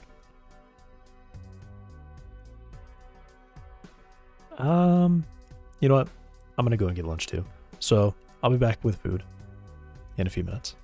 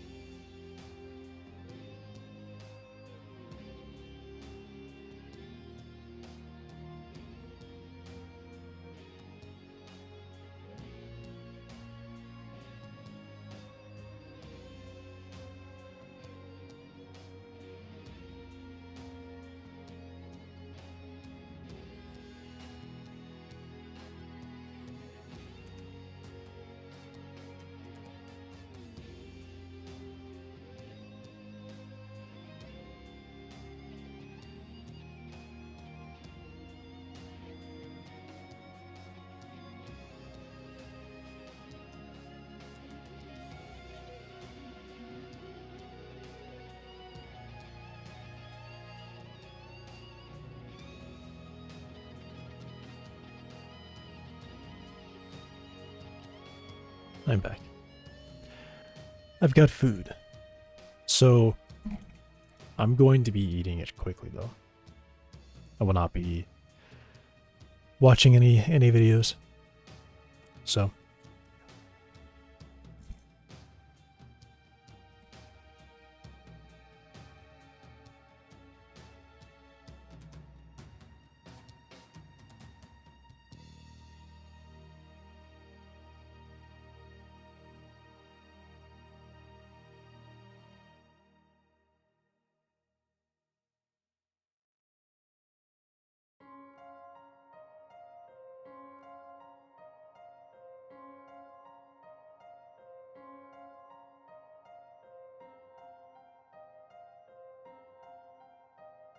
And I won't have much time after I finish either, so. There's that. I'll be cutting the stream a little short, but I will definitely continue working on this off stream. And tomorrow is literally the last day. Unfortunately today, something came up like kind of last minute. So I can't count this as a full day.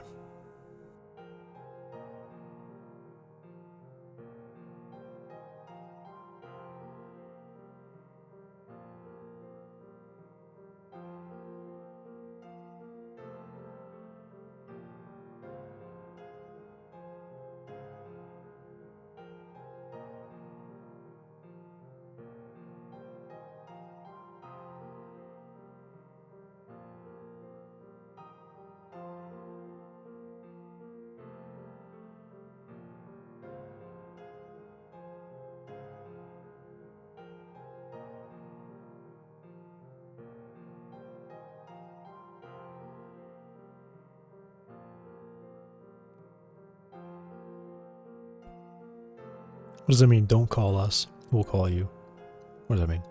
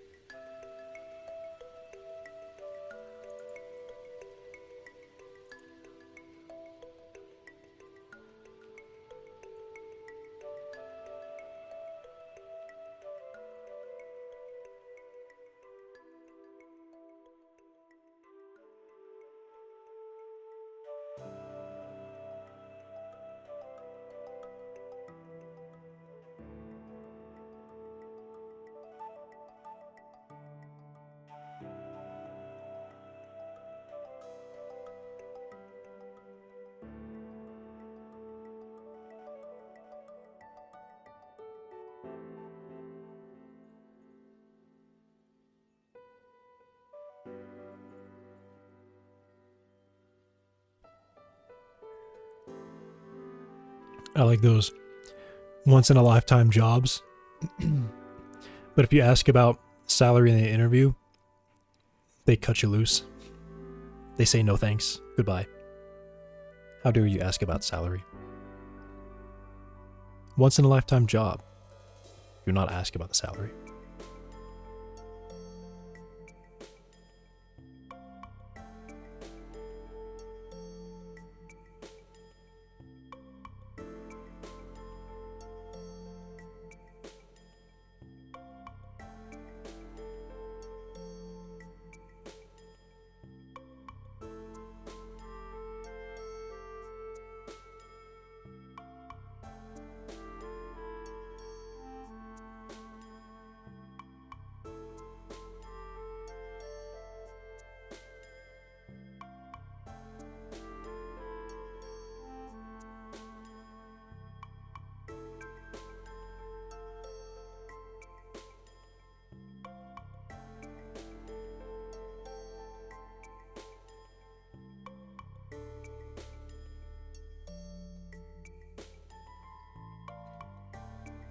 It's just a bad question.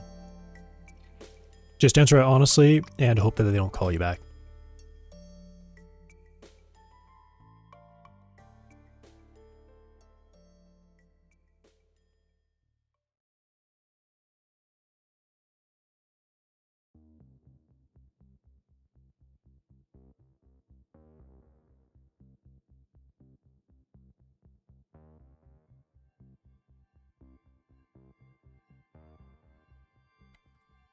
Pretty much. It's only a good question if you're applying for like a minimum wage job where they definitely don't expect you to stay for very long.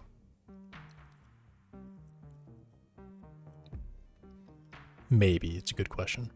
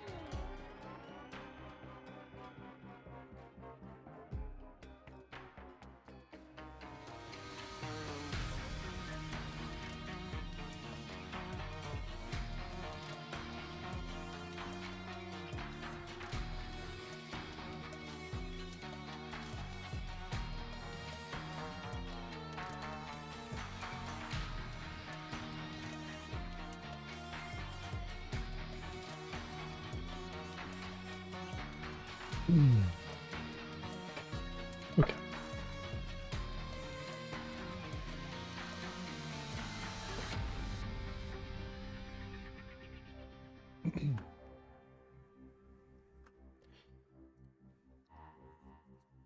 All right.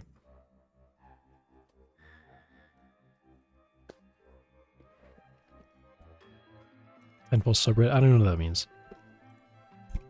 Why were they not in their senses?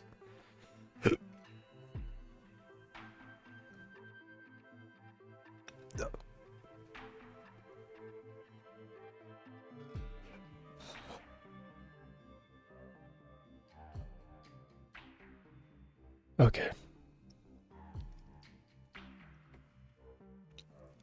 So yeah, I got like 30 minutes before I gotta go. So it looks like this is all good to me, in my eyes. They get in the set instance data. Seems right. So now in region, I have this, the terrain bounds, and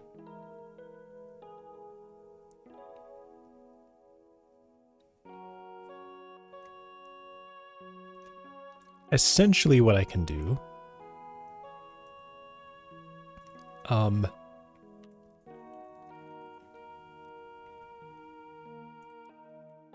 let me undo. Let me do this. Let me leave all that down there at the end, but I'm going to be writing it a little differently.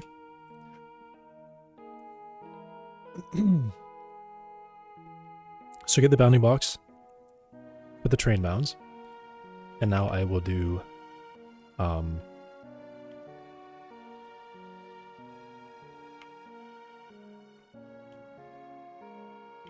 instance indexes will be an array of something, and it will be instance node get instance indexes terrain bounds.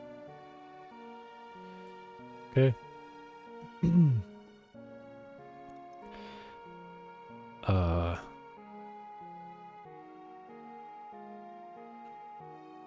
I've seen that as a spiritual sequel to Titanfall.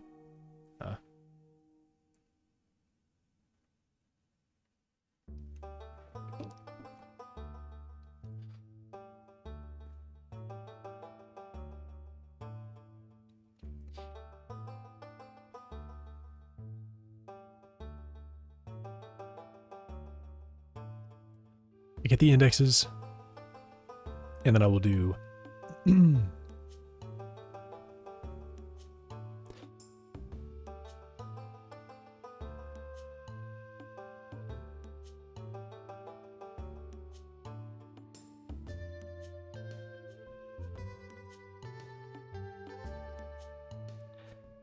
wait a second.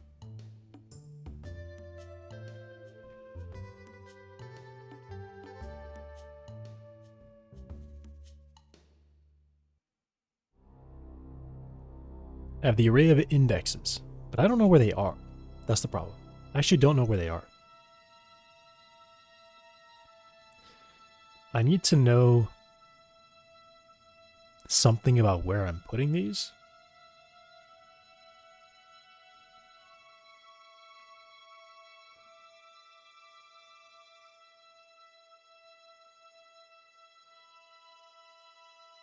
I suppose what I could do is in the data that I return to myself, I would return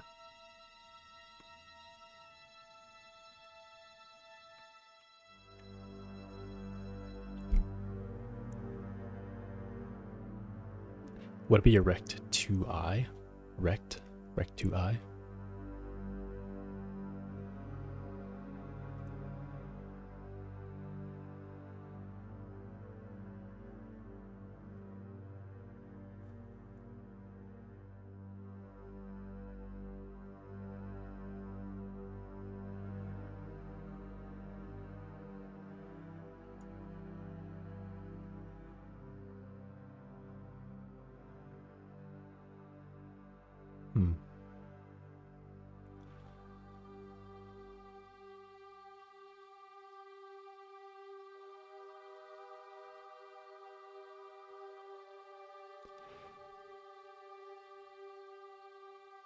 Alright, let me go back to this.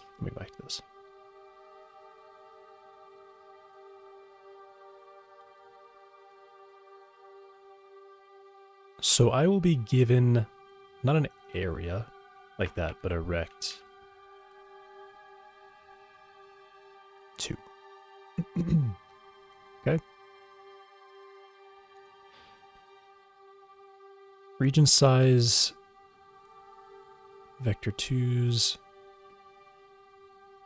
vector 2.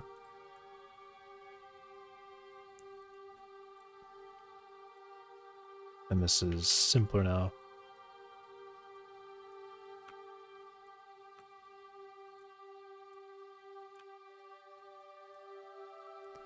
It's vertex spacing, cell size vector.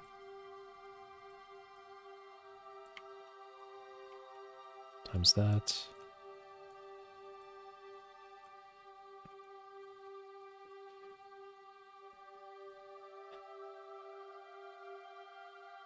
And then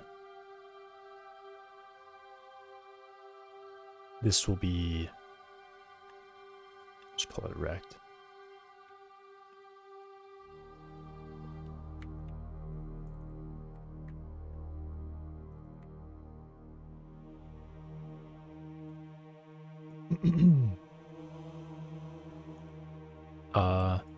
That doesn't happen.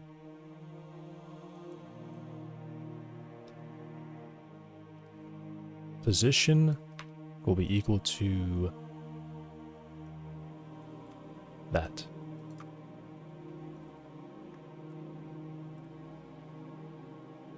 And then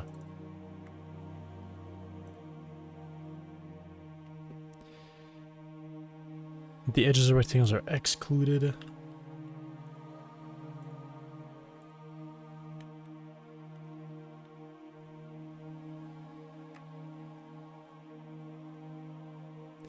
Intersects. Cool, and these are less, greater than, and then greater than or equal to in those cases. All right.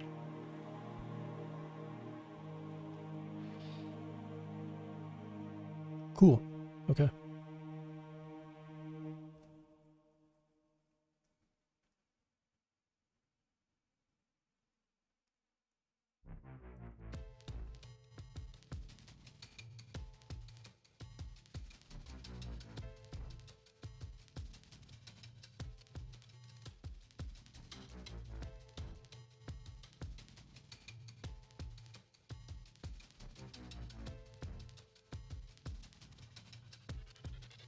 All right. So now here,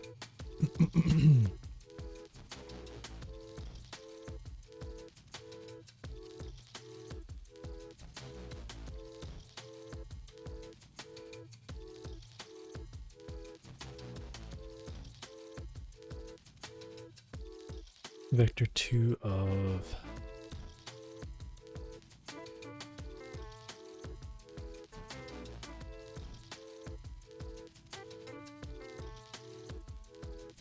X Z. This would be position.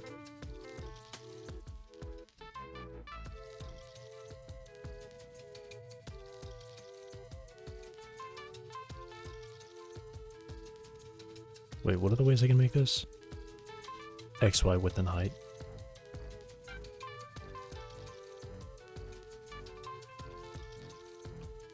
Yeah. Whoops.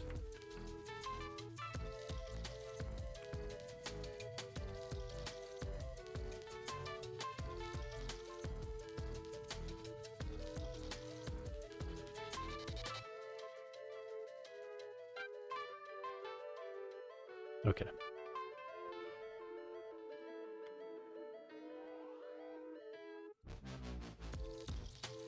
Now to have those. I think what I do in these cases is I return the rect as well from data.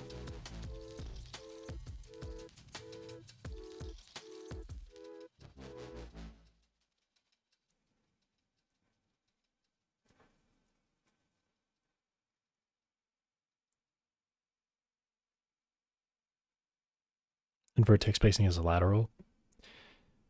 Amplification is not vertical. So rect 2 is sufficient there for the area that you can cover.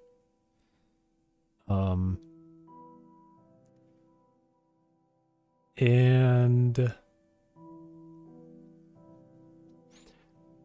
I think the transforms have to be scaled.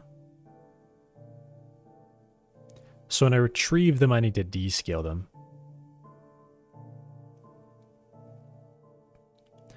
Or, well, when I retrieve them, they need to be scaled. And when I write them, they need to be descaled. Okay.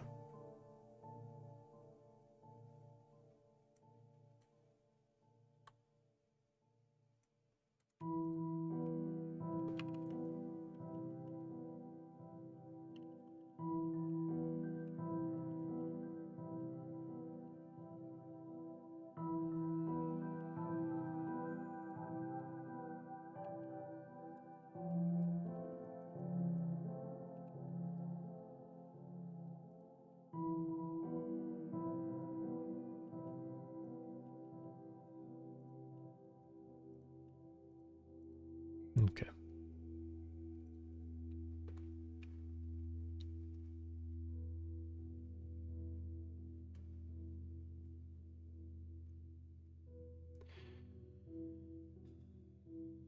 Result. We'll start with a dictionary that has the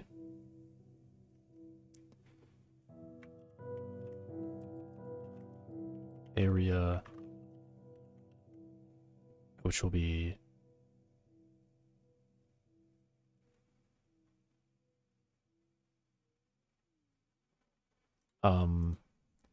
the cell location.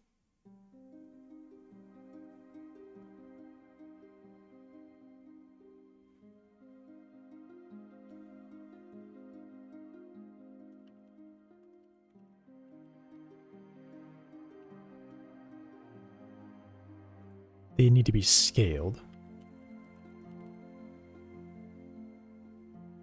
Vertex spacing doesn't exist.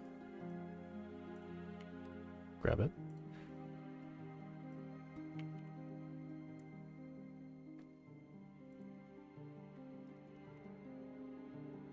And then the size.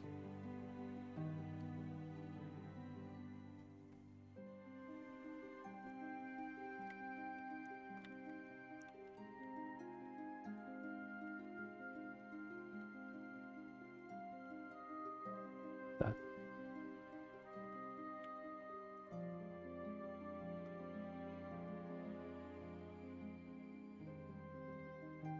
Okay. Oh, cell location times cell size times vertex spacing.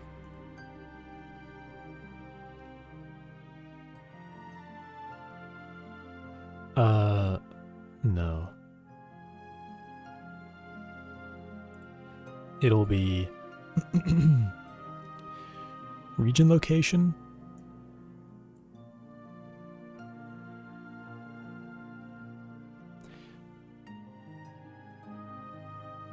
It should actually be index. Index. That's wrong. That's actually not correct. So it will be region location times region size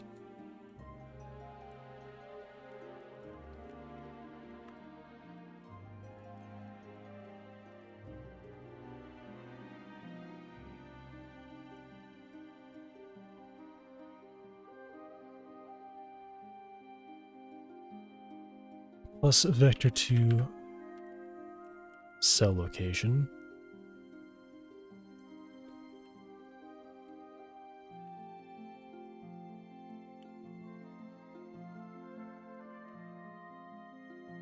times vertex spacing.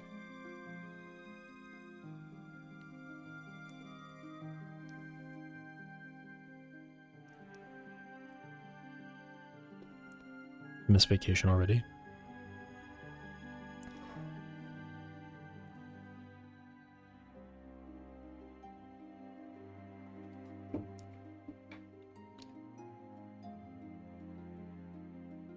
You don't get Christmas off? Why would it end right before Christmas?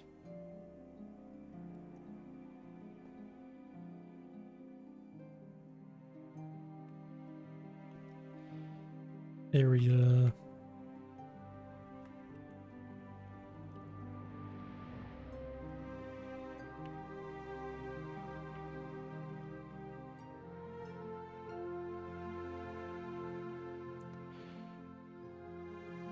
Yeah, so now it returns an empty dictionary if index is invalid. All right. No. We're sailing on 28.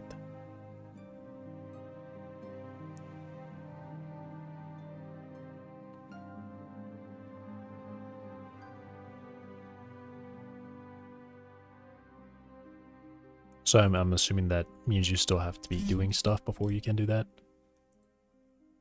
Leading up to that date. So result,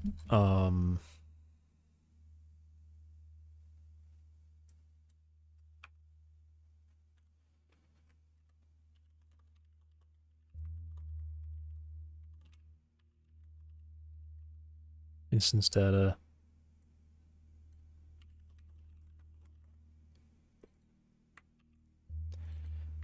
If result doesn't have it, status set. And then I do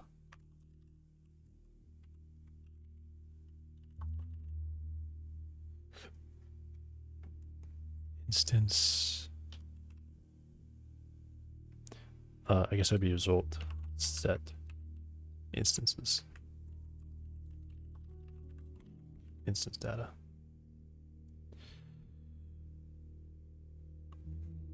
Oh, when Christmas is, we don't celebrate it.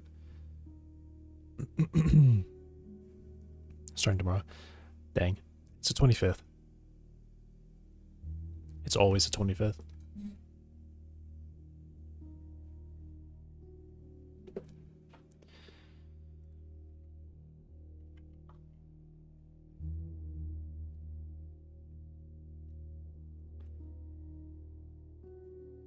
Instance data.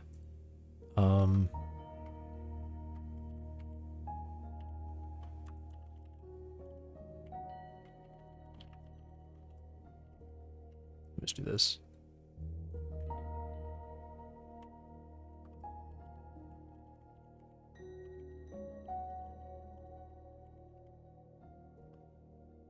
Then I have to do that. Just return. If instance data does not have the mesh ID, put it in there. Oh man, something's up.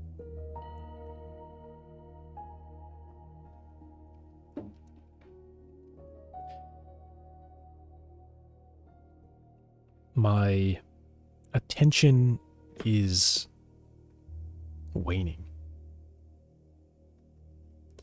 Go sleep, have fun. I'll still join this videos, but not much. All right. Yeah, thanks. Have a good sleep.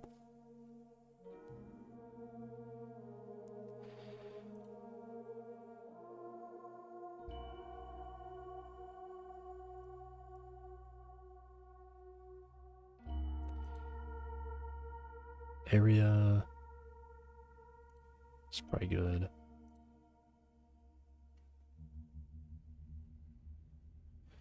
I don't really need that around it, actually. Not really. The plus already, these two happen first. Well, actually, I'll do that. And do a nice lineup. Okay. Instances, get instances. All right, so now I have now I have this area. And now when I set, also I have to descale the transforms.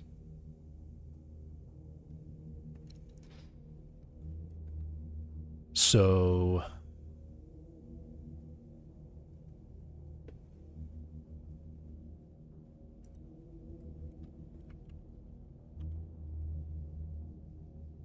or scale transforms? Let me look at how collision does it. That will tell me what I'm supposed to do. So I get the transform, and I add a global offset. Okay. So the transform was already... It's not scaled, the transform. Which is good.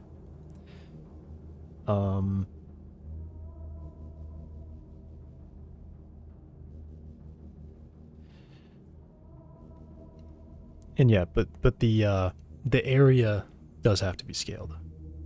And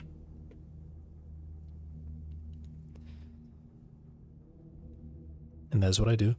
I do scale it. Okay. I don't have to do that. They are already good. Okay. That's nice. Set instance data. I can kind of just discard this thing.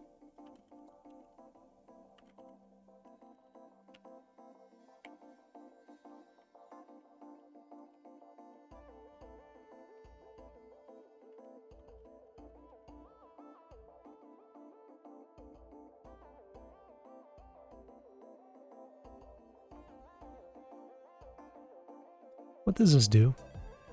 When I do an equals, I'm changing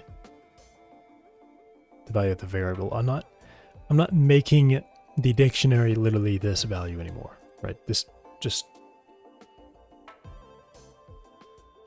discard the other info. Not needed. Okay.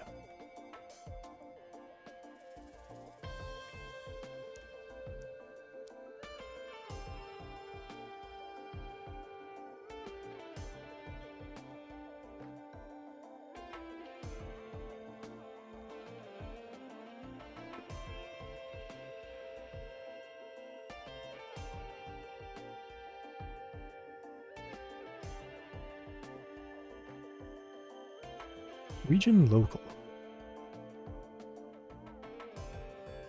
I add the offset.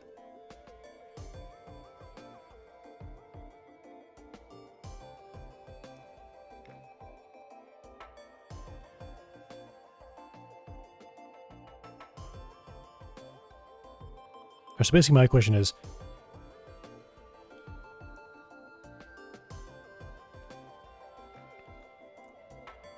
that transform is not scaled.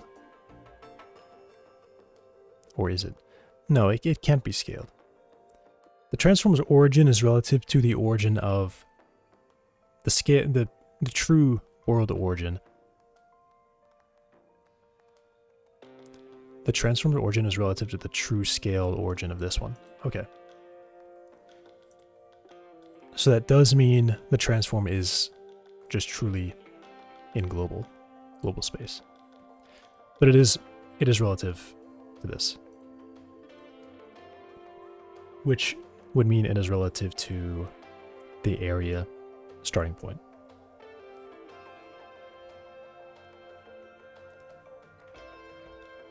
Ooh.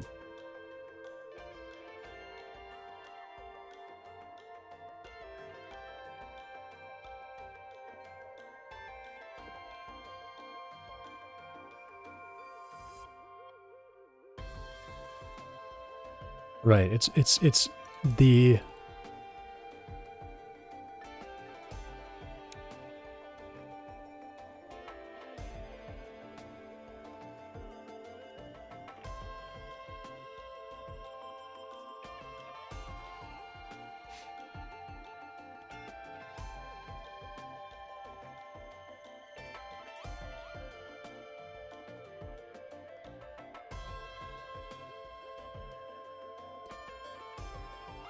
okay, how does add instance decide to do this?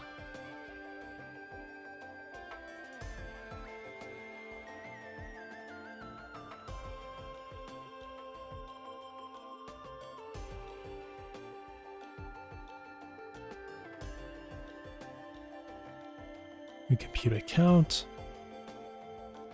Transforms, transform T. XZ position and height in a circle. Right.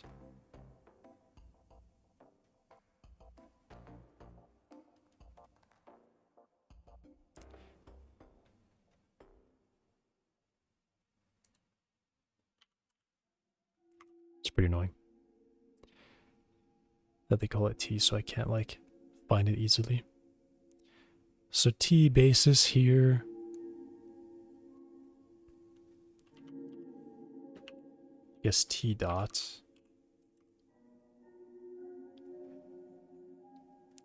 So we get a basis to spin it around. Then we scale it. And we translate it by position. Offset along up axis. Okay, height offset.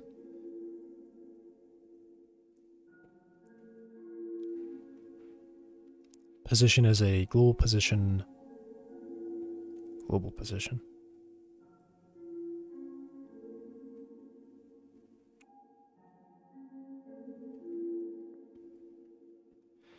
Add transforms. Okay, so I think add transforms might be removing that.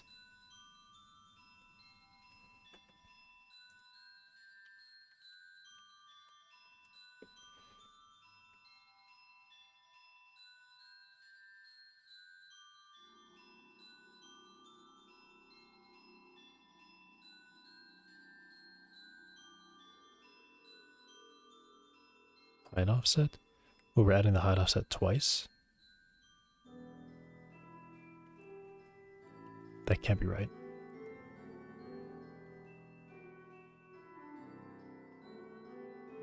Oh.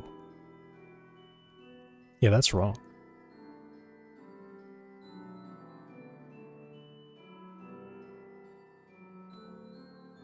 We're doubling the height offset. Because we already move it. And then add transforms moves it again for some reason. Kinda, yeah, it shouldn't be doing this. That's wrong.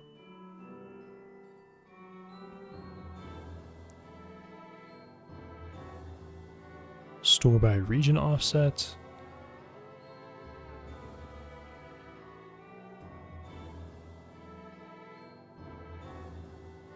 To region location.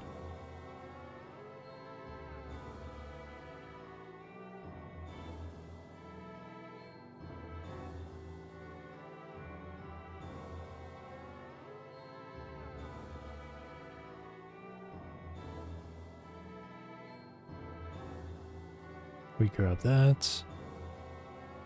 We add that. I'm really confused. Really confused now.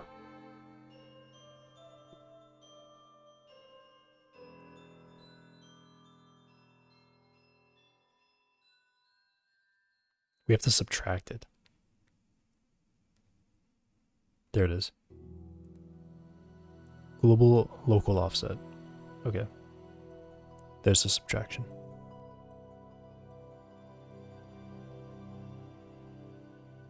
Cool.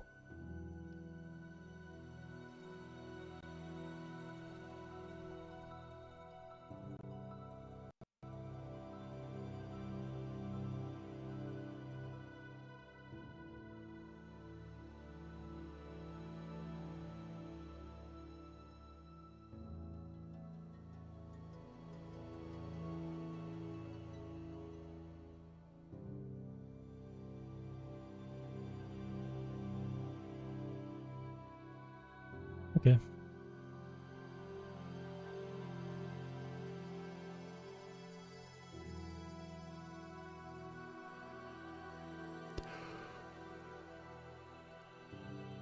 Ugh.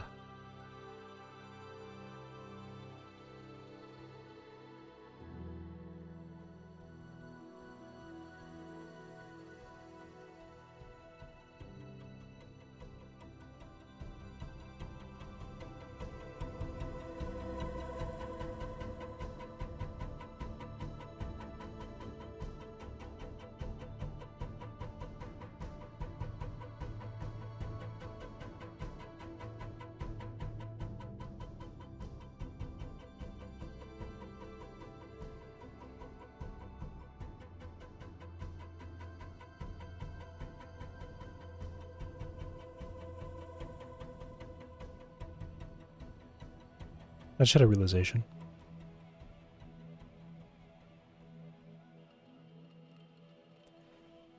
Some of this isn't what I want to do. Okay, well, I'm actually out of time. I'm going to write down what I just thought of. And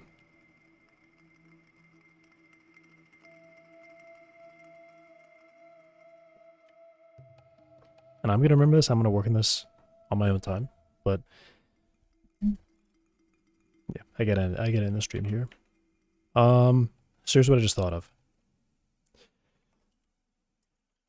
Only add transforms.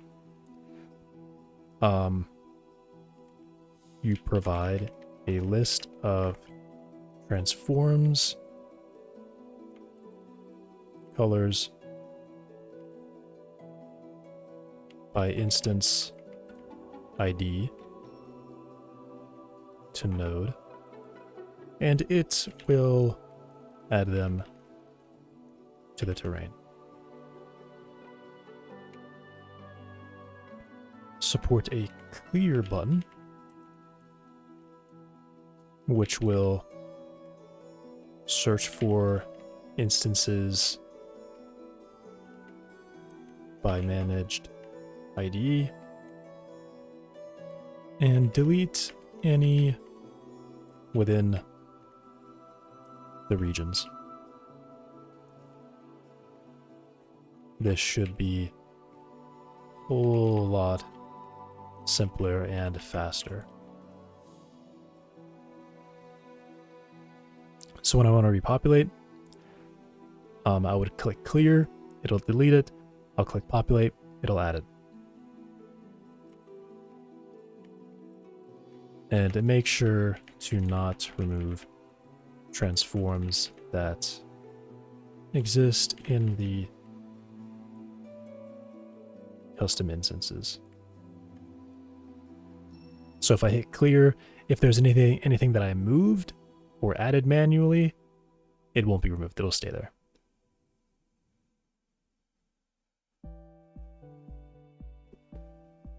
Yeah.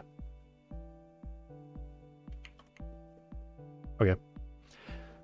Well, that's gonna have to be it for today. Thanks for watching. I will be back tomorrow, and tomorrow I'm not doing any coding, except maybe for bug fixes if I finish the tool and I'm using it. But tomorrow I am officially just starting putting in trees and things like that. I'll just start with the trees and do some bushes too, I guess. But I really gotta get... I've spent all the time that I allowed myself to have, and I cut it a lot closer than I thought. I feel like if I have 2-3 more days, I could finish it. But I think... I don't know, maybe I'll reevaluate it.